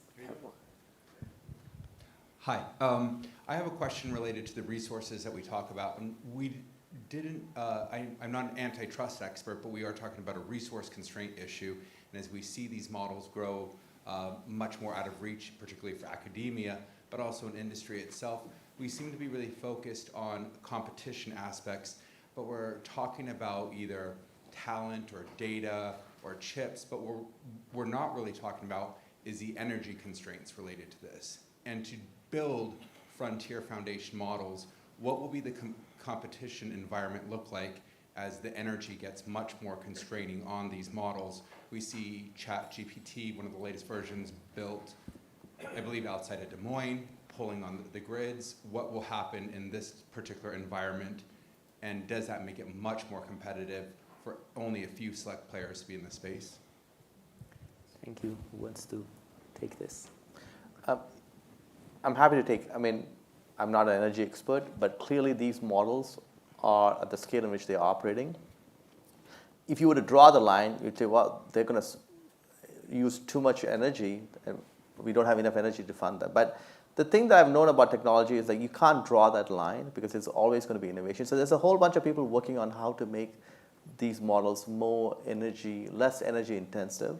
It's just hard to predict the scope to it. But you're absolutely right in pointing out that these are all elements in which it's going to become only a small, there's already a huge capital intensivity in terms of both how much capital you need to train these models. Then there's access to that GPU, and that's on shortage. And then there's how much energy you're going to take. So all of these dimensions point to a world in which there are going to be less number of models rather than more. I can add to that as well. I think if you look at the world of foundation models and just dial back time 6 months ago, a lot of the capabilities that we were using were per capita much more expensive than they are right now from an energy consumption perspective. And if you look at foundation models, they're sort of splitting into smaller models and really large models. If you're able to break down problems into task-specific components, those are a lot more energy efficient. Have we gotten to the point where we're able to merge these two together in a great way where you're able to use reasoning and planning, which is going to be more expensive, versus task-specific models separately? Not yet. But there are, I think, good signs that there is efficiencies being eked out at the task level. This is not at all what this panel is about, but nuclear would be a great solution to be able to catch up.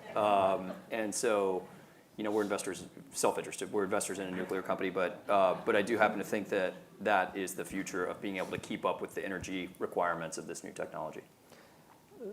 Maybe just time for one more question. I see one hand over there.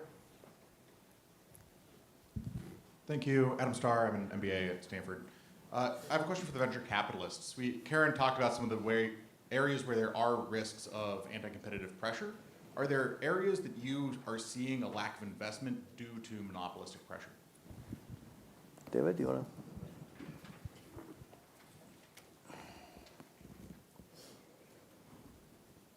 Look, things that have, so I think the large language models is the thing, obviously, to look at. This is why I'm so pro open source, is because I think it is a way for other people who don't have as much resources to be able to build on top of something that someone with a lot of resources are able to build. The capital requirements of building large language models are going to be such that there's not going to be tons and tons of players, just from a market structure standpoint. I think the potential for future bad actors in the creation of new market structures is the big unknown. We are very excited about the application layer. So if you think about like foundation models, there's going to be only so few players. I mentioned I don't actually know what the value capture is going to be. There actually might be a lot of value capture or no value capture at that layer. I am extremely confident that at the application layer, there's going to be a tremendous amount of value to be captured, and those are the kinds of things that we would be excited about investing in. But we are so early in this S-curve that we're just seeing only the initial signs of what people are actually going to build. So like AI chatbots, for example, I don't think the future of this technology in its fullest form is in chatbot form. I think it's going to be a reimagination of how we do work, and what kind of productivity gains we can get as consumers. But all that is very, very, very early. So the short answer from my point is no, not yet. I think the most important thing is we just need to have a lot of capital flows, because look, in essence, if you look at every sort of technology cycle, you want people to fund a lot of companies. Now here's the fact, 95% of all the AI companies we are funding are going to go down to zero. Now 5% are going to turn out to be incredible investments. My wife always says, well, just invest in the 5%. Promise, I don't know which is the 5%. So easy. But it is, for us, beneficial as a society to create an environment in which we can have capital flows come in there. That's the benefit of the capitalist system. And so I would just say, as long as the capital flows come in, we'll self-sort this out. So, we are over time. I know there are more questions.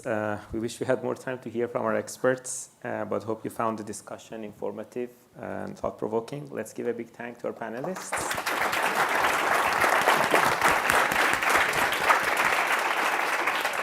Thank you for joining us, and enjoy the rest of the workshop.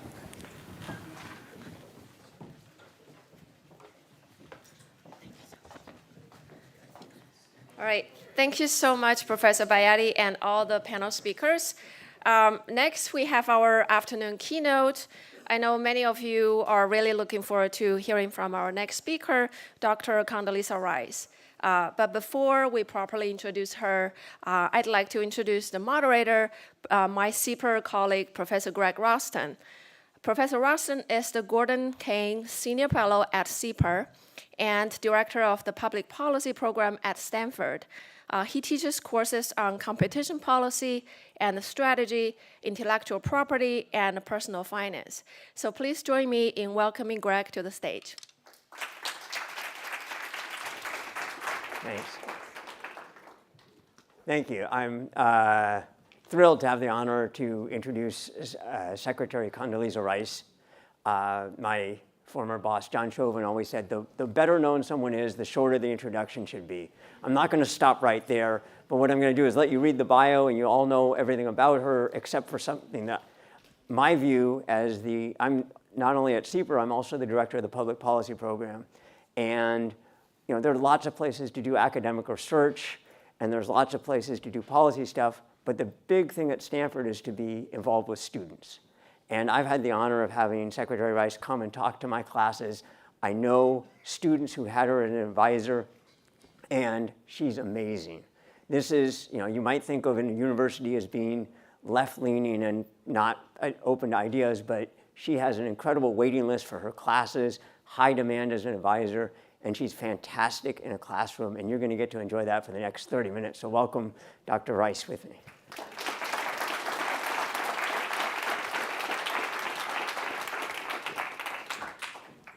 I'm trying to figure out where the middle. I'm trying to figure out where the middle was.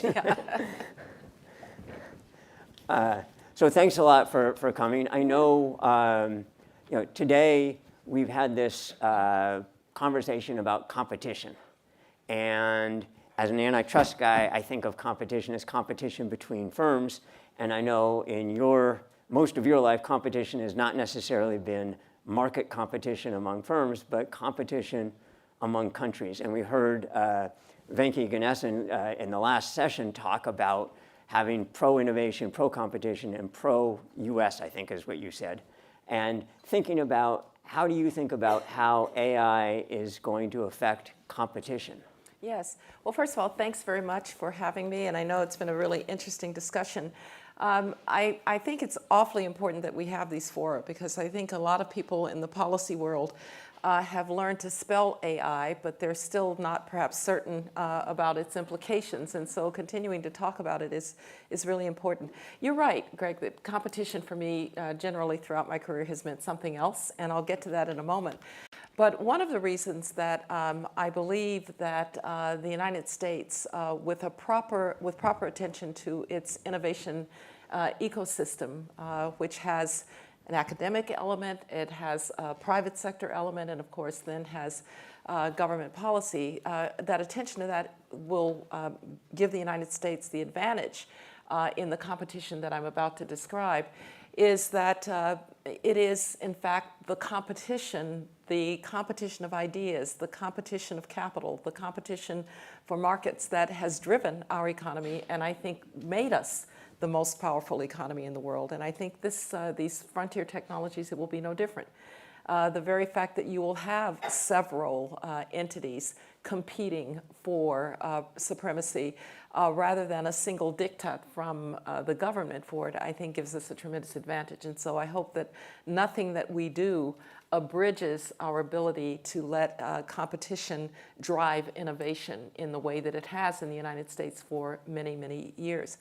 Of course, the other big competitor is China.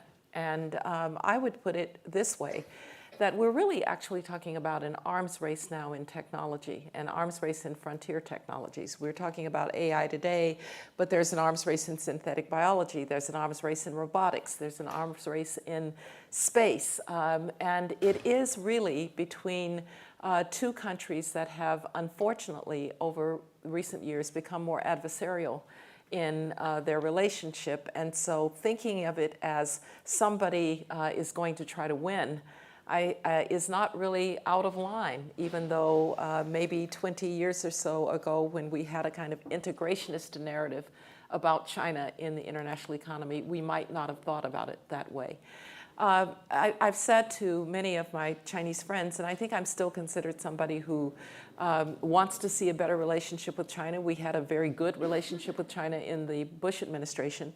But I've said that perhaps one of the, let me just put it, dumbest speeches I think I've ever heard given by a leader was the one which Xi Jinping said that China was going to surpass the United States in frontier technologies like AI and quantum computing. Because what did he think was going to happen? It got our backs up. We said, oh, that's what this is all about. And then the Chinese came up with this thing called civil-military fusion. So we then said, oh, so let me get this right. The Chinese innovation, which we are helping to fuel through investment in Chinese startups and Chinese companies, is going to be handed over to the PLA so that they can expel us from the Indo-Pacific. Well, that doesn't sound like a very good idea.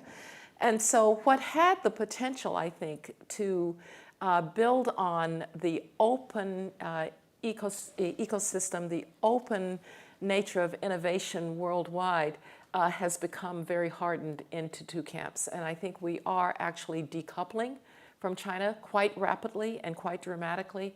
And that puts this competition in a different framework. So do you see the government policies of sort of restricting trade and frontier technology with China to be effective in changing the way things are going to work, or is this just delaying the inevitable of China taking over and developing its own things? How do you see the difference in what we're doing as a government policy? Well, let me separate it into three areas, one of which I'm concerned that maybe the government should try and stay out of, if at all possible. But look, at the frontier, I'm not surprised that sanctions and restrictions, trade restrictions, even restrictions on inbound and outbound investment have become part of the toolkit for dealing with what is now viewed as China's challenge to American technological supremacy and therefore to American leadership, because after all, technology is probably going to be the dominant factor in what country is most powerful, is most dominant in the international system. This is a very different challenge. People often talk about, well, it's Cold War II. But of course, the Soviet Union was a military giant, but it was a technological and economic midget. And so when you talk about China and you look that they have all three of those elements, military power, technological power, economic power, it's not surprising that the United States is going to try to restrict access to American technologies that can fuel China's progress. It will have, I think, temporary, we don't know how long, but temporary effect. For instance, I'm told by some people who are very high up in Chinese tech that generative AI just not possible. If we deny the NVIDIA chip, it's very difficult to do the kinds of things that you do at the high end. So for some time, yes. But China is a very innovative, creative, smart population. It's putting a lot of resources into this from the top. And this lead, if you will, is not going to last forever. I can't tell you how long it's going to last, but it's not going to last forever. There was a couple of years ago that we were talking about the fact that they could train so much data because they didn't have privacy concerns and so forth, was going to give them the lead. Nobody saw generative coming. Now, if in fact I'm right and the lead is temporary, then what we have to do is to try to continue to out-innovate, is to be in leaps and bounds going ahead, which is why my second point about government policy, even if you're trying to delay China's progress, the second part is do no harm to our own innovation system. And that's where I worry, because regulators will regulate even if they don't know what they're regulating. And one of the things that we're trying to do at Hoover is with Jennifer Whittam, the Dean of Engineering, we've created something called the Stanford Emerging Technology Review, just to try to help policymakers understand what the frontiers of technology look like, to try to demystify some of it so that fear doesn't drive regulation. I heard somebody say recently, well, we have to be sure that we stop anything that's harmful. And I said, how are you going to know what's harmful? You're almost always going to mispredict what innovation might look like. Who would have thought that one of the biggest problems with social media platform would be election interference? So we can't second guess what that will look like. And so I worry that over-regulation, particularly some of that I see from Europe, will actually stall our innovation and not allow us to outrace. And then the third part of government policy that I hope we never see is there was a few years ago, and it's still, there are echoes of it, interference in what we do in universities. I'm not going to have nationality tests in my classrooms, and we shouldn't have nationality tests in our labs. I've said to people in our intelligence agencies, I understand the implications of IP theft. I understand the implications of the civil military fusion programs of China.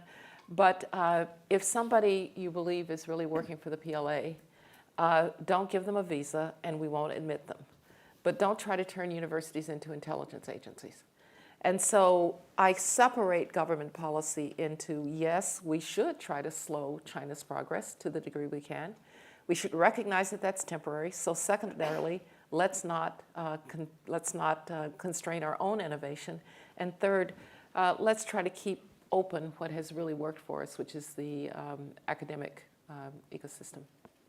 So I'm not sure which direction to go because you brought up so many great issues.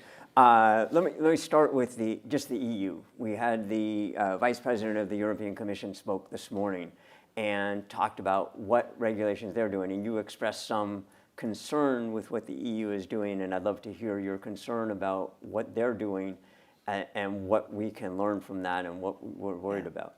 Well, it's still evolving, but I've heard about trying to judge, for instance, how to stop harmful. I just don't even know how to begin to think about that.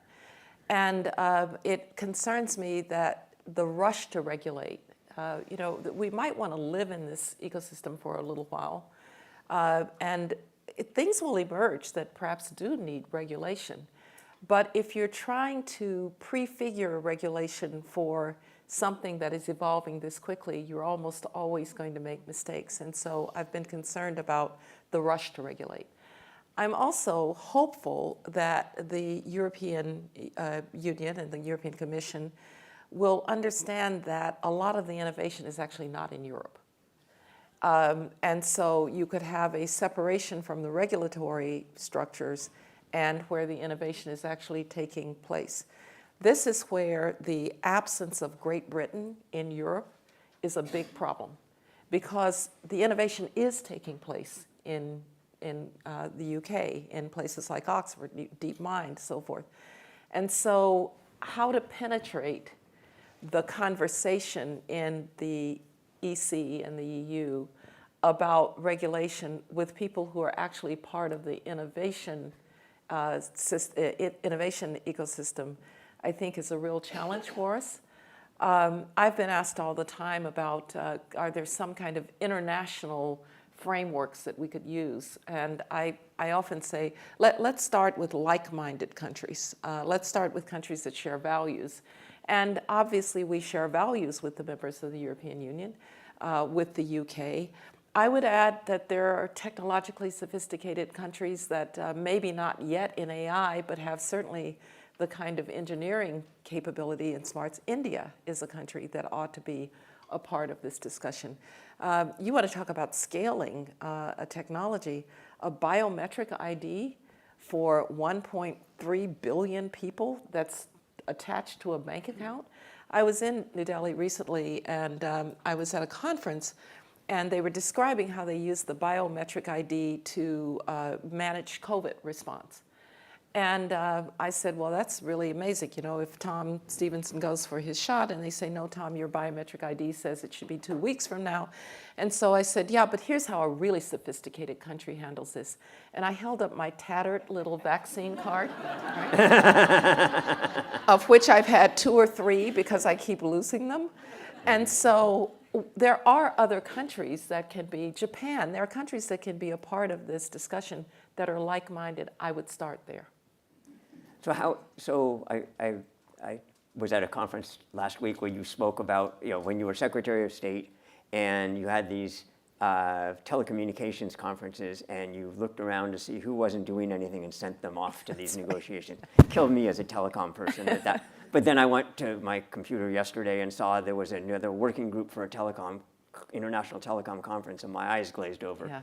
How important are these sort of, you know, deep, under the details organizations for thinking about how you would have international cooperation and trying to get this idea of, you know, do you get India, do you get the EU, do you get everybody, or do you start with a small number, and how do these organizations work to help you get there? Yeah, well, I repeat, I start with a small number, but to your point, Greg, so it is absolutely true. You know, when the ITC or somebody was about to have a conference, I would say, I really can't afford to send somebody who's working on something important. Let me find somebody who can go. And my guess is that that was happening among my colleagues in a number of countries, but the one country that wasn't happening in was China. And so they were sending people to these conferences, particularly UN conferences, where a lot of the rules making takes place. And so the rules making gets embedded by people who sit there and go through, you know, the 48-hour conferences on mind-numbing ideas.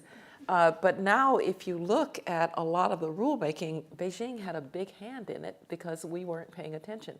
So I do think it's really important to recognize that a lot gets buried by mattress mice, and you have to make sure that they're your mattress mice, not somebody else's that are involved in those discussions. So I'm reformed on that, and have, by the way, mentioned it to my successors that maybe they should think differently about it.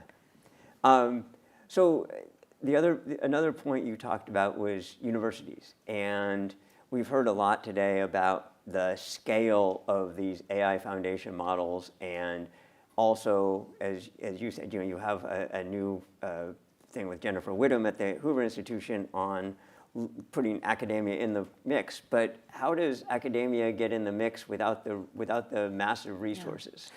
Well, when you talk about AI, and the panel before was just discussing this, you know, and the problem of not enough compute power.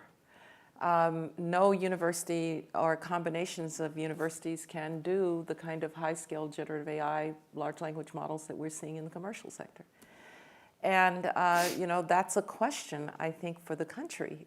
Is it the case that we want this level of technology to only be done in, you know, there'll be competition. You know, Microsoft and Google and maybe Meta will go to the mat with one another. But look, I'm as dyed-in-the-wool capitalist as you'll ever find. So let me just put that on the table. But do I really want this only to be in the commercial sector? And I think that's a question for the country to ask.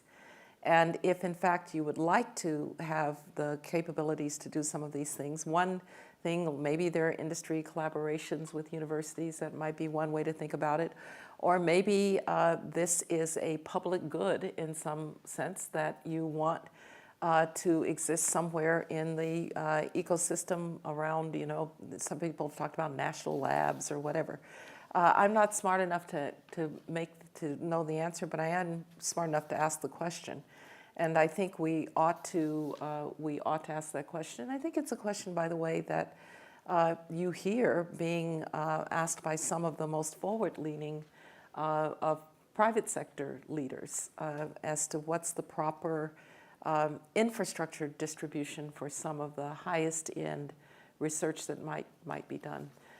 We do know, we've had discussions about the brain drain from universities, and people think it's a lot about salary. Maybe some of it's about salary, but I'm told that a fair amount of it is about, can I do the kind of research that I want to do in a university, or do I have to go and do that in industry? And that's a big question for the country. Okay, I want to shift gears here a little bit more about national security.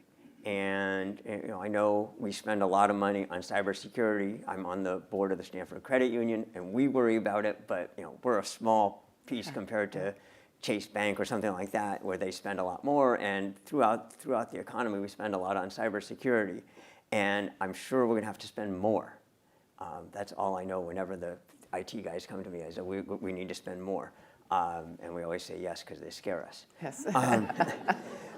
So do you, kind of breaking this question into a couple of things, do the advances in AI increase your fear? And do you think that it's a fear of nation-state actors, or what I would call more rogue actors that can leverage this technology? And where should we be worried, and what should we think about?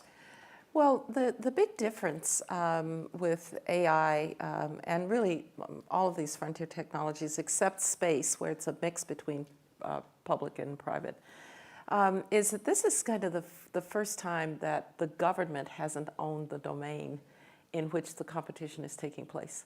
So if you go back to nuclear, for instance, there are always those stories, the kid who reads on the internet how to make a nuclear weapon and holds some city hostage. It's hard to make a nuclear weapon, right? It's really hard. That's one of the reasons countries keep failing at it. So I never actually worried about that. But some of the things that are floating out there in the private domain that is some combination of cyber and AI, and now it looks as if those rogue actors might be more of a problem. They've certainly been a problem in cyber, but I still think the biggest problem is the state actor. I've always been much more concerned about how much the state actor can bring in terms of resources, in terms of intelligence as to where to target, and the state-sponsored rogue actors. So when Colonial Pipeline went down, it was a so-called Russian criminal group that apparently we believe did it. But something very interesting happened. That criminal group then disappeared. And I don't know whether we told Vladimir Putin, disappear them or we will, or whether we disappeared them. I really don't care. But the fact is, state actors got involved in that kind of case as well. So I worry a lot more about the power that state actors can bring to this. Yes, deep fakes and all of that, this realm opens up a lot of possibility for a lot of bad actors. But state actors, I'd go first after state actors. And one advantage with state actors is that they actually have things to lose. And one reason that we have avoided a nuclear confrontation is you do it to me, I'll do it to you. And that, I think, has possibly been persuasive in some of this higher end cyber activity that we kept expecting and haven't gotten. So this is, earlier we were talking about sort of the cutting edge AI technology and competition with China as sort of a developer of technology. And it seems like this is also now, hey, this doesn't have to be somebody who's at the cutting edge of technology, but a user of technology. And the more we advance it, the better things go. The better it is for users of all sorts, but also these other groups. Actors. There will always be some malign actors. There always will be. And, you know, I assume that at some point something bad is going to happen because of a malign actor. And we will do everything that we can in every sector to avoid that. But human history would suggest that somebody's going to manage it at some point. So in a minute, after the next question, I'm going to open it to the audience for questions. We've talked a lot about regulation. Do you have, you know, sort of, you were concerned about not over-regulating, but are there certain things that you think we should be doing, either in terms of regulation or promoting, you know, research, or trying to figure out what do we do, how do we think about things? Well, I would start with, let's not start regulating the research itself. Right? And you know, I do think that there are some norms that you might start to try to establish. That you don't want to do things that would cause mass casualties might be one norm that you could have. But I would take it from that perspective rather than what do we have to stop? Because I just want to repeat, government's not going to be very good at knowing what to stop. And they're going to stop something that either was never going to materialize or something's going to materialize in a completely different way. And so I just, I guess I'm just let's talk about it for a while. Let's have these conversations between those who are actually doing the innovation and those who have to worry about the institutions. Let's have that go on for a while. We'll learn a lot in that period of time, but trying to prejudge what might be a problem seems to me not a very smart way to go about it, given how fast it's emerging, given the wild directions in which it's going. And there's one other point that I would make. We will have these discussions in our democracy. We will have congressional hearings if something goes wrong. We will have investigative reporters that are looking at this. That's why I make the case again that I worry a lot less about this in the hands of democracies than in the hands of autocracies. Ask yourself the question, if the Soviet Union or Nazi Germany had won the race to nuclear weapons. You know, we did, in fact, use them twice and scared ourselves enough that we thought we didn't ever want to do that again. So I think that you want to make sure that this happens in an environment in which the debate is open. Great, thank you. So now I want to take questions. I see one over here. Yeah, I was wondering. Wait for the mic because the people online can't hear. Yeah, Secretary Rice, I was wondering if you had any thoughts about what might happen between China and Taiwan in the next couple years. Yeah, sure. Well, wish I do. I find it hard to believe, having talked to a lot of military people like this, that China plans an amphibious landing on Taiwan. I've been told by military people, we're talking about something that makes D-Day look like child's play. Right? There are lots of other ways to put pressure on Taiwan. And I think we've seen a little hint of it over this last week, and we saw a little hint of it after Nancy Pelosi's visit, which is a denial strategy, something that looks like a quarantine, something that keeps Taiwan, which has to be a trading nation, from trading, maybe combined with cyber, maybe combined with cutting underwater sea cables, and something that is a salami tactic enough alike that it's hard for the United States to know when it needs to intervene. And I have a friend who does a lot of work at the Defense Department, and this person says that one thing that worries her is that every time she goes back to the Defense Department, they're talking about the amphibious landing and these other ways of really isolating Taiwan and making life difficult for Taiwan. They clearly don't like President Lai, or we see that. But there are lots of ways for China to put pressure on Taiwan that might make a lot more sense. And I hope we're beginning to think through how we deter that kind of behavior rather than thinking how we deter an all-out invasion. I'm going to do one here and then go over to the other side. Secretary Rice, I'm Josh Klonick. I'm a visiting scholar at CSAC here at Stanford. You talked about the dynamic that exists today, whereas the bulk of innovation is happening in the commercial sector, whereas in the Cold War era and before, the government was driving much of the technological innovation. So I'm wondering how you think the U.S. government is doing today with respect to being able to leverage the commercial sector to acquire the technologies that are clearly going to be needed for national security purposes, especially as we look at China with a very different model, where they're essentially able to kind of direct their priorities into their private companies for national security development. Thank you, and I think we're doing very poorly, very poorly. And it's largely because the procurement and acquisition processes in the Defense Department are baroque, to say the least. And no small company that has a brilliant idea or a brilliant product that could make that it would be lower cost and more efficient, almost none of them can penetrate the Pentagon.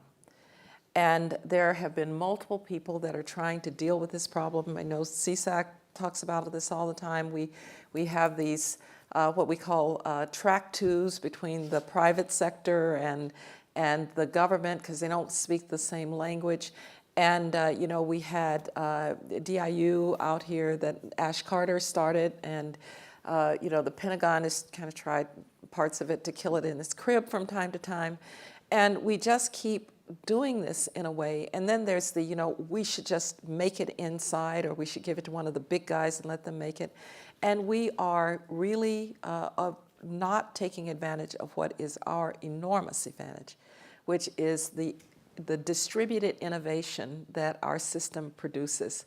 And we ought to be snapping up these innovations and taking them to the field as fast as possible. And part of this is a congressional problem.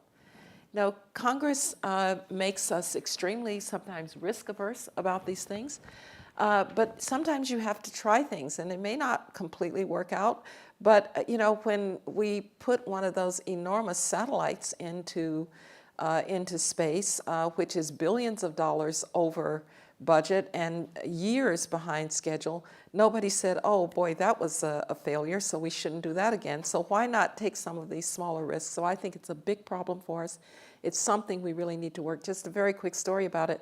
So when I was trying to do something that's very much in the pace, I was trying to do Israeli-Palestinian issues. And we had a settlement freeze in place with Israel, and they would come and they would say, oh no, we're not building settlements. And I knew from our NRO that actually we could see certain things happening.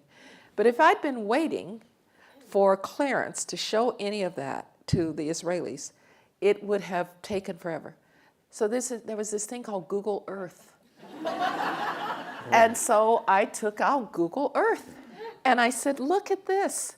Look how that is going that way. If it's going that way, it's okay. And so every month we had a Google Earth test. All right, so there's so much in the private sector that could be helping us, and I don't think we're taking advantage of it. Secretary Rice, I'm David Lowry from the University of Georgia Music Business Program. It's a little off topic, but kind of not. I share your views on free markets and deregulation and such. I'm the only one in the music business, perhaps, but there's sort of this notion that we need to basically sort of suspend the property rights of songwriters and musicians so that we can ingest a lot of this and train AI models. And then essentially that would compete with us for revenue. However, one of the great innovations of the American music industry has been our contributions to soft power. Do you have any thoughts on that? Yeah, it's interesting. I don't know if you know, but I was actually a music major in college. And so this is something I've actually followed because I'm just sort of interested. And the whole question about IP in music goes back a long, long time, right? And one of the things that we know was that Mozart died penniless, but Mozart's wife did not, because she actually fought for the IP for the rights to Mozart's music. So it's been going on for a while, is my point. Look, I think this is a whole area. One of the things that AI is doing is it's challenging just about every area of our societal and legal framework. And I think that we need to start to look at it in those terms. So it's not, we don't want to rush to a conclusion about what AI sweeping the net and therefore creating something that was really taken from the IP of others, and then how do we get proper compensation to those whose IP it really was. You know, I don't think we can solve these problems kind of one at a time. It really needs a hard look at what the legal framework is going to be for these questions around IP, because it's not just in music, it's in a whole realm of the creative world where IP is created and then can be harnessed by others without proper compensation. And that's really the question. One of the people that has just come to Hoover is a lawyer named Eugene Volokh, who is was a professor at UCLA. He's a First Amendment lawyer, but very interested in a lot of these questions about how technology is changing and transforming the needs of our legal structure. And we've had these challenges to it before, but I think a kind of reason, we've got to get the lawyers not to litigate as much as maybe get some of the lawyers who might actually be able to think through these things constitutionally and philosophically first. I think that would be a very helpful and important set of conversations to have. Well, now you guys have had a chance to see why I was so impressed with Dr. Rice in front of a classroom. Now she's been in front of you. She's done this a couple of times before, so she may be a little practiced at it. But fantastic and sort of wide-ranging, from AI to competition to music and everything. And I want to thank you very much for being here today. Thank you. Thanks. That was great.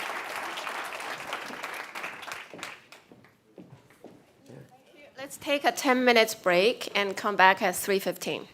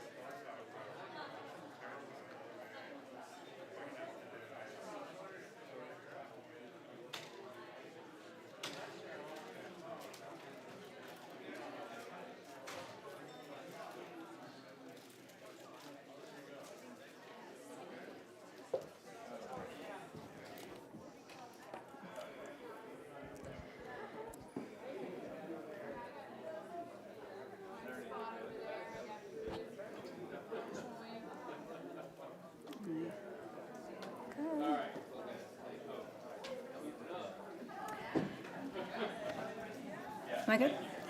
All right, everyone, if you could take your seats, we're going to get started with the next fireside chat on the agenda. We will continue our conversation about intellectual property and the intersection with artificial intelligence.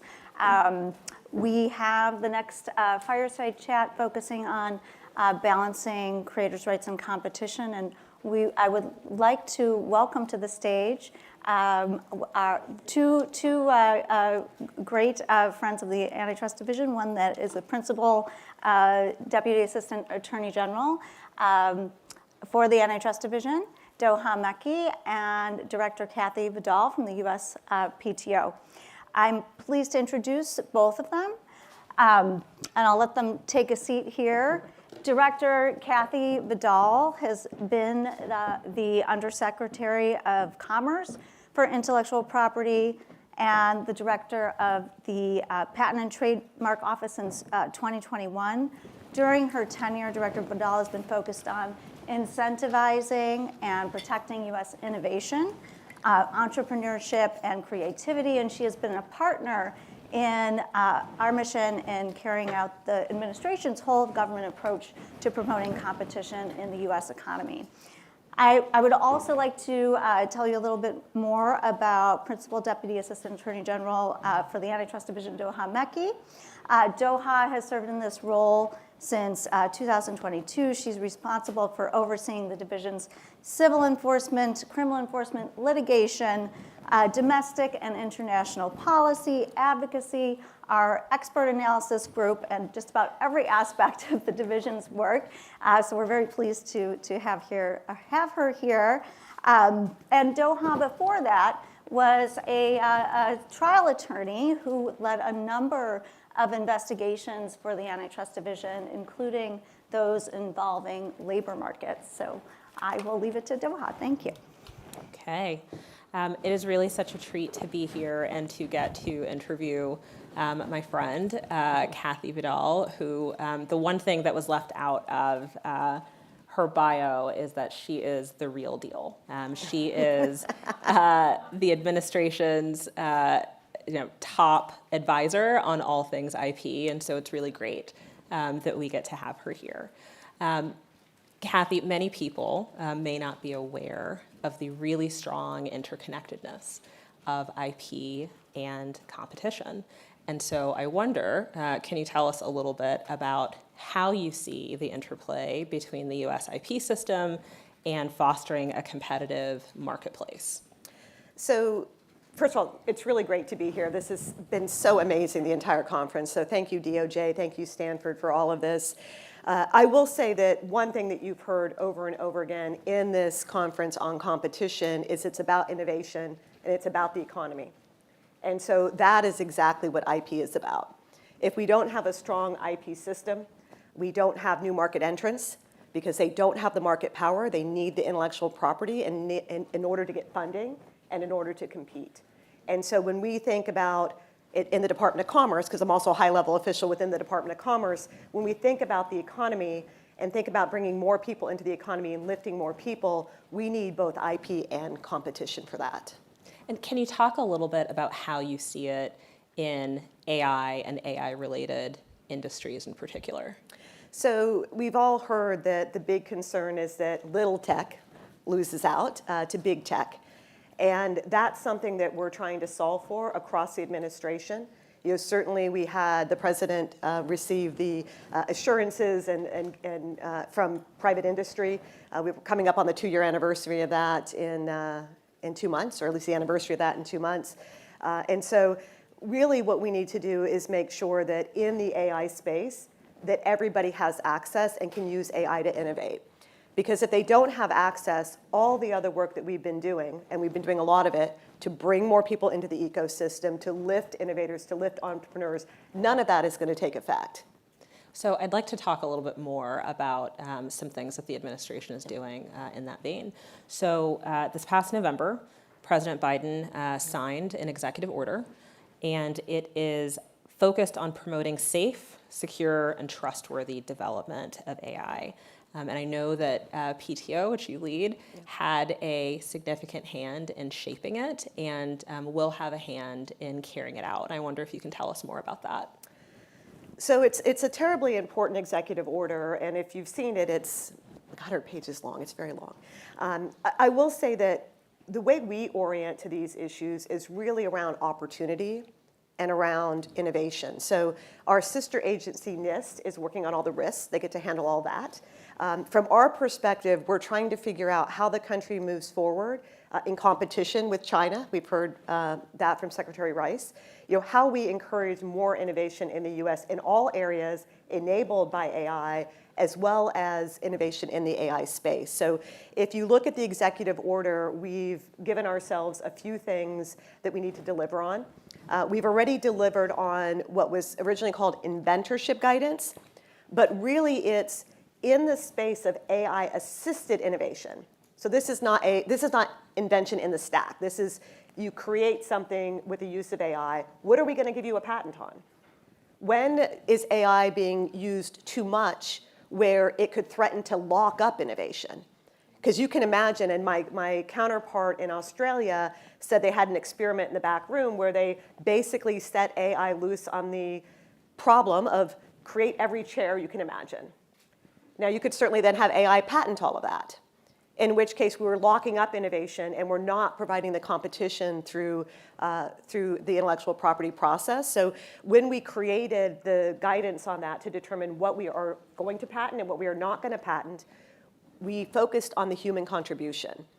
That if it's too much AI, then it could lock up innovation. Really, we want to reward innovation. We want to encourage people to use innovation for opportunity, but we want to make sure that a human has sufficient involvement in that process. So this is really fascinating to me. I had not appreciated before stepping into this role how much guidance your office really shares with the public. Yep. And the inventorship guidance in particular is fascinating because you do see the words quality and human-centered. Yep. And I wonder if you can say a little bit more about that, because those seem like intentional value choices.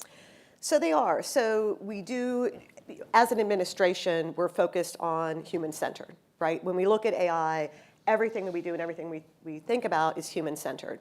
In terms of quality, that's also something that we talk about a lot. We also talk about robust and reliable. We want, if you secure IP in the country, we want you to be able to use that IP to get funding. We want to make sure that that IP withstands challenges. So that's our end goal with all of it. And then it's really also about not just having the I'm a lawyer as well, but it's not just having the lawyers in the room and trying to figure out what the legal response is, but where do we want the country to be? Like, what do we need to incentivize? What do we want people to be doing? How do we incentivize the investments once the innovation is created? So if you look at the ultimate guidance, we were able to luckily ground it in the law, which is always helpful. We didn't have to step out on a limb. But it really landed where we think it should land to advance the country in terms of innovation policy. Your office is also working with the Copyright Office. Yes. To do a study of copyright law and AI.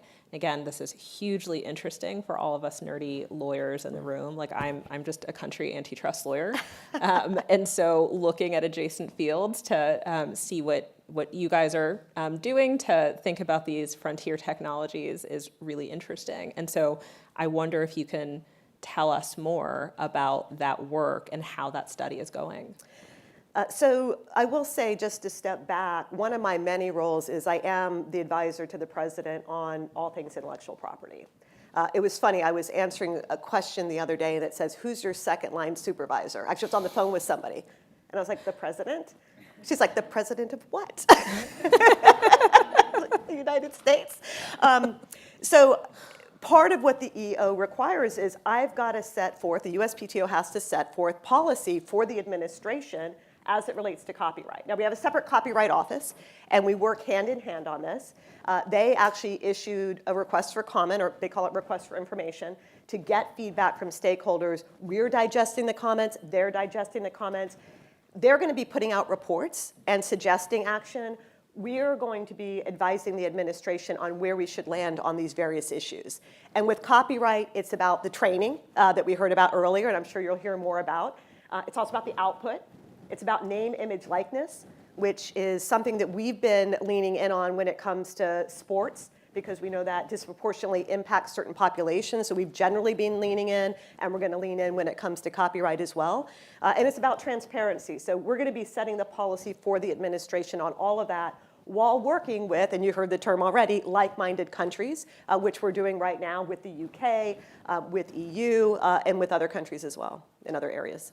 And can you tell us a little bit more about how, in the course of doing that work, you seek to balance the need for access to training data with IP-protected work? So it's really important, and it's interesting because I didn't realize this before I got into government, but when we ask people for their comments, they're pretty binary. We faced this issue with DOJ when it came to standard essential policy when we came on board. Everybody needs to advocate for what's best for their company, right? That's great. But where we really solve things is when we get people in a room and say, we're not going to come up with a binary answer. It's not going to be all one person or all somebody else. We need what's best for the country. And so when it comes to solving this, we do read the comments. They're really important. But we think about not picking winners and losers, but how can everybody win? How can we create an ecosystem that doesn't disrupt the literary, the music industry, productions, everything that really makes our country beautiful? How can we not disrupt that, but still allow for the innovation that you need based on ingestion of data? So that's what the balance we're trying to strike. It's not an easy answer. We are trying to attack things as fast as we can. It's imperative that we do so. We are cranking out even more guidance that you'll see coming up soon on the patent side. On the copyright side, it's more complicated. And we do need to also, as we're solving for that, make sure we're having those discussions internationally, because what we don't want is to drive the artists out of the US into other countries because they don't feel like they're properly treated in the US. Same thing with innovation.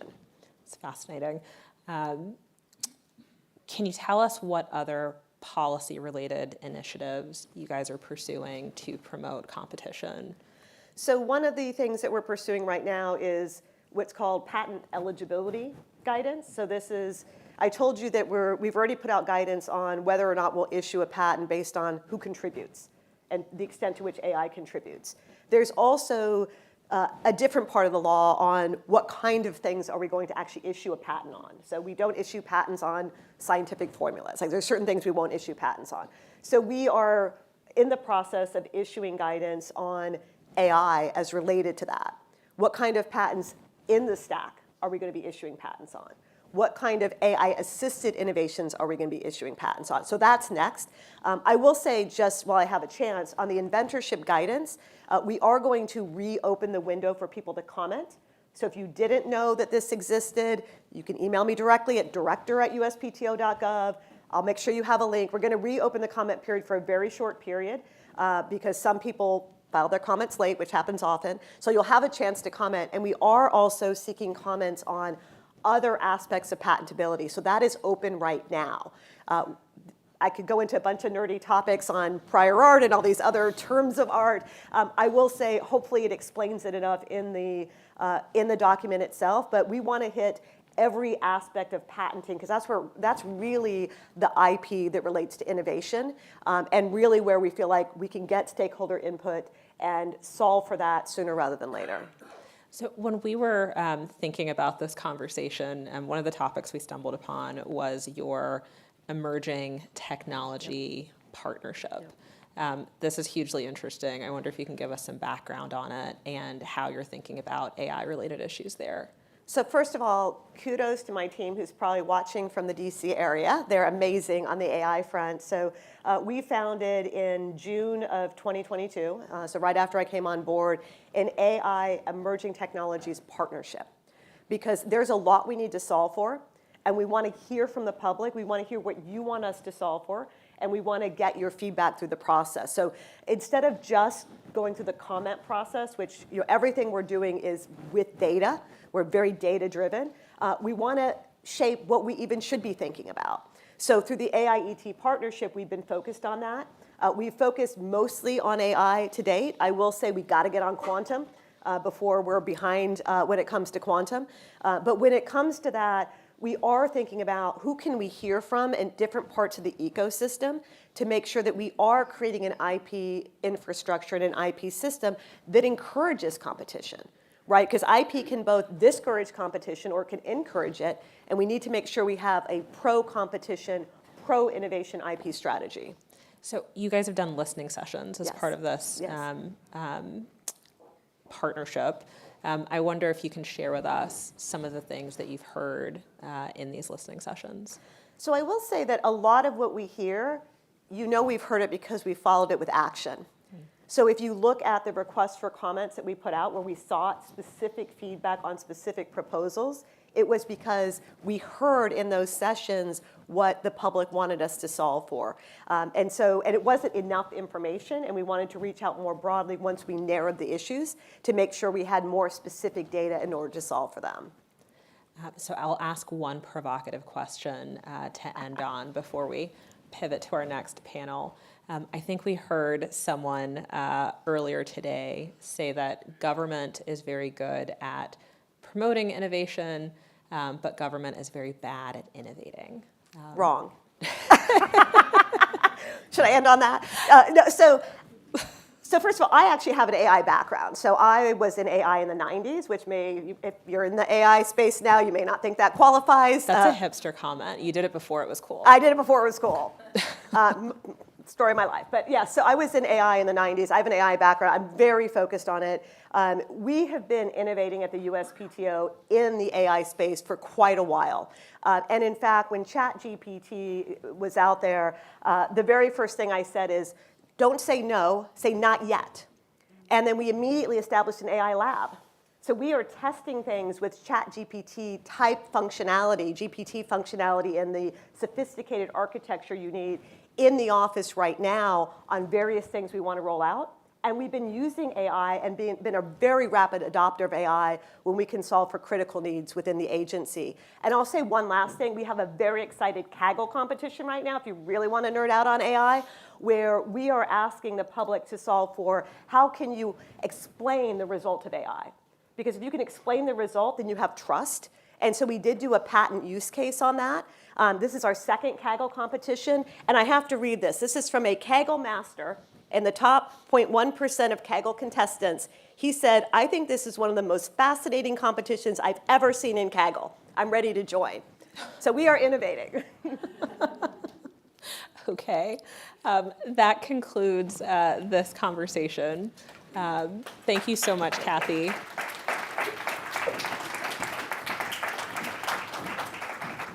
Thank you so much for letting us know all the exciting work that the PTO is doing in AI. I'd like now to welcome our panelists up to continue the discussion of balancing creators' rights and competition and artificial intelligence. So I'll welcome the panelists and introduce you all, and then turn things over to Doha. Yes, absolutely. Right. Got stuck behind. Doing a little shuffling. All right, so we have Duncan Crabtree Ireland, who is the National Executive Director and Chief Negotiator for SAG-AFTRA, next to Doha. To his left is Professor David Lowry, Senior Lecturer of Music Business at the University of Georgia. And then we have Michael Frickless, who is the Chief Legal Officer and Corporate Secretary of Advanced Publications.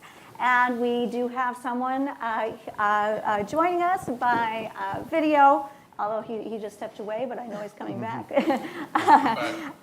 Jonathan Taplin, who is the Director Emeritus at the Annenberg Innovation Lab at the University of Southern California, here in California, and I will turn things over to Doha to start the conversation. Thank you. And to Director Vidal, who's also going to be moderating our panel, so thank you for doing that for us.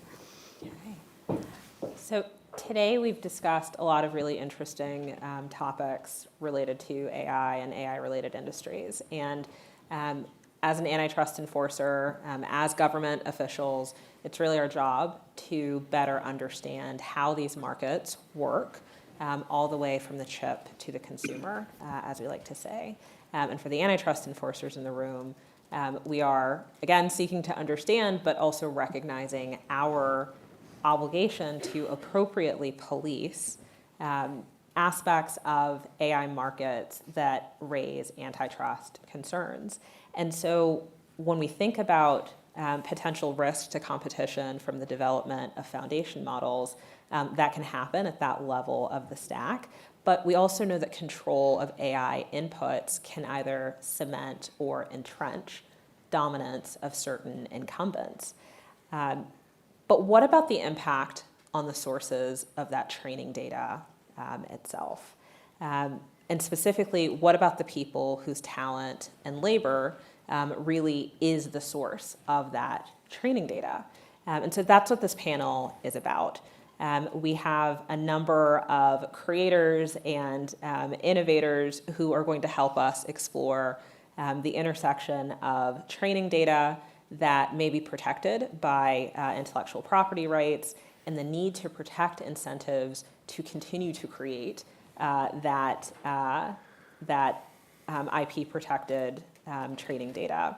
And so to maximize time, we won't go through further introductions. I encourage you to look through their bios because these people are fascinating. There is someone here who might have maybe managed Bob Dylan's first tour and helped Scorsese produce his first major film, and lots of other interesting factoids. So this is a really great set. So to all of our panelists, and we'll just go down the line, I have 2 questions that I will ask you guys to each answer in about 3 minutes. What are the top 2 ways in which AI is affecting competition in your part of the media and entertainment industry? And what are the competition costs and benefits that you think all of us should be thinking about in terms of access to training data and compensating for use of IP or the use of name, image, and likeness? So Duncan, we'll start with you. Great. Thank you so much, Jill. I appreciate that. And very excited to be on this esteemed panel with such great panelists and talking about this topic. Now, normally, you probably don't have union representatives in antitrust conversations because, as those of you who are antitrust experts know, there is both a statutory and non-statutory antitrust exemption for collective bargaining and activities that unions engage in. But like everything else, AI disrupts the world, right? So as a union that represents performers, and just for those who don't know who I am, I'm the head and chief negotiator of SAG-AFTRA, which is the union that represents professional performers, meaning actors, also meaning recording artists and singers. We also represent broadcast journalists and basically anybody who works in front of a camera or behind a microphone. That's what we do. And so you might imagine AI has been a tremendous concern to creative talent in all of the industries that we're involved in. On the 2 fronts that Doha identified and maybe some others. First of all, as far as inputs go, this has been tremendously challenging, of course. As I think everyone knows, even though a lot of AI companies don't want to admit it, it's very clear that people building foundational models, people developing AI systems have been, in most cases, simply taking works that they have found to be publicly available and using them to train their models.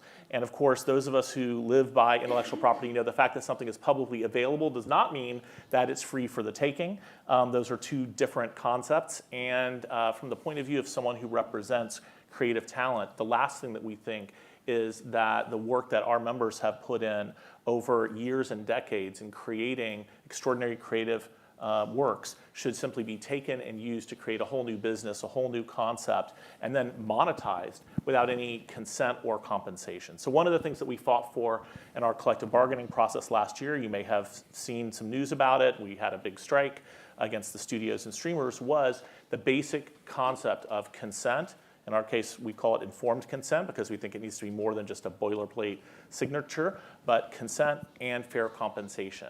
And that needs to be underpinned by the intellectual property laws. And of course, having that underpinning, I think, also helps create a more level and fair playing field for companies that do want to create these kinds of models, because if companies can use their economic leverage, their size, to simply scrape and take whatever they can grab without having to negotiate any kind of fair compensation or get licenses for it, that really does tend to run to the benefit of the biggest and most advanced companies that have already staked out space in this area or who just have huge economic resources.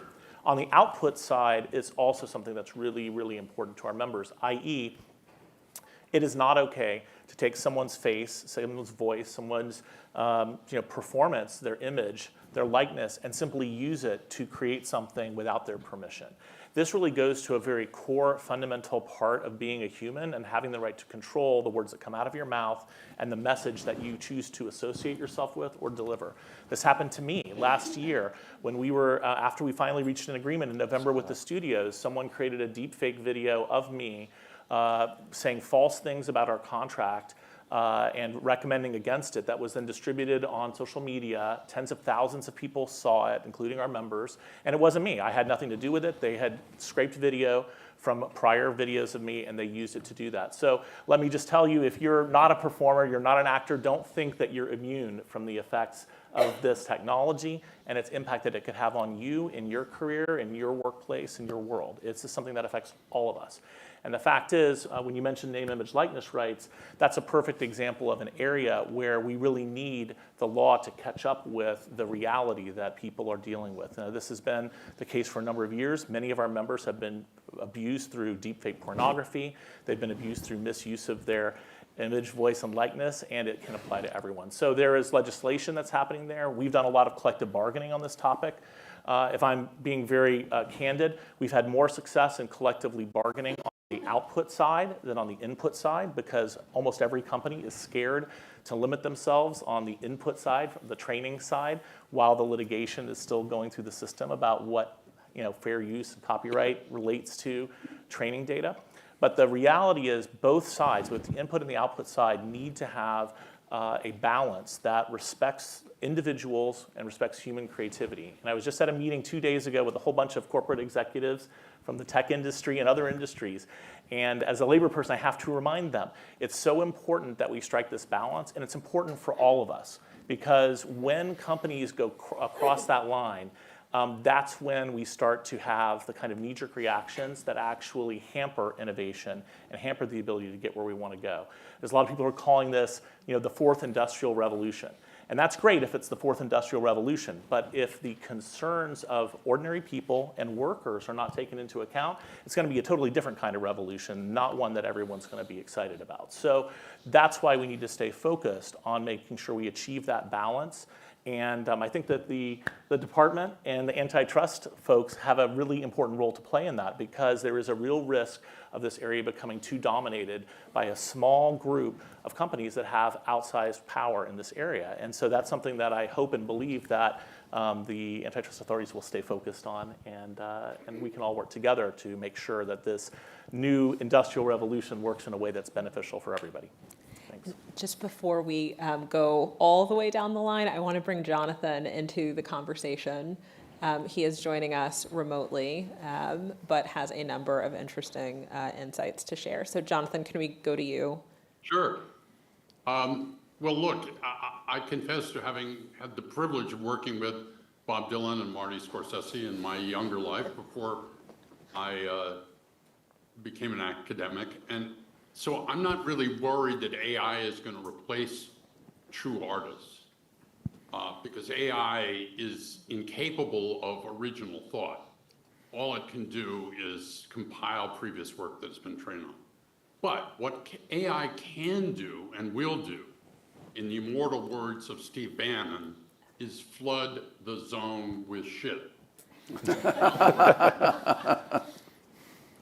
There's 110,000 new songs uploaded to Spotify every single day. Imagine that. So more than half of those are what I call AI clones. It's some guy in his basement taking the latest hit from Taylor Swift or someone else and making something that sounds kind of like it, posts it to Spotify, and then employs his army of bots to click on it, so he's getting lots of revenue from that track. And of course, that subtracts revenue from the real artists. And it's the same thing is happening in the book publishing business. You know, when a book gets pre-ordered, put up for pre-order, and it starts to get a lot of attention on Amazon, within 2 weeks, there will be an AI knockoff of that book, published before the book actually comes out. You know, there are summaries of books that are all around any good book that comes out. There will be all sorts of summaries that are sold for $2 or something. Again, AI generated. Again, taking all the money from the legitimate artists. Jane Friedman, who's a well-known author, found a cache of garbage books written under her name. She had nothing to do with them, and they were put up.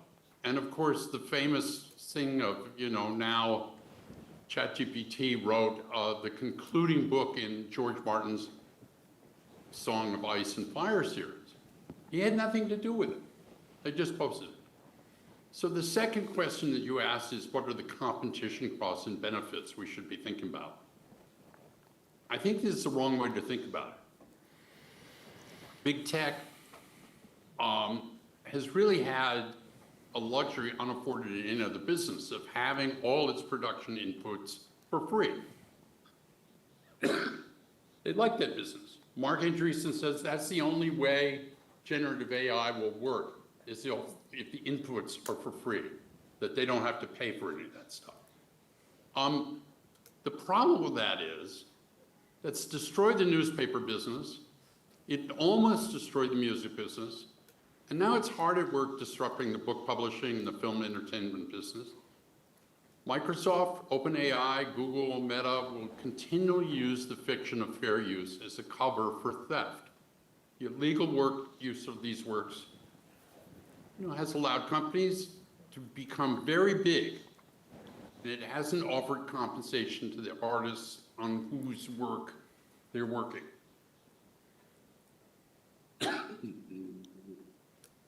Okay. Let's continue down the line. Yes. What was the second question, Doha? It's the competition costs and benefits. Okay. All right.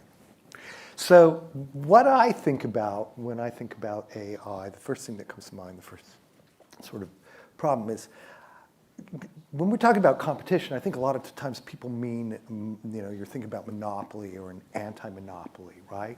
But really more fundamental to that is unfair competition. I'm not a lawyer, I'm a musician, I was a mathematician, I'm an academic. I don't know exactly how they're related, but I understand unfair competition in a sort of a layman's terms, and that's what we're seeing. For instance, there's a number of my friends do musical cues for television and film. Usually they're not like huge film, large television, stuff like that. And these are little snips of music, little emotional sort of pieces, or create tension or release, tension and stuff like that. They're finding that essentially they've been scraped, and then essentially people have sort of these, basically buy AI music. They may not even know that they're buying AI music. Essentially, their own customers are being sold essentially music that's derived from their own music, at a cheaper rate, right? So their own music is being unfairly used to compete against them. You also see this with graphic artists. I mean, it's just that business, like, people who are illustrators, create graphic art, stuff like that, that business is being destroyed, right? Now, the problem with unfair competition, you could be an individual and say, well, that's really bad, that really sucks, because that made my job go away, or I have half the revenue that I used to, right? But unfair competition is deeper than that, because what it is, it's essentially allowing free riders, people with no skin in the game, to make money, right? Off of somebody else's work, right? To eat up like a bunch of the revenue. I personally feel that that's like a really damaging coarsening to society that we shouldn't tolerate, right? That's the whole point of civilization. Rule of law, games are fair, the game's fair, we all play by the rules, right? Why would we let something like that happen and praise it as some sort of great innovation, right? So there's that. And then, so, I'm sorry, what was the second question? I think you covered okay, a lot great. of it. Okay, yeah. Well, let me ask it this way. Are there any benefits that you think are worth highlighting? Sure, but not in the spammy aspects of AI. Cryptography, decryption, right? Seeking out weak signals, like in science. Medical, right? Materials development. Right? There's so many things like that. Like especially in the health field, you don't need to vacuum up all the songs and literature in the world to develop that stuff. That's where the real innovation is, and that doesn't require violating everybody's copyright, sort of rights of publicity, or they're faking their voice and stuff like that. So I actually do think this is interesting, right? I also, even some of the basic AI is like sort of superpowering my ability to like sort of design a lecture and stuff like that. There are good things out there, right? I'm just afraid that the adoption that's happened so fast and all the AI companies are pointing to is like, look what a great breakthrough this is. Look how fast it's being adopted. Well, it's because they vacuumed up. It's mostly like, it's sort of this low-hanging fruit of what's being created by AI. And anyway, yeah. I find that hugely fascinating. I'm just moderating, but I hear you to be saying there's a difference between some of the health use cases and an IP protected regime. Now, I know some privacy advocates who might have concerns about the health trading data as well, but to level set, protection for creativity and patents in particular, that is not a statute. It exists in the Constitution of the United States. And so it is very, very important to protect our IP regime. Go ahead, Mike. Great, thank you. I'll start out just explaining a little bit. I work for a company called Advance. I've been in the content industry as a lawyer for a very long time. Advance is started out in the newspaper business over 100 years ago with the Staten Island Advance, emphasis on ads. But that changed. You've heard of our brands. We have Condé Nast, so the New Yorker, Vanity Fair, Vogue, and a host of publications. And newspapers around the country, the American City Business Journal, so if there's a San Francisco Business Journal, that's ours. So a bunch of publications in the business. We're in other businesses as well, but our roots are really there. And I do think, as we kind of talk about the impact on journalism, I do think, is AI a good thing is almost an irrelevant question. AI is here. Deep machine learning has been around for quite some time. The large language models that began to get all the public attention around 18 months ago are really fascinating. They're going to do a lot of great things. But as we talked about regulation today, one of the things we said is let's see where there are problems develop and begin to address them. And I think journalism is an area where we're starting to see really big problems, and problems that kind of the current framework is having a hard time solving. So to start out with, journalism's really expensive. We put reporters in harm's way all the time. The New Yorker's been reporting from Ukraine. David Remnick, who's the editor-in-chief of the New Yorker, went to Israel on, I think it was October 8th, to begin reporting from there. We had a reporter of one of our newspapers actually shot in the face with a rubber bullet by a police officer covering the George Floyd trials. This is hard stuff, and AI isn't going to do it, right? They're not going to go out there, they're not going to interview people, they're not going to be on the line. They're not going to, and the AIs are claiming no responsibility either. When we do it, we're responsible. If we defame somebody, we're responsible for making it right. We have fact checkers and the like. AI may help with some of those things. It may help us gather information. It may help us get into public records with ideation and first drafts. But these the business models that we are seeing are not about, we've heard about people reading, and is it like people reading documents? Is it like people learning? Is it like people learning a style of music and then they come up with new songs in that style? The issue is commercial enterprises profiting off of this content without kind of breaking the social contract that's associated with the way journalism works. Journalism gets paid for by subscriptions, by advertising, by data, by understanding the people who are accessing it. And what we're seeing today are exposing large amounts of content collected from our newspapers and the thousands of newspapers around the country without any of that, right? It shows up, it's either summarized in a summary at the beginning of a search, it's quoted extensively. We've seen it as a gradual thing before the latest chatbots. We saw, in the beginning, the cases were that fair use was enough of the content so that it could help you locate the content somewhere else. So someone would click on an image, for example, the Perfect 10 case, because they saw a little tiny box, and the court's reasoned nobody's going to use a little tiny box instead of the full picture, and they'll click, and then they'll get access to it, and then the publisher will see that traffic. Over time, we've seen the amount of content that got used and exposed gradually increased, sort of like the boiling frog, right? You put frog in the boiling water, if you heat it slowly enough, nobody complains. But what you started to see was that there was a lot more content that would show up on a search results page or on a Facebook page, and that content would then stay within the four walls.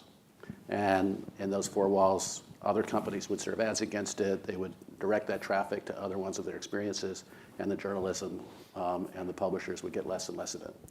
In AI, that's now gone on overdrive. So you'll see a summary of news articles that will appear right at the front. We've seen sometimes it's phony. We'll see things attributed to our publications that we never wrote. Sometimes we'll see really oddities because as the AIs hallucinate, you'll see a recipe from Bon Appetit that won't work because they substituted some things, trying to be clever with the language. I've been gluing cheese on pizza for years. Gluing cheese on pizza, exactly.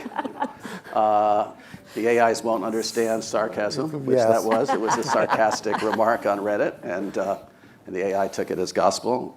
So you're starting to see this kind of problems. But at the end of the day, what competition concepts have fundamentally started with the idea that there is a property right, and that those property rights then result in an exchange of value, and those exchange of values help competitive markets function, right? And so what you're seeing here is the denial of the property right.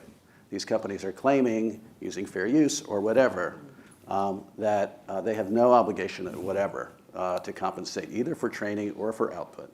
Enforcement is very difficult because everybody's getting a different result. There's a random number generator built in to the way natural language processing, large language models generate their output. And so everybody's getting a different answer. So I may find, in a enforcement world, you may find that copy and take it down or litigate with somebody. That's very difficult to do unless the AI itself is careful and has rules built into it so that it's not generating it. There's really no other way to protect. And so we do need new rules. I am concerned about the courts. It's expensive to get there. It takes a long time. Cases get settled. You don't establish principles. Judges are really poorly positioned to actually decide these things because we're talking about big policy questions, and that's not really where the judiciary belongs. In 1976, when they passed the Copyright Act, Congress debated the fair use rules for a long time and ultimately decided that they wouldn't decide, and they would just let the case law evolve, and gave us 4 principles. They didn't really tell the judges much to do with it, and judges are deciding based on just the facts of the particular case in front of them and not really in a position to think about the larger impact on what they're doing. So I agree with David, who was talking about unfair competition. This is a species of unfair competition. There's actually a case. It's not really very valid any longer. It was back when there was federal law of in contracts and torts. But there's a case that goes all the way back to the 1920s, I think, maybe late teens, where the Associated Press had reporters who were sending wires from I think those battles of World War I. And another company called the International News Service would just take the AP wires and sell them to customers. And the Supreme Court found that was unfair competition. You can't do that. And so that concept is really important. Now, maybe that will get baked in through the cases, through fair use.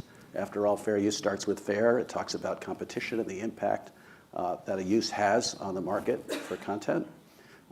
Maybe Congress will step in. Some of the states have tried, but the courts have been expanding the concept of preemption under the copyright law, and so have been limiting things like enforcement of terms of use and the like. But one way or another, if the courts don't begin to understand this property right, then these businesses will not be in a position to engage in their activities, in which I think it's not just about saving a business. It's not about saving something archaic. I think journalism is something fundamental to our country. It's fundamental to democracy. It's fundamental to how business markets work, a whole host of things. And we've seen tremendous job losses in this industry. You know, the industry is 1/5 the size in terms of revenue than it was just 20 years ago. It is a real existential threat that these non-compensated, non-permissive uses of our content will generate. And one last thing in terms of thinking more precisely about your question about competition. In a world where people have to negotiate for these rights, you'll expect to see a lot more competition among the people who are providing this information to consumers, right? Everybody could negotiate for a unique offering.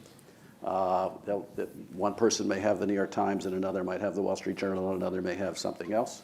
They may have different music offerings and the like.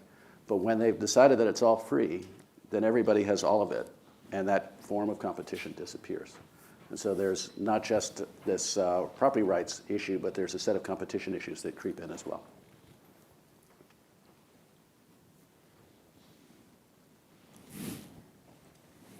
Kathy, go ahead. So my question is actually for David. You're a musician, right? You teach students who are interested in entering the music industry about music licensing, which is fantastic. Yeah.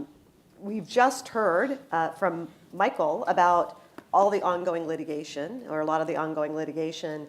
I want to actually, before I turn, I want to footnote that. So I want you to know that you have a friend in government. So to the extent that litigation is expensive, one of the roles that we play in government is commenting in these cases and filing briefs. And so I want you to know you do have a friend, so please reach out if there's anything that we can do in any individual case. You're welcome to email us, and we can potentially play a role to shape the law as it goes. So with that caveat, with that footnote, I want to talk more about the practicalities. So in terms of copyright licensing, how is that evolving when it comes to the music industry? And is collective licensing a viable option? And I know this is going to be 3 questions. So should we be thinking about performance rights organizations' model for licensing? So performance rights licensing, I should explain for the audience very briefly. That's like if you're a bar or a restaurant and you play music in your bar or restaurant, or especially if you're a little venue that might have open mic nights and a DJ or something in there or something like that, you know, a bar like that. They usually have like a BMI, ASCAP, or a CSAC, all 3 of those licenses, which means there's 3 songwriter organizations for public performance rights. It means you have a license from all 3 of those. You can play any song that you want in the bar without getting permission, right? You effectively get permission from all the songwriters by getting the licenses from BMI, ASCAP, and CSAC, right? So it works pretty well when you have a whole bunch of licensees and you have a whole bunch of licensors, like a bunch of songwriters, right? And they're sort of balanced in sort of their economic power, and the blanket licenses allow you to sort of, so you don't have if you had 100 licensees and 100 licensors, what is that, 10,000 licenses that would be required for each of that, right? So you get this market efficiency out of that, right? Also, those are like sort of low value transactions, each one of those. Like if somebody plays a song in a bar, I mean, I might get like a thousandth of a penny or something like that. And if it's played on the radio, on a radio station, I might get like 75 cents or something like that. But those are all transactions that are too small to stand on their own. I don't think that this case, AI, you're not going to have little mom and pop AI shops, you know. You're not going to go down to El Camino Real and there's a little shop like Joe's AI or something like that, right? You're going to have really big companies, right, doing AI, right? So that doesn't really match where collective licensing has been successful, right? Because, for instance, I would say the collective licenses hasn't been very successful with companies like, say, Google or Spotify or Amazon and stuff like that, because what they do, there's usually a court that oversees the collective licensing. They just keep challenging every negotiation, right? And they just sort of run out the clock or just spend so much money on attorneys that they eventually get the deal that they want, right? So I would caution against that. Now, if songwriters, say, wanted to voluntarily get together and offer some licenses and stuff like that, I don't think that's necessarily bad. But I wouldn't want to see, you know, the way essentially BMI and ASCAP do their licensing through DOJ consent decree, right? I wouldn't want to see that level of regulation inserted into it. So it has some benefits, and I'm not maybe I haven't seen the model that works, but I'm cautious about that right now, or more than cautious, I'm skeptical that that's the proper application. Do you want to add something to that? Yeah, well, let me add to that. I think ASCAP actually started as a private organization. It wasn't a consent decree for, I think, more than 50 years of ASCAP. Can you explain why it became a consent decree, just as What's the that? DOJ person? Can you explain why it became a consent decree? It became a consent decree because ASCAP got so large and essentially had such a large market share of the music market that it got to the point where nobody could do business without an ASCAP license. Well, also the radio stations boycotted them too. Well, there was another set of things. Commercial boycott is also not kosher.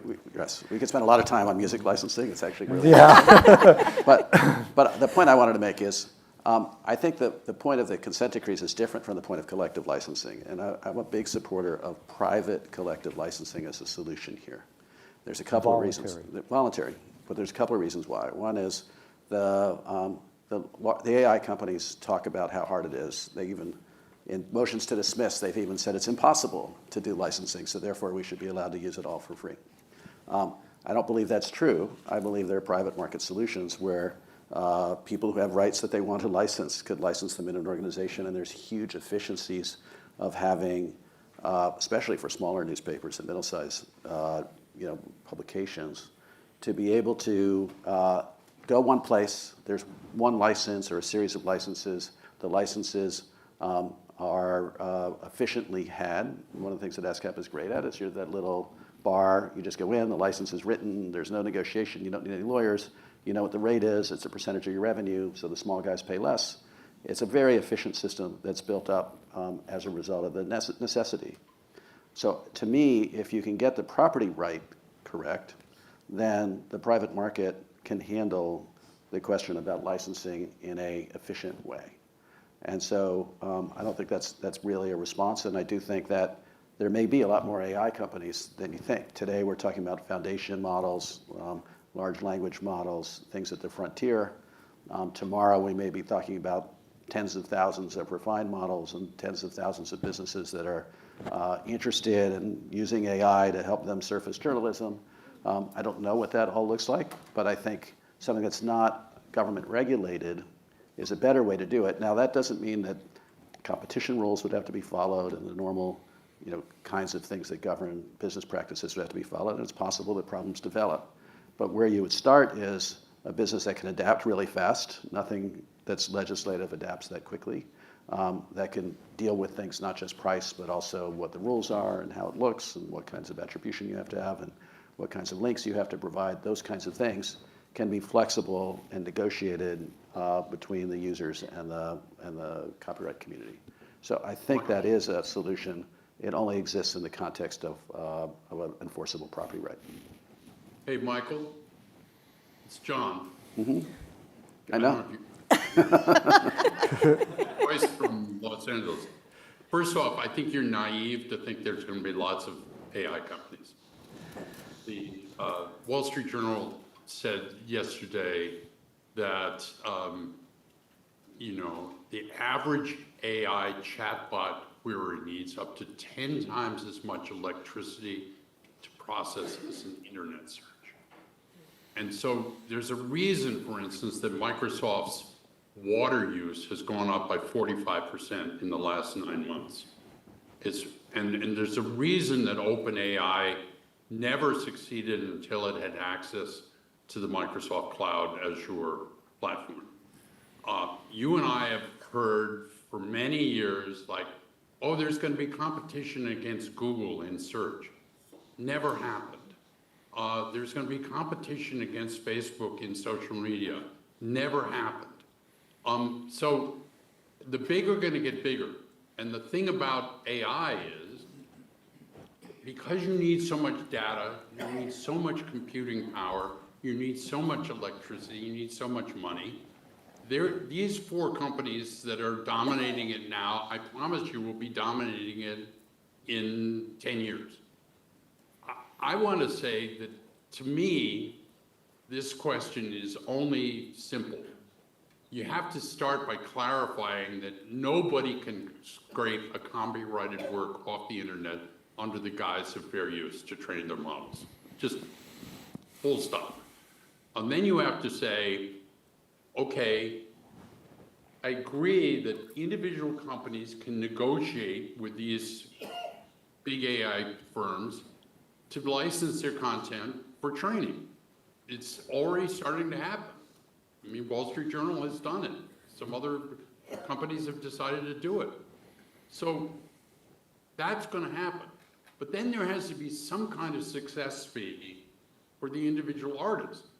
If 1 million people ask ChatGPT to write a Stephen King story about their uncle, Stephen King should be getting something, because ChatGPT learned how to write a Stephen King short story by ingesting every Stephen King short story that ever existed without permission. You know, this whole idea of permissionless innovation, which these people live on. That's why the title of my first book was called Move Fast and Break Things. That's their thesis. We're just going to do it, and then we'll try and ask for permission later. And that's the way it is. Look, these plutocrats that run these big AI companies care nothing about artists, except when they want to book Rihanna for their $1 million birthday bash. Malibu mansion, you know. So I have one last thing. I would ask everybody to Google shrimp Jesus. Okay, so shrimp Jesus is an AI-created image of Jesus as the head of a shrimp. There are 10,000 of those shrimp Jesuses on Facebook. They were generated by AI bots. They were manipulated by AI bots to make money. And at some point, AI will take over the internet completely and be doing all the transactions. And, you know, the agents, the AI agents that are running these shrimp, creating the shrimp Jesuses and then putting them out, they're designed to farm engagement clicks. And they're making money on it. Well, I think whatever the next shrimp Jesus thing is, will all be created, and there's no humans involved whatsoever. Yeah, I think you identify a different problem. I don't think you're really arguing why collective licensing doesn't work. But let me just add to one thing, which is AI can be part of the solution if people have the right incentives. So, for example, there are AI detectors out there that can tell when something's written by AI. and they're starting to be implemented. And they use AI for that purpose, to try to prevent, for example, AI submissions. We're using some of them to help prevent AI submissions to the New Yorker, for example, in articles. I understand Amazon, for example, AI written books has become, as you point out, a real problem. So there may be AI-related solutions to some of these if people have the right incentives in place to actually want to deal with those issues. Well, let's go back to the entertainment industry. And are you concerned, Duncan, about competition from Shrimp Jesus? I mean, what are you doing as SAG-AFTRA when it comes to the use of AI in the entertainment industry? Well, before we move on, because music is part of what we do as well, and I just want to say, I mean, we've talked a lot about the ASCAP, BMI, consent decree structure. I think anybody who's thinking about this, if you're looking at the music industry, and with all due respect to the antitrust folks, there are other structures, and the sound exchange model is another example of that didn't flow from a consent decree or from an antitrust scenario, but flowed from an actual, Section 114 of the Copyright Act, a conscious decision to create a statutory licensing mechanism for non-interactive digital streaming of music as it relates to performance royalties. And I am not advocating for or against a collective management approach or a statutory licensing approach in this area at this point. I think there's a lot that we need to figure out about what's going to happen on the fair use side.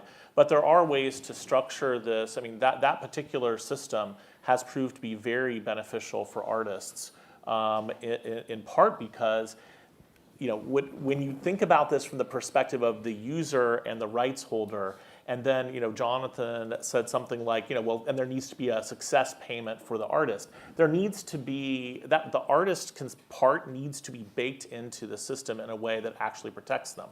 And that's something that actually happened in the sound exchange model. So for example, in the sound exchange model, the record labels share those proceeds with the artists on a defined formula that's statutorily prescribed. And that money is distributed directly to artists, so there can't be recoupment or offsets, or the artist's money does not get applied to advances or other things like that. So I pointed out, not because I'm saying it's the perfect model or that necessarily statutory licensing is the right approach, but that there are a variety of approaches that can be taken in that space. And anyone thinking about that from a policy perspective should look at the different options and not only focus on the option that's been out there with songwriters. And of course, there's the MLC for publishing rights, the Music Licensing Collective approach. It's a newer part that came out of the Music Modernization Act. And some people would say that remains to be seen how effective that is. But those are options that need to be considered. But to your question, Kathy, as we move back into the broader entertainment industry, I would say that a few things. One, I would say collective bargaining has proved to be a very effective tool in addressing AI so far, in the sense that it can move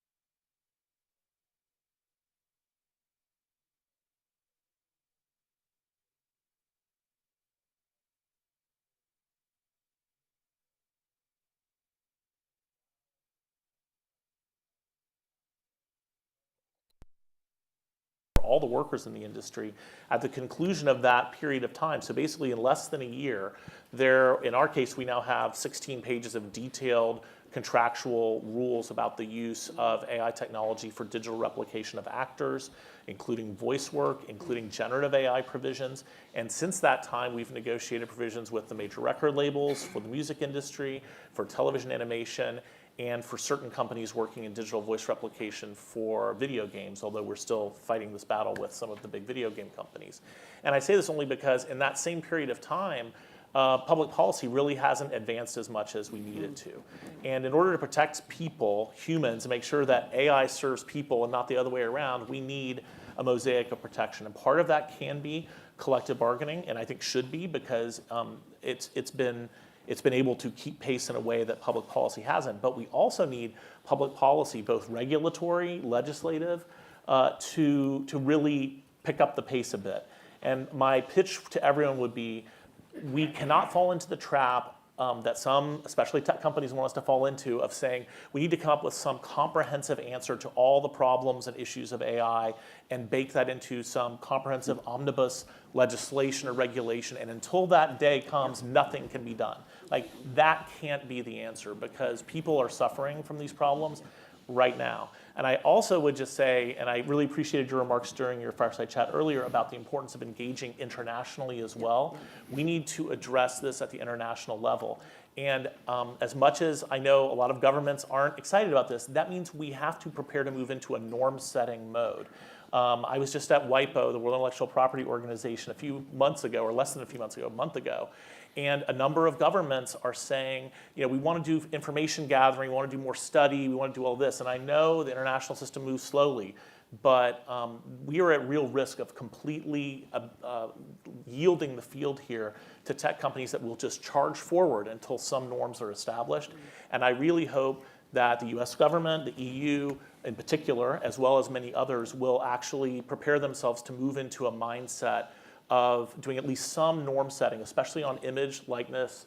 I realize this is my pet issue, but image, likeness, voice, because it is so personal and it is ready to go now. Like, these are norms we can agree on. And so I couldn't help but take the opportunity, Kathy, while you're here, to pitch that in your direction, because I know you have a lot to do with that. So, but I do think, we can make progress, and this is not about saying no AI. It's not about saying block AI. I know there are members of mine who would like that to be our position. But actually, if you want to see AI, and my belief is, if you want to see AI implemented in a way that is human-centered and respects people, you can't just say no to it. You have to take the opportunity to channel it in the right direction. And you kind of give up that opportunity if you don't engage on that point. So I think all of us have a responsibility to do that. And my last point on this point is just to say, we have to remember that humans are implementing AI. AI is not just implementing itself. It is not, people make the decisions that result in AI's implementation in every industry, government, corporate, everyone. All of us as people have a right to participate in that decision-making process. And so I hope that everyone who cares about this, which should be everyone, step forward and make their voices heard, because otherwise, it is just going to be a smaller group of people who are making those decisions, and the rest of us will have to live with the outcome. Well, Can I say one thing about collective, because collective licensing, one thing, just a very small, short thing. When I license a song for a bar to play, they then don't go and create a derivative work and use that to compete against me, right? That's still fundamentally an unfair competition issue. Yeah, let me add one other real quick point, which keying off something that you just said. Actually, AI innovation and AI progress actually requires that these rights be protected, and I'll explain why. Today, for these natural language processes and image creation and all these other things, they're using all this human-generated content. And if they don't have the human-generated content, they have nothing to train on. And there have been studies that show what happens when AIs train on AI-generated content, and the models break down. And so it's a little like clear-cutting a forest, to make wood. When the forest is gone, you're stuck. And so there are reasons why, for competition reasons, why people don't want to pay. They don't want to pay because their competitors aren't paying. They don't want to pay because they can get away with it for now, and they'll deal with it later. But eventually, if these industries and the work of these artists is deprecated, then you not only damage those folks, but you actually damage the machinery that's dependent on this content to exist. I mean, I completely agree with that statement. And in fact, it's possible that in certain collective bargaining rooms, I've said to the CEOs of these companies, big companies, don't kill the goose that laid the golden egg. The reason why your company is special is actually the relationship you have with creative talent. And if you don't have that relationship, there is no reason why you are any different than 100 other versions of your company that could go out there and simply just create mediocre content using existing algorithmic methodology to do that. And so convincing the public that they like mediocre content isn't in your interest, and damaging the very thing that makes your company unique is also not in your own economic interest. So I think that's a fascinating point. I was recently listening to a conversation about, without calling out particular companies or people, a potential voice cloning thing that happened.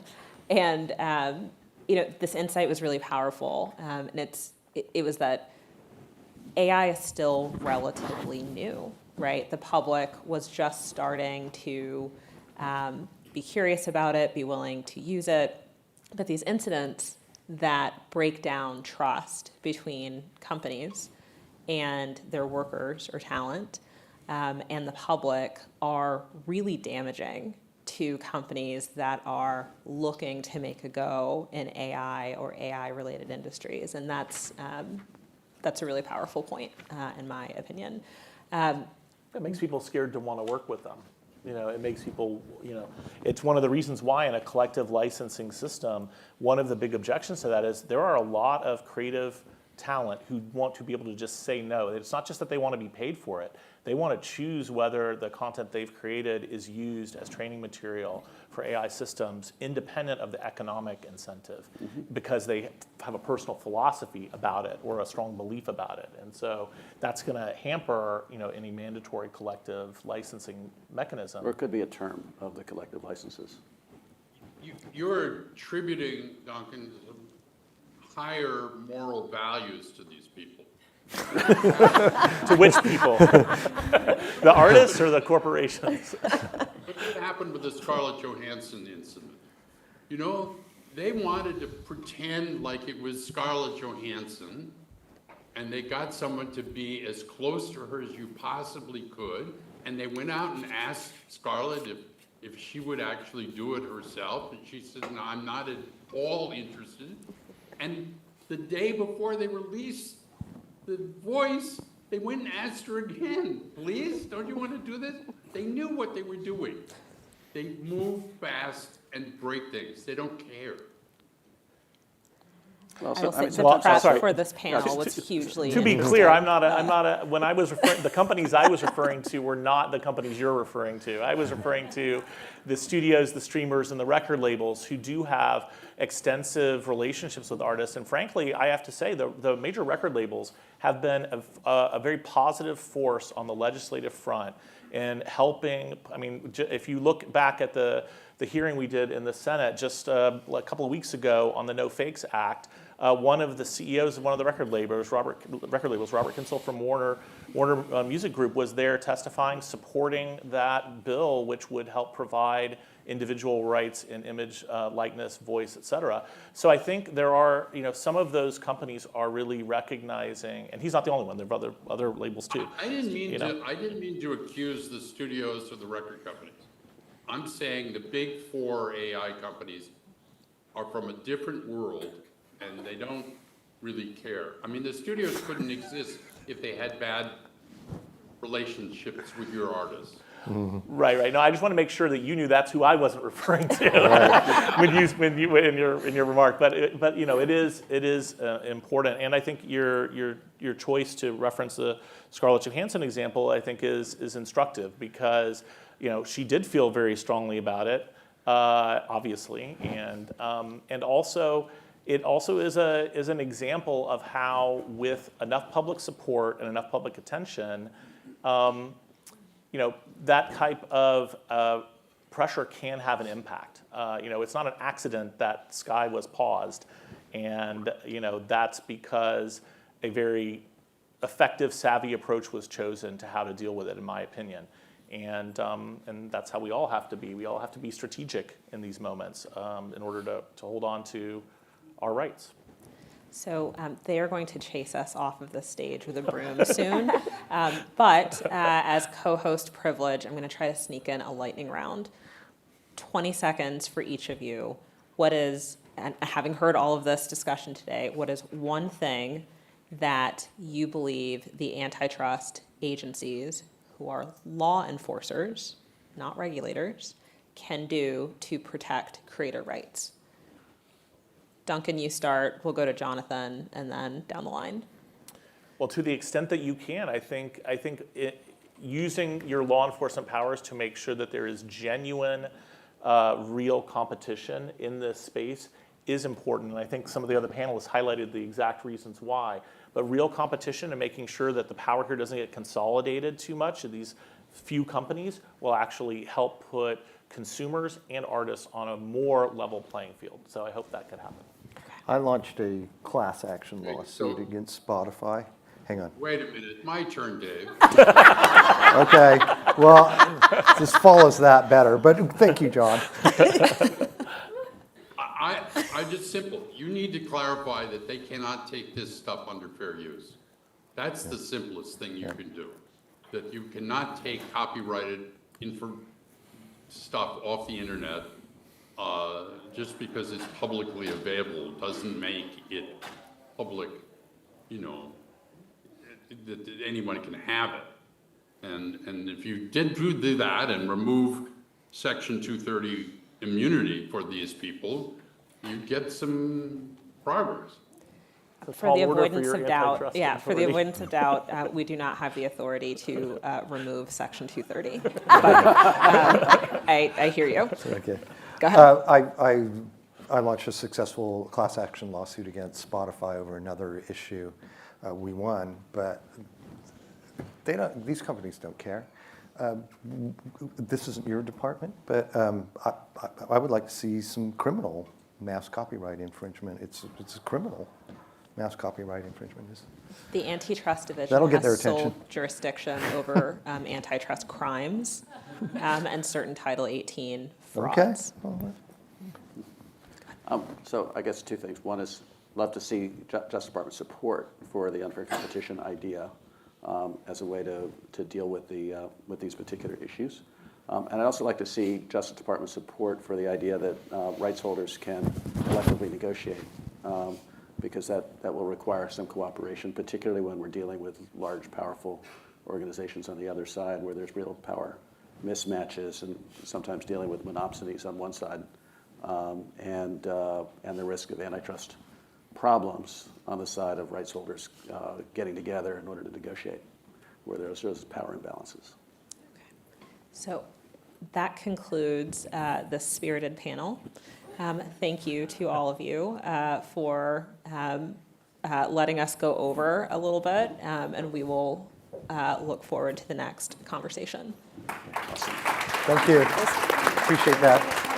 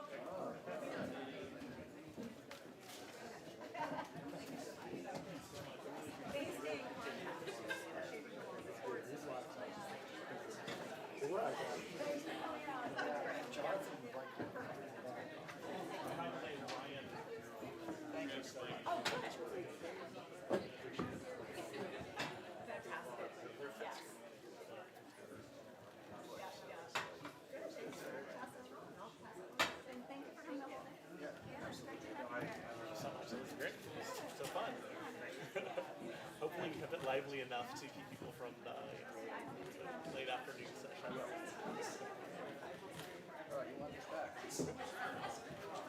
Hey, Elham. Hi, Cecilia. How are you? I am so good. How?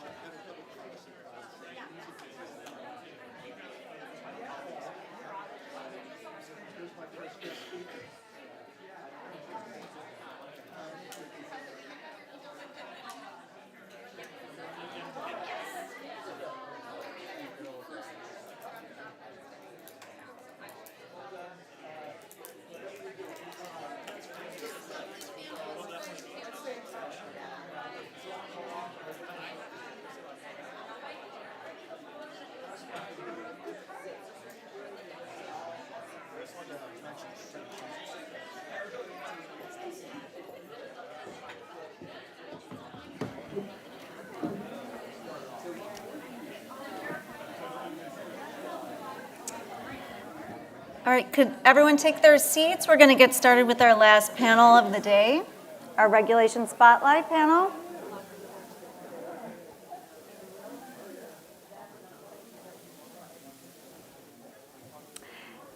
Before we begin with our Regulation Spotlight panel, I just wanted to let everyone know that the Antitrust Division is accepting comments on all of the topics that we've discussed today during our workshop. So if you have something to say on any of those topics, we would love to get your thoughts and input. And we will be collecting those comments through July 15th. And I'll give you our email address box that you can submit the comments to, but it's also on our website, so you don't have to scurry to write it all down now. But ATR 2024 AI workshop at usdoj.gov. So we'd love to get your input on some of the topics we've discussed. So I will turn it over to David Lawrence, who's going to be moderating our Regulation Spotlight. Dave is the policy director for the Antitrust Division, and he's been in that role since 2021. And before that, Dave has been in a number of leadership roles in the division. You are in good hands with the Regulation Spotlight here with Dave moderating the panel. And we will be discussing it during the panel. I know today we've talked a lot about how and when to regulate AI.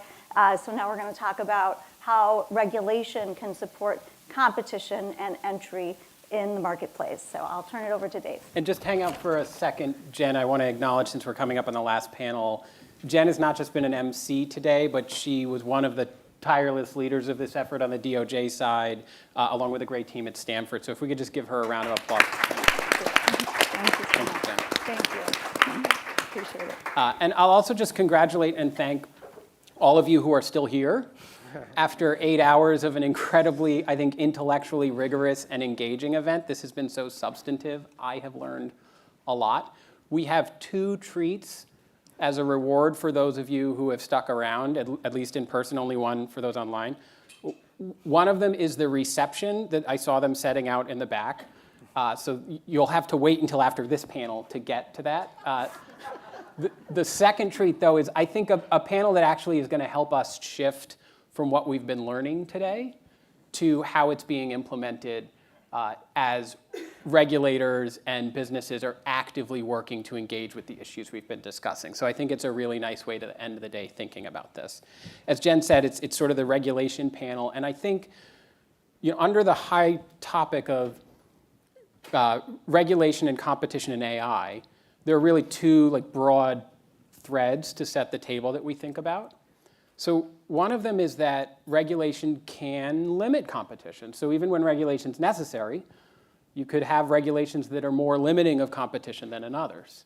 And there's sort of an old proverb in DC that as long as there have been monopolists, there have been government affairs offices who like the kind of regulations that limit competition, right? And so one of the things all of us need to be thinking about and that will be on the table here is what do regulations that are very much needed to address legitimate issues as they emerge with AI, what are the best ways to apply and adapt those that maintain competition? How should we be thinking about that?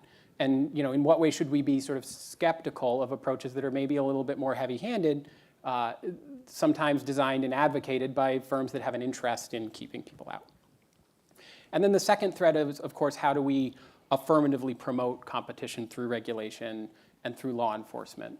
And that whether that be the antitrust laws, concepts like interoperability, rules and regulations that enable the sort of open source things we've talked about, I mean, all of those could be really important. And the reason this panel is a treat is we have a tremendous, I think, group here to finish the day to go over that. I'm going to let you each maybe introduce your interest in this a bit, but we have Elam Tabasi, who's a senior scientist at the National Institute of Standards and Technology and the Associate Director for the Emerging Technologies in the Information Technology Laboratory. She leads NIST's Trustworthy and Responsible AI program. So this is a real expert who's been focused on these issues. We have Uttar Desai, who's the Deputy Chief Technologist for Law and Strategy at the CFPB.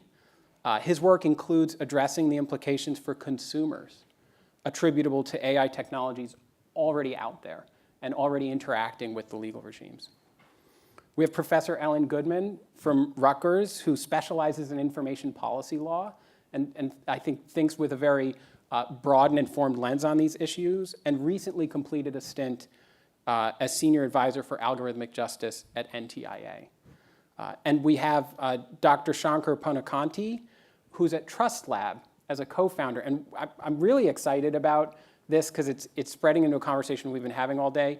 Not a government official, but someone working in industry to help deal with the problems that regulation might address, but see how that can be done through private sector firms and support that where the ecosystem will likely develop sort of ancillary services, I think of this, that help answer sort of trust and safety questions. So we'll just start with a quick round robin. And if we could just go down the line here, and then we'll hit you on the screen with just a minute or two on your interest in these issues and kind of what brought you to the AI conversation. Sure. So I think my interest in AI just stems from its growth and use in the markets for consumer financial goods and services. It is a place that we see really broadly deployed, whether it's in credit underwriting, in new fraud detection, or really in customer service. At the end of the day, there are a lot of implications for consumers, especially when models don't work. And I think a lot of the conversation we have tends to be a little bit abstract, but it's not so abstract when it's a consumer on the other end who's interacting with a chatbot, for example, and can't get a straight answer or is stuck in a doom loop. So I think a lot of my interest in the area comes from my experience litigating cases and making sure that consumers are put first. Great. Ellen? I do all kinds of technology law, and actually my background is in media and telecom law. I got into algorithmic systems from the media side, sort of first touch with algorithmic systems, which is social media and platforms, and became very interested in sort of power and systemic risk, and also the interaction with the First Amendment. Then I got into AI and algorithmic systems through studying local government use of algorithmic systems, and that made me interested again in different kinds of power relationships and lock-in, and maybe we'll talk a little bit about that. And then, as David mentioned, was fortunate to spend time in the government, and the output of that experience was a report on AI accountability policy, and maybe we can talk a little bit about that today, about kind of the plumbing of AI accountability. Great. And Shankar? Yeah, so I'll say a couple sentences about Trust Lab, so that way people have some idea of where I'm coming from. So Trust Lab is a small startup in the Silicon Valley, and we are in the business of helping online platforms like social media, marketplaces, and so on, keep their platform safe. By that I mean keeping harmful content out, so that whether it's hate speech, harassment, misinformation, disinformation, terrorist propaganda, things like that. And our recent focus has been on automating content moderation. So a lot of the platforms while they have algorithms to moderate content, the policies tend to be pretty nuanced because they are trying to walk a fine line between free speech on one hand and keeping platforms safe on the other hand. And historically, AI algorithms were not good enough to moderate content. But we are excited about the recent advances in artificial intelligence and how it can help automate some of the work that humans have to do today, which is good because there are a lot of wellness implications, because for the low paid jobs, for the folks who are doing this work, they have a lot of mental wellness and other issues. But of course, as we automate this, we also have to be mindful about the risks that we heard about today, including things like bias. So in terms of relevance to the competition, we depend on hyperscalers. Or Trust Lab, like many startups in the Valley, depends on the hyperscalers for running our business. But we also compete with them because all of the hyperscalers and actually OpenAI offer content moderation services and APIs. So we have to both compete with them, but also depending on them. So that informs some of my perspectives. Thanks. And Ellen? Yes. Hello, everyone. Sorry that I cannot be physically with all of you, and thank you for allowing me to join virtually. I wish I had something very insightful and good as other panelists to say, but really that the machine learning, computer vision was my background training. When I joined NIST, that my first project was development of an open vocabulary speaker recognition. Then with biometrics, I get more into developing models, doing neural networks and many other learning algorithms, with particularly with applications in biometrics. And for a long time, doing all of these things just because I could. And I think the question about should we and kind of responsible technology only hit me when my children were a kind of teenage, high school, and that was where the Facebook and all of these things were just growing. And fast forward 2018, 2017, 2018, I was very lucky to have the opportunity to lead the Trustworthy Responsible AI program at NIST and think about all of these opportunities, but also challenges of the technology in a deeper way, and then several mandates and tasks that we got from Congress and executive orders gets us in the path of development of the AI risk management, engagement with the community, and learning more about all of these opportunities and challenges that we have with emerging technology, but in this case, particularly AI. Thank you. So a panel that probably, like many in the audience, came to these issues from very different perspectives, but I think those perspectives leveraging into this debate are really important to get things right. So I want to start actually, Ellen, with you and with the standard setting process, which NIST has done a tremendous amount of work here. Maybe just start it off with a two-part question. I think of standard setting as one of these means for industry to, in a way, self-regulate or to handle some of the issues that may emerge with AI on its own. Could you share a little bit about the standard setting in AI work that NIST has been doing, some of the learnings? And then the second part, maybe answer that issue I teased in the opener about the potential for the large, maybe already powerful firms to try to influence those processes to protect their own power, and what we can do to make sure that small businesses, medium businesses, entrepreneurs have access to the process. Yeah, happy to. Thank you for that question. Maybe I can just first start by some clarifying that while standard is our middle name, is part of our name, we develop voluntary guidelines and framework to use by the community, but we are not a standard setter organization the way IEEE or ISO international standard organizations are. And I think that's important distinctions to make. And there are some really good laws and policy in the US that standard setting is bottom-up, industry-led, and the job of the federal government is to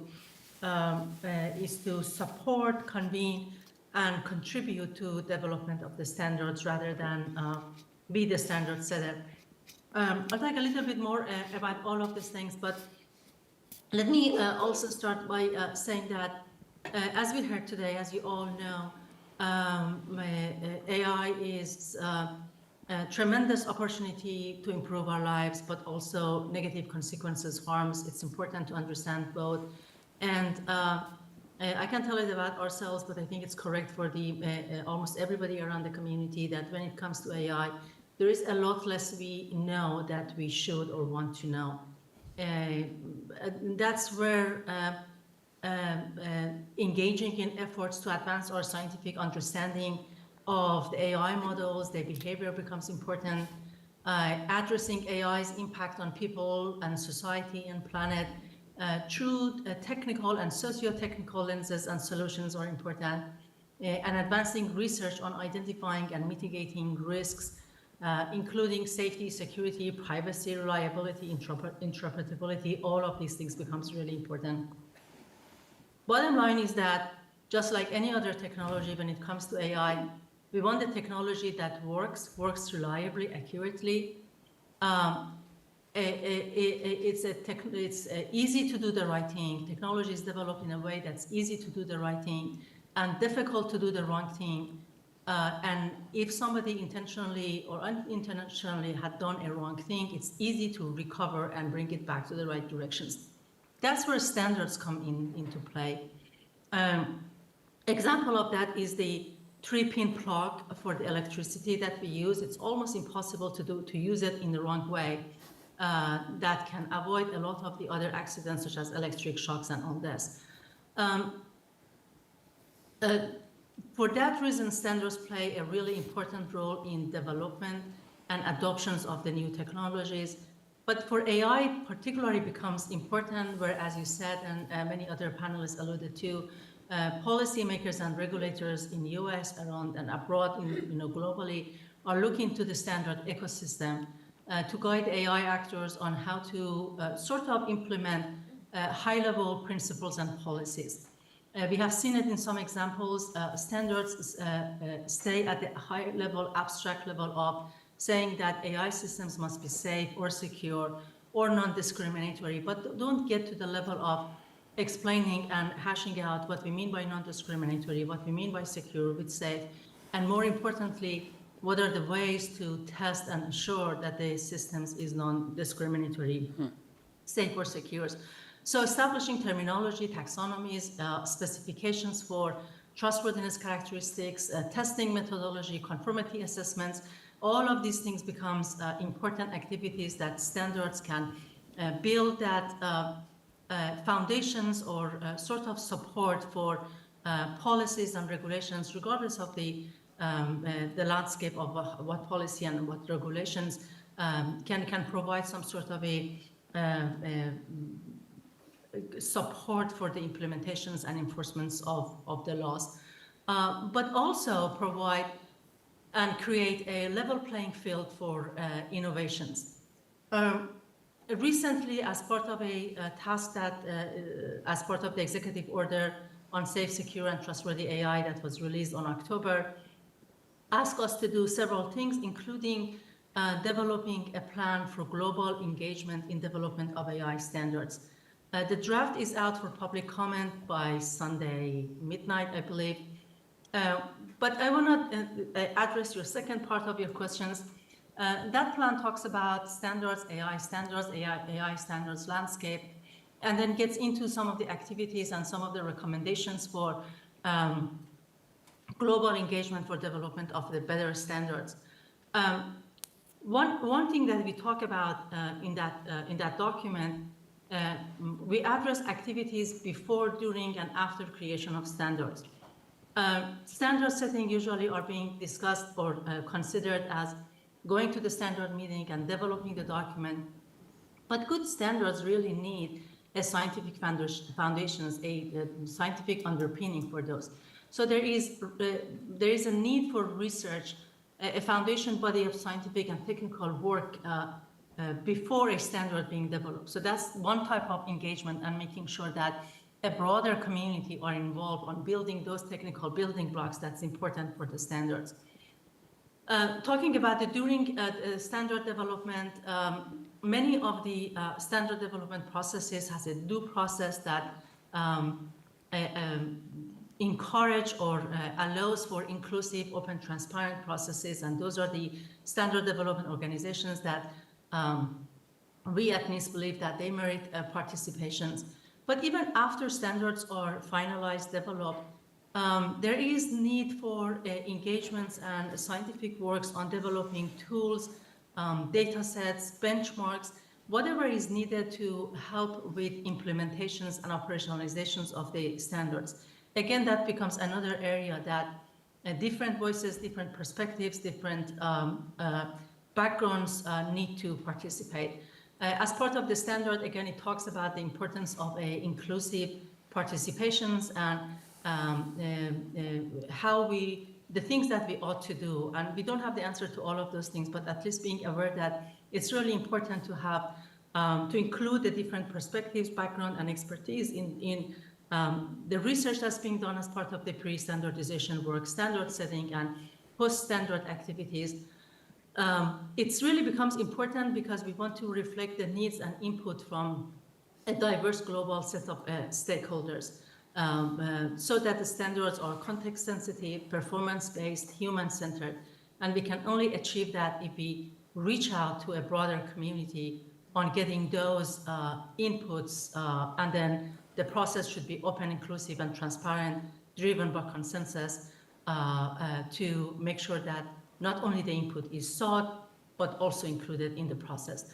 I don't know, I don't want to go over time, but I'll stop here and say that while it may sound like that, and it can very much be true, that standard development processes can be influenced by certain participants. But because of the due process, because of the importance of getting the right technical data into the standard development discussions, there are mechanisms and opportunities to make sure that we bring participations and voices of a broader community. Great, thank you. So I guess in terms of bringing in the broad participation, people should be rushing out the door to prep comments for that Sunday deadline you mentioned. Any comments from the panel on standards before we turn to the next topic? Yeah, I'd love to make a few. It was interesting that Dr. Rice mentioned standard setting processes, and she talked about how important it was who was in the room and how sometimes the U.S. had missed the boat in terms of staffing some of the technical committees. The other people who are often not in the room are SMEs, as you mentioned, and also civil society folks. Now, formally, these are inclusive processes, and they are encouraged to be in the room, and there are all kinds of both international and domestic impetus to have them in the room. But the fact is, it's very expensive, and so we heard from a lot of civil society participants that said they just don't have the resources, to be there as consistently as you need to have sway. So that's a real obstacle. And just if I can just make two other points about standards that maybe we can come back to, is I can't underscore enough Elham's point about the importance of standard setting and the way in which standards will be sort of incorporated into law, either formally or informally. So you already see in the EU AI Act that they have a list of standards that have to be, that they are looking towards, and they are regulating to those standards, things like accuracy and robustness. And I also think we're going to begin to see in litigation that the standards kind of set the standard for negligence or safe harbors, burdens of proof, and so they end up becoming, even if they're voluntary industry standards, they end up becoming having a de jure impact. And then one other point. That I just think is very difficult, and I just want to flag, is that we can have a standard for an electrical outlet, which is a difficult and important technical standard to set. There aren't a lot of norms around what that should look like. There are a lot of norms around what discrimination looks like and what the standard should be for fairness or for sustainability, or some of the things that we're talking about with AI. So it adds a whole another layer of complexity to what we're asking standard setting organizations to do. Great, and maybe let's shift a little bit, but stick with you for a moment, Ellen, on a different question of layers of complexity. I was thinking ahead to your discussion when we heard from Andrew Ng this morning, and he had a wonderful discussion, but he really advocated don't regulate technology, only regulate the applications. And so he had an electric motor was a technology, and then the blender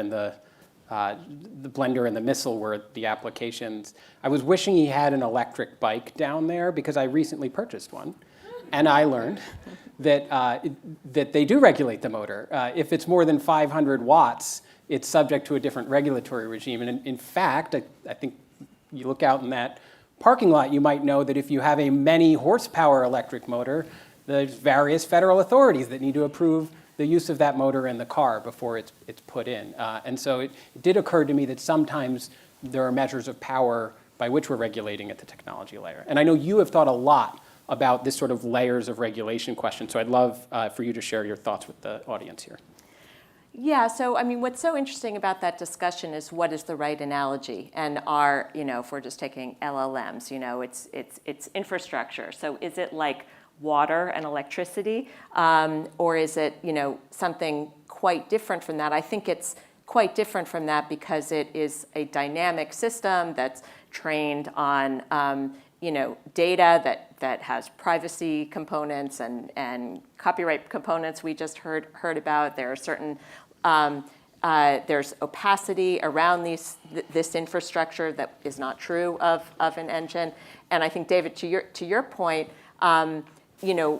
with respect to engines, or we might say the same thing about chemicals or pharmaceuticals is we have a regulatory structure which has both ex ante components. So sometimes we don't regulate things ex ante because we've got a vigorous ex post liability structure around it, or sometimes the opposite is true. And so all of those features, I think, are important in answering the question, do you, and I think to put a fine point on what he was saying is it's not the developer's responsibility, it's the deployer's responsibility. And I think we can talk about whose responsibility it should be and who gets regulated depending on the context.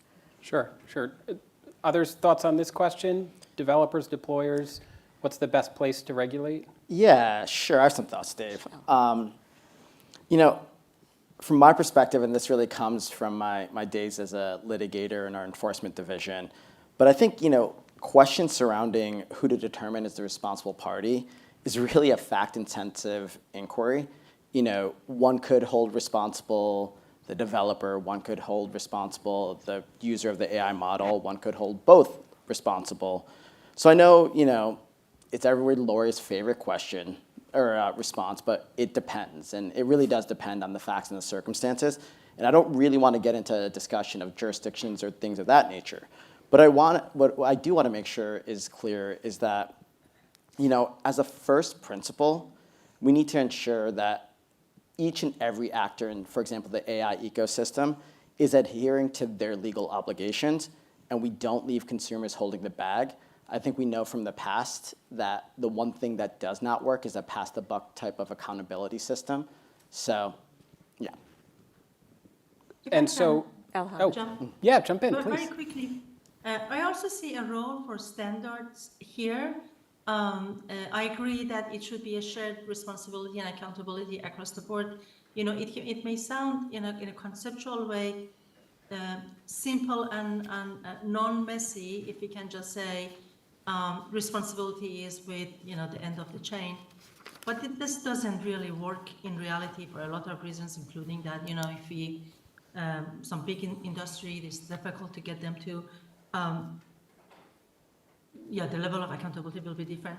But standards can play a role here too, and that gets into the transparency requirement and standards for reporting on what they had done, standards reporting of the testing that they had done. So at any AI actors across the value chain, across this spectrum of the designer, developer, fine-tuners, deployers, if there is standards for transparency on actions being taken, tests being done, and standards way of reporting that can help.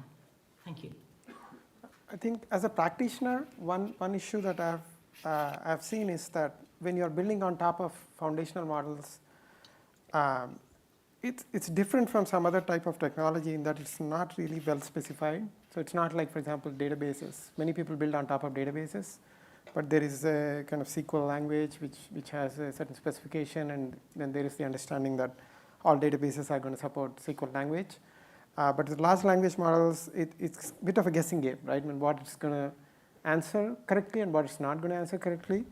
And so while on one hand we can say maybe it's the responsibility of the deployer to make sure that the LLM is functioning correctly before they use it. But where it can become complicated is that it's not just building that initially, but ongoing maintenance.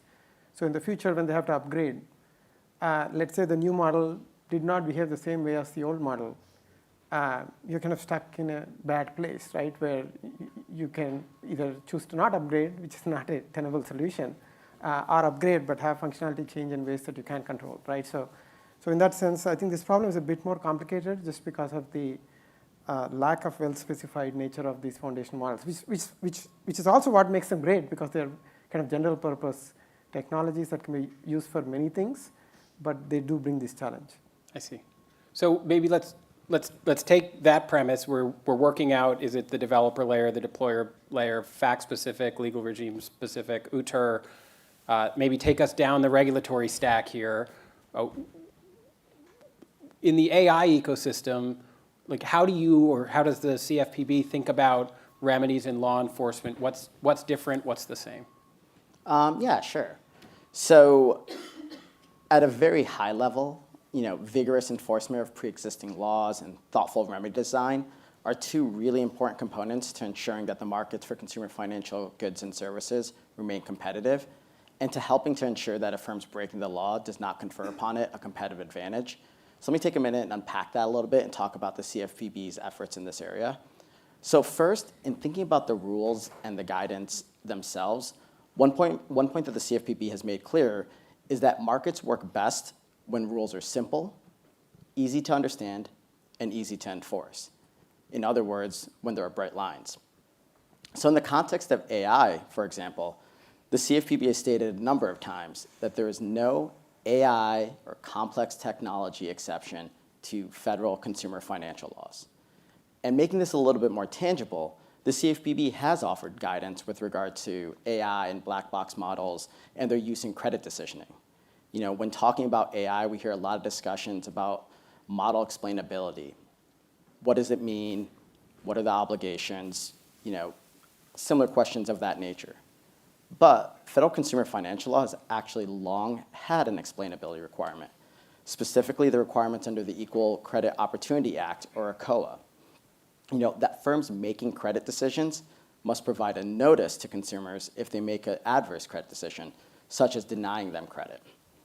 So recently, the CFPB issued two circulars related to this adverse action notice requirement. Without getting into the details of those circulars, we made clear there that companies relying on complex algorithms must provide specific explanations for denying credit, provide accurate and specific explanations for denying credit applications. And companies do not absolve of their legal obligations simply because they let a black box model make the decision, a model where they might not actually understand why it's doing what it's doing. So ultimately, again, getting back to bright line rules, the CFPB's approach is if using a complex model means that a company cannot comply with its obligations under federal consumer financial laws, then a company should not be using that model. And moving on a little bit to remedies, when you have a violation of law and are contemplating what remedies are appropriate, it's important to make sure that violating the law isn't just viewed as the cost of doing business, and the firm does not gain a competitive advantage through law breaking. Using ill-gotten data as a very basic and high-level example, many AI models rely on vast amounts of consumer surveillance data. A firm may need data just to enter the market in the first instance or to best its competitors. So firms are faced with a powerful financial incentive to get and use more and more consumer data in order to train and enhance their models. But if by some chance this data is obtained by violating any number of laws, then designing a remedy that not only changes the firm incentives to not do this in the future, but also ensuring that illegally obtained data does not provide it with a competitive edge over other market participants or stifle new entry requires careful remedy design. So of course, money remedies such as consumer remediation and penalties are really, really important in this regard.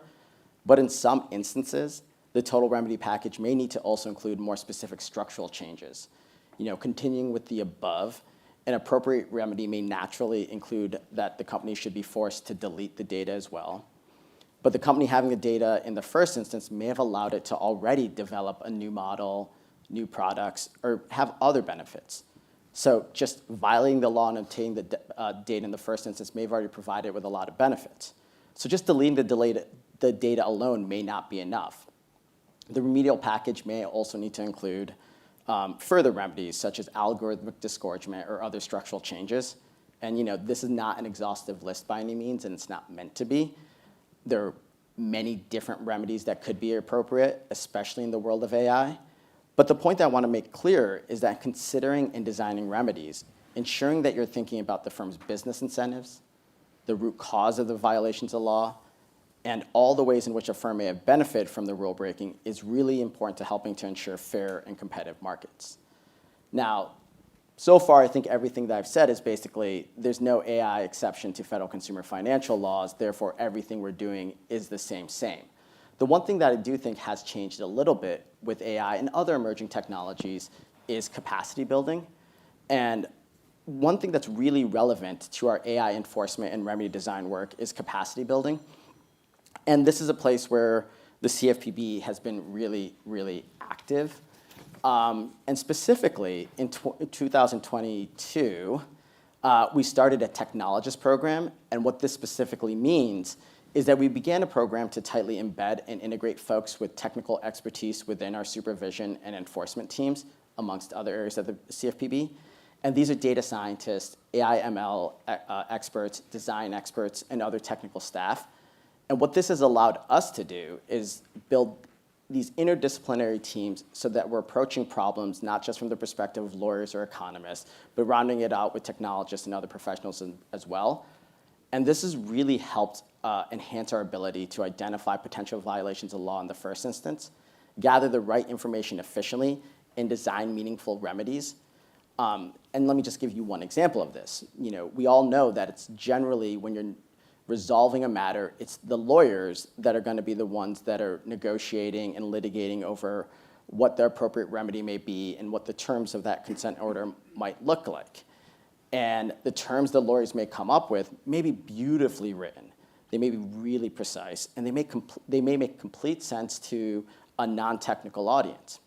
But at the end of the day, especially in emerging tech, especially with AI and a lot of more complex systems, the person who's implementing those terms may be a non-lawyer. It's probably going to be a technologist, a data scientist, an engineer.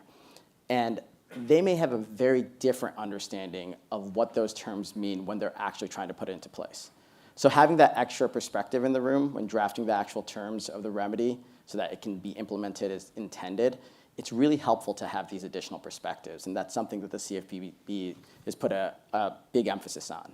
And I'll end my answer with a short plug that we just closed a posting for technologist hiring, but we anticipate doing more. And if anyone is interested, go to consumerfinance.gov/tech, and you can sign up to be informed about job opportunities. Great. So bright lines, black boxes. Thoughts from the rest of the panel on what we just heard? So I'll ask a specific question. What sorts of AI use cases are you seeing or do you foresee in the consumer finance sector where there's potential for interaction with some of the bright lines already in place from some of these black boxes? Sure. I think one is the one that I just discussed. In credit underwriting, we are seeing AI being used, alternative data being used, various use cases. But I'll talk about one that's a little bit different. We put out an issue spotlight about this last year, and that's the growing use of chatbots in banking. And I think earlier today we heard two folks talk about chatbots, and some of them say, well, if you don't like them, too bad, because they're what's taking over. And I think one of the things that this chatbot issue spotlight did is that, yeah, a lot of these chatbots are being powered by AI. Some of them are things that are claiming to be AI, but are much less sophisticated. But at the end of the day, chatbots are out there. They're being used in banking. And one of the things that we did there is we actually went and looked at what are consumers saying. We looked at consumer complaints, and you can just see complaint after complaint after complaint of consumers saying, help, I need a human. I can't get help. I'm stuck in a doom loop. All these types of things. And we literally just searched for the word human. And it's just complaint after complaint after complaint. You searched for doom loop? We didn't, but we definitely used doom loop in the issue spotlight. But that is what's happening. And one of the things that's also really interesting is that these things, they're not just, we talk about AI and chatbots hallucinating. And it's kind of interesting, because I'm like, to a consumer, it didn't hallucinate, it just got something wrong. And the reality is that there is a robust set of rights that consumers have. Under a variety of laws, consumers have the right to have dispute resolution, to have systems that can recognize that a consumer is trying to file a complaint or launch a complaint and resolve it. There are obligations to provide complete and accurate information to consumers. So this entire legal framework exists. So sure, it's not about whether or not using a chatbot or a human. It's just, if you're going to use a chatbot, make sure you're following the law. Sure. So I'd like to pivot just a little bit to that second part of the question, what I think of the second part of what I teed up front, which is how to see this ecosystem evolve in the most pro-competitive way. We, for example, heard a lot about open source earlier today, over the course of the day, as sort of enabling competition, but then that raises questions of how all these open source firms can have the same safety, compliance sort of protocols as really large firms. And I think, Shankar, I think your story and the story of Trust Lab is really interesting here. So could you talk a little bit about how firms like yours might fit into this ecosystem? Yeah. So I think talking about self-regulation, right, or having non-regulatory ways in which companies can comply or voluntarily comply. One thing we have seen in the trust and safety industry is that the bigger companies have actually helped the smaller companies in terms of providing tools and data sets. So a good example is kind of actually the worst of the internet, which is child sexual abuse material. So this is an area where bigger companies have provided tools such as sophisticated hashing algorithms that can detect if a certain image is present without anybody having to look at it. And also they have provided databases of hashes. Because as you might imagine, a bigger platform that has dealt with this problem for a lot longer, as well as has a much bigger user base, probably has dealt with like a lot more of these images than an up-and-coming platform. So if they make these hashes available, then a small platform doesn't have to go through the same problems and can immediately find those issues, right? So, and to their credit, the bigger companies have played their part in that. Another example is a coalition called GIFCT, which was founded to counter online terrorism. And again, this is an example where bigger companies have provided tools and techniques as well as databases that help the smaller companies, which don't nearly have the same kinds of resources, to deal with terrorist propaganda spreading online. So those are a couple cases where I've seen, with the right incentives or with the right structure, without even having like necessarily regulation, smaller companies can benefit from the work that bigger companies are already doing in the space to deal with some of the risks. Now, it hasn't worked always, though. Like, for example, going past those two areas, I mean, once you get into things like hate speech or harassment, things get a little more gray area. And companies tend to have like kind of somewhat different policies in that regard, like how much free speech side they lean on versus like more on kind of the user safety side. And in those cases, this hasn't worked. But I wonder if with AI safety, at least when we deal with some of the biggest risks, whether similar incentives can be created where kind of bigger companies can provide some of these tools and techniques available to other companies. One other thing that, from our experience, Trust Lab, so we spoke to some of the smaller companies about data sharing or data pooling because they don't nearly have the same, like let's say a small platform wants to build a hate speech detection algorithm. They don't nearly have the same type of data that a large platform might have. But across small platforms, they might be able to pool their data and build a good system for this. And generally speaking, from our experience, they tend to be interested in this. But the problem is, how do you bootstrap this? Because obviously, for these companies, the funding is there if there is a ready benefit, right? Whereas if it's a sort of thing where you have to collaborate on this, and it may take like multiple years to build the system, and then you start seeing the benefit, it's hard to get them to invest, right? And not to mention just the coordinating such an effort across many companies is not easy, right? But I wonder if the government can play a role there, right, where they can help bootstrap similar things, where smaller companies don't have to be quite lacking the protections that a bigger company might put in place from a safety perspective. And is there anything? Oh, go ahead, please.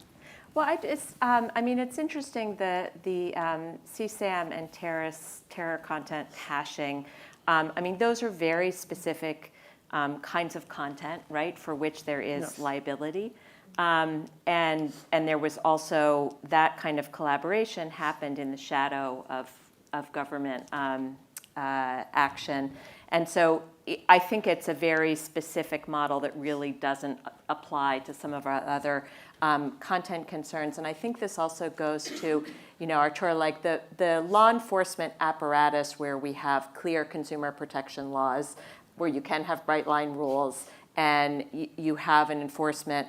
It's a little same with some extra capacity, and that's kind of built on top, and that's a beautiful model. But I think one of the problems is that for a lot of the harms that we're talking about with AI, we don't yet have that legal regime in place.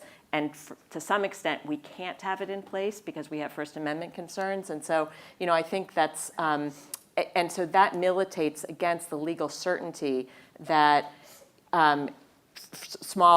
definitely small businesses want, and without that legal certainty and with the threat of liability, they may not be, willing or able to adopt upstream applications. So I just wanted to add kind of that complexity. And so when we think about, regulatory regimes or work that the government can do in order to promote adoption of the technology and to promote entry, to some extent, it's kind of playing in that space where there is uncertainty and trying to provide, more information, more certainty, and kind of less risk of liability overhang. So let me take it down maybe one more layer. So we talked about standards and developers and deployers. There's users as well. And so, when we think about existing regulatory regimes for technologies that are wonderful but dangerous, like cars, we also seek user licenses, right? And I think the conversation earlier today about open source really raised the question of, well, could you have an open source regime where there's a license for the most powerful models for the application layer or something like that? Any thoughts from the panel on whether it's user licensing or certification requirements at the application layer on regulatory solutions down at that level? Yeah, I'm not the expert here, obviously, don't come from a legal background. But one thought I had is when I was looking at, for example, the settlement that I believe FTC reached with Rite Aid, I believe, for their use of AI technology. It was a case where, when I looked at it, it was a case where there was a rule already on the books, which is if a company is employing this type of technology, they need to have enough measures in place to mitigate the harms that it might cause. Now, something like that, like the various companies that are developing these solutions, they may not be aware of these laws that already exist on the books, right? And also, typically for the small startup, they don't necessarily have the same type of legal help that a bigger, more established company might have. Certainly, in my days at Google, when we were dealing with GDPR compliance, legal advice was available pretty much for free, right? So I could anytime reach out to the legal experts and ask them questions. But the same is not true smaller companies. So I wonder, taking a leaf out of the car licensing example, I wonder if there could be such a thing called like a learner's permit, where maybe like there is easy to access materials that tell you about the rules that already exist on the books, about like the types of precautions you are expected to take when you are building technology for certain applications. And there's many rules already on the books, like for example, for consumer credit is something that Arthur talked about, and this example that I gave about Rite Aid. So I think there's easy to access material that companies that are starting out in this space are required to kind of understand before, and maybe they get a learner's permit. Now you may go ahead and start building your AI models. I'm sure like there's a lot more thinking that needs to go to operationalize something like this, but I wonder if something like that could be of help. I have a vision of an LLM with a student driver cone on the top. Other thoughts on this before I move on? Okay. Well, I was just going to say this gets to some of what Elham was talking about, is that the reason we can license drivers is because we know what we set the standards, right? We know what to test them on. I don't think we know yet what that would be for an AI user. Where we have seen the kind of licensing approach is for the developers, right? For super powerful flop-based standards, and I think that. Shankar, you can opine on the adequacy or appropriateness of FLOP as the measure of capability, but I've heard sort of it's the best we can do, but it's not really a very good measure of sort of risk or capability or sort of threshold. So that's another place where if we were, and of course then there are the competition concerns that it locks in. Sort of licensing is a gatekeeping mechanism to disadvantage new entrants. So that would be both the measurement aspect and then also the gatekeeping aspect would be concerns. And what about enabling regulation as opposed to restrictive regulation? A few people today have mentioned phone number portability, which is like one of the great simple regulations that like just blew open competition in telecom. I mean, who knows what would have happened if you couldn't move your phone number? What about interoperability or other kinds of competition enabling, sort of user and a developer enabling regulatory tools? Thoughts? Yeah, I think, so as a practitioner, I think like one thing that we have dealt with in the past couple of years is obviously making use of great LLM technologies that have become available, but also we've also found from time to time that we have sometimes a single point of failure dependency on these tools. And like we had one incident where one of the large language model providers, I think suddenly changed its behavior. And our suspicion was that it was because, given the nature of our business, because we are trying to catch harmful content, the types of content that we send it, probably their systems thought that like we were a bad actor trying to circumvent their protections. And so their behavior immediately changed, and that meant that like now we could no longer continue offering our services the same way, right? Unless we found a workaround. And that was a scary moment, right? So, and then we were like, okay, maybe we should investigate other models. Maybe they are just as powerful, maybe they are less powerful, but like we can't have a single point of failure dependency on one provider. But again, the difficulty we had is that this is a domain where the systems are not very well specified, right? So going back to Professor, I guess, Percy Liang's comments in the morning session today, the capabilities of these models are not very well documented, not very well benchmarked and evaluated, right? So if you want to switch from model A to model B, without going through a lot of extensive testing of our own, it's not easy for us to assess whether we can do that or not. But the type of benchmarking that he was talking about in the morning session would be super helpful, right? So if there were independent standards that measured like different capability levels of these general purpose technologies, but ways in which they more directly apply to different use cases. Because I'm aware, for example, there is something like an ELO rating for measuring large language models, but that's kind of an overall capability rating. That doesn't tell you necessarily for your specific use case, how is this model going to compare to that other model, right? But if there were more fine-grained capabilities that are being benchmarked, like what the professor talked about in the morning, that could really help from the standpoint of not having a single point of failure dependency on a single model and being able to work with different providers. So that makes sense. And of course, interoperability can apply in many different layers. In another session today, we learned about interoperability at the hardware layer too, so which is also very important. I was also thinking there's interoperability at the employee level, so the non-competes. Not having non-competes is an interoperability policy. Yes, different panel. Oh, go ahead. Oh, yeah, I was just going to say, this really isn't AI specific, but more a general point. I do think that, identifying ways to help lower switching costs, making it easier for consumers to be able to vote with their feet, can really help foster competition, market entry, identifying problematic barriers to entry and looking for ways to lower them. And this is one area where the CFPB is active. In our personal financial data rights proposed rulemaking, for example, I won't get into the specifics of it, but one of the central things that the rule is seeking to do is putting people in the driver's seat with their data so that they can get access to better products. So in effect, the proposed rule would allow folks to break up with their banks that provide bad service, i.e., help foster market entry. And this is by putting data back into consumers' hands and giving them rights to ask for their data to be shared with other institutions. Sure.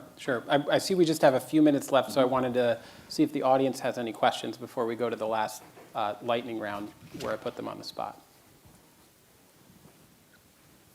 I'd love an audience question, because if I don't get one, I promise them I'd ask a shrimp Jesus question. Now they want to know what the shrimp Jesus question is. So actually, I'll just go to my lightning question. In 60 seconds or less, to round out our panel, what makes you hopeful about the future of competition and regulation in the AI ecosystem? And we'll go down the line just like when we started, so put you on the spot first. Yeah, I think I will go with something more about from the regulatory perspective, which is I'm really enthused to see, and it's perhaps a little bit self-congratulatory, but the efforts by the US government to bring in more technical staff, more tech folks with different backgrounds into the room, into helping us prosecute cases, identify remedies. I see Alex Gaynor here from the FTC, who's also a technologist. So I think these programs are good, and I see them spreading across the government. It's really leveling up our work. Joel Kanter, Lena Khan, and also the learning that we've seen in Congress over the past year, the huge leap in understanding in tech makes me hopeful. Wonderful. Shak? Yeah, so from my perspective, a couple things. So one is I like that there isn't just one hyperscaler, there's three. So at least that means some level of competition. The second thing I would say is also that the pace of innovation and the fact that innovative idea can come from anywhere. It could come from a university. It could come from people like myself who quit a big tech company and then started their own startup. I just believe in the creativity that we have in the US especially. Ellen, we'll finish with you. Thank you. A lot of good things has been said, but what makes me hopeful is our next generations and our younger researchers. That I see that they are accepting, instilling, cultivating this culture of responsibility in technology. And I told you that when I was doing machine learning, I was just doing it because I could. Now our younger generation and our researcher right now, when you look at the criteria for acceptance in papers in NeurIPS and others, thinking about impact, and impact is one of those. So getting our younger next generation of researchers thinking about the impact of the technology as part of the design of the research, as part of the experiment, and their better awareness of shared accountability and responsibility is something that keeps me hopeful. Wonderful, and I am hopeful because experts like you are so willing to engage and talk as has happened all day. So hold your applause for them for a moment. I just want to note that AAG Kanter will be back up to share a few concluding remarks before we get to the reception, but thanks again to this wonderful panel.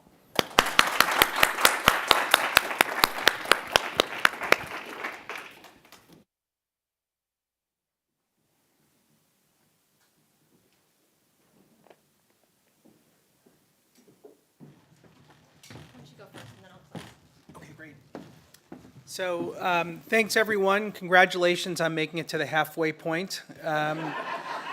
So we're really excited for the remainder of the program. It's going to be riveting. This was really a warm-up. Wait until you see salmon, Jesus. And then clam. Sorry.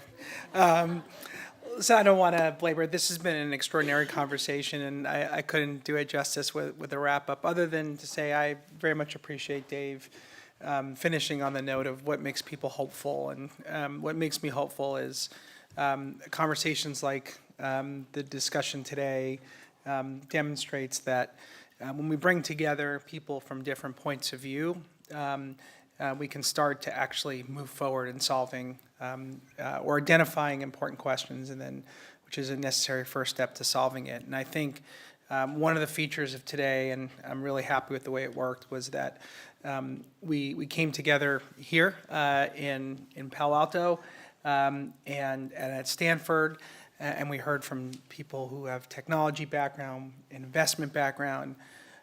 We heard from people who focus on hardware. We focus on data, machine learning, but we also heard from content creators and people who have that perspective. And I think one of the ways we organized today's discussion, and I'm glad that we did, is thinking about the stack from top to bottom. And I think that's an important framing, which is what are the different components of the stack? How do we make sure that there's competition within each of those components, and then competition is enabled in how those various components interoperate? And that really is from everything from the chip down to the end user. Bless you. I think it would be important, though, it's very important to remember that humans are part of that stack. And whether it's the labor of engineers or the creations of content creators, artists, journalists, actors, musicians, poets, or just plain old people. That's not only an important input into the creation of AI, but it is an essential input, and making sure that we breathe life into a healthy competitive ecosystem that returns results for all in a way that allows everybody to benefit is so important. And so I think that's what makes me hopeful as we can come away from today's conversation and think about how do we work together to enable that. So without further ado, I'll turn it over and thank everybody for their participation and attendance. Thank you. So just to close out, on behalf of Stanford, I'd like to thank you for being in the room and thank for everyone who's online and still stuck with us today. We will have today's recordings available on our website. In addition, we've been doing one-on-one interviews with a number of the panelists, and those will also be featured on our website in a few, maybe give us a few weeks to pull those together. But stay tuned for that. And I'd also just like to thank our events team and our video team and support just for all their great work today. Thank you so much. We'll meet you all back outside at the reception, and thank you again.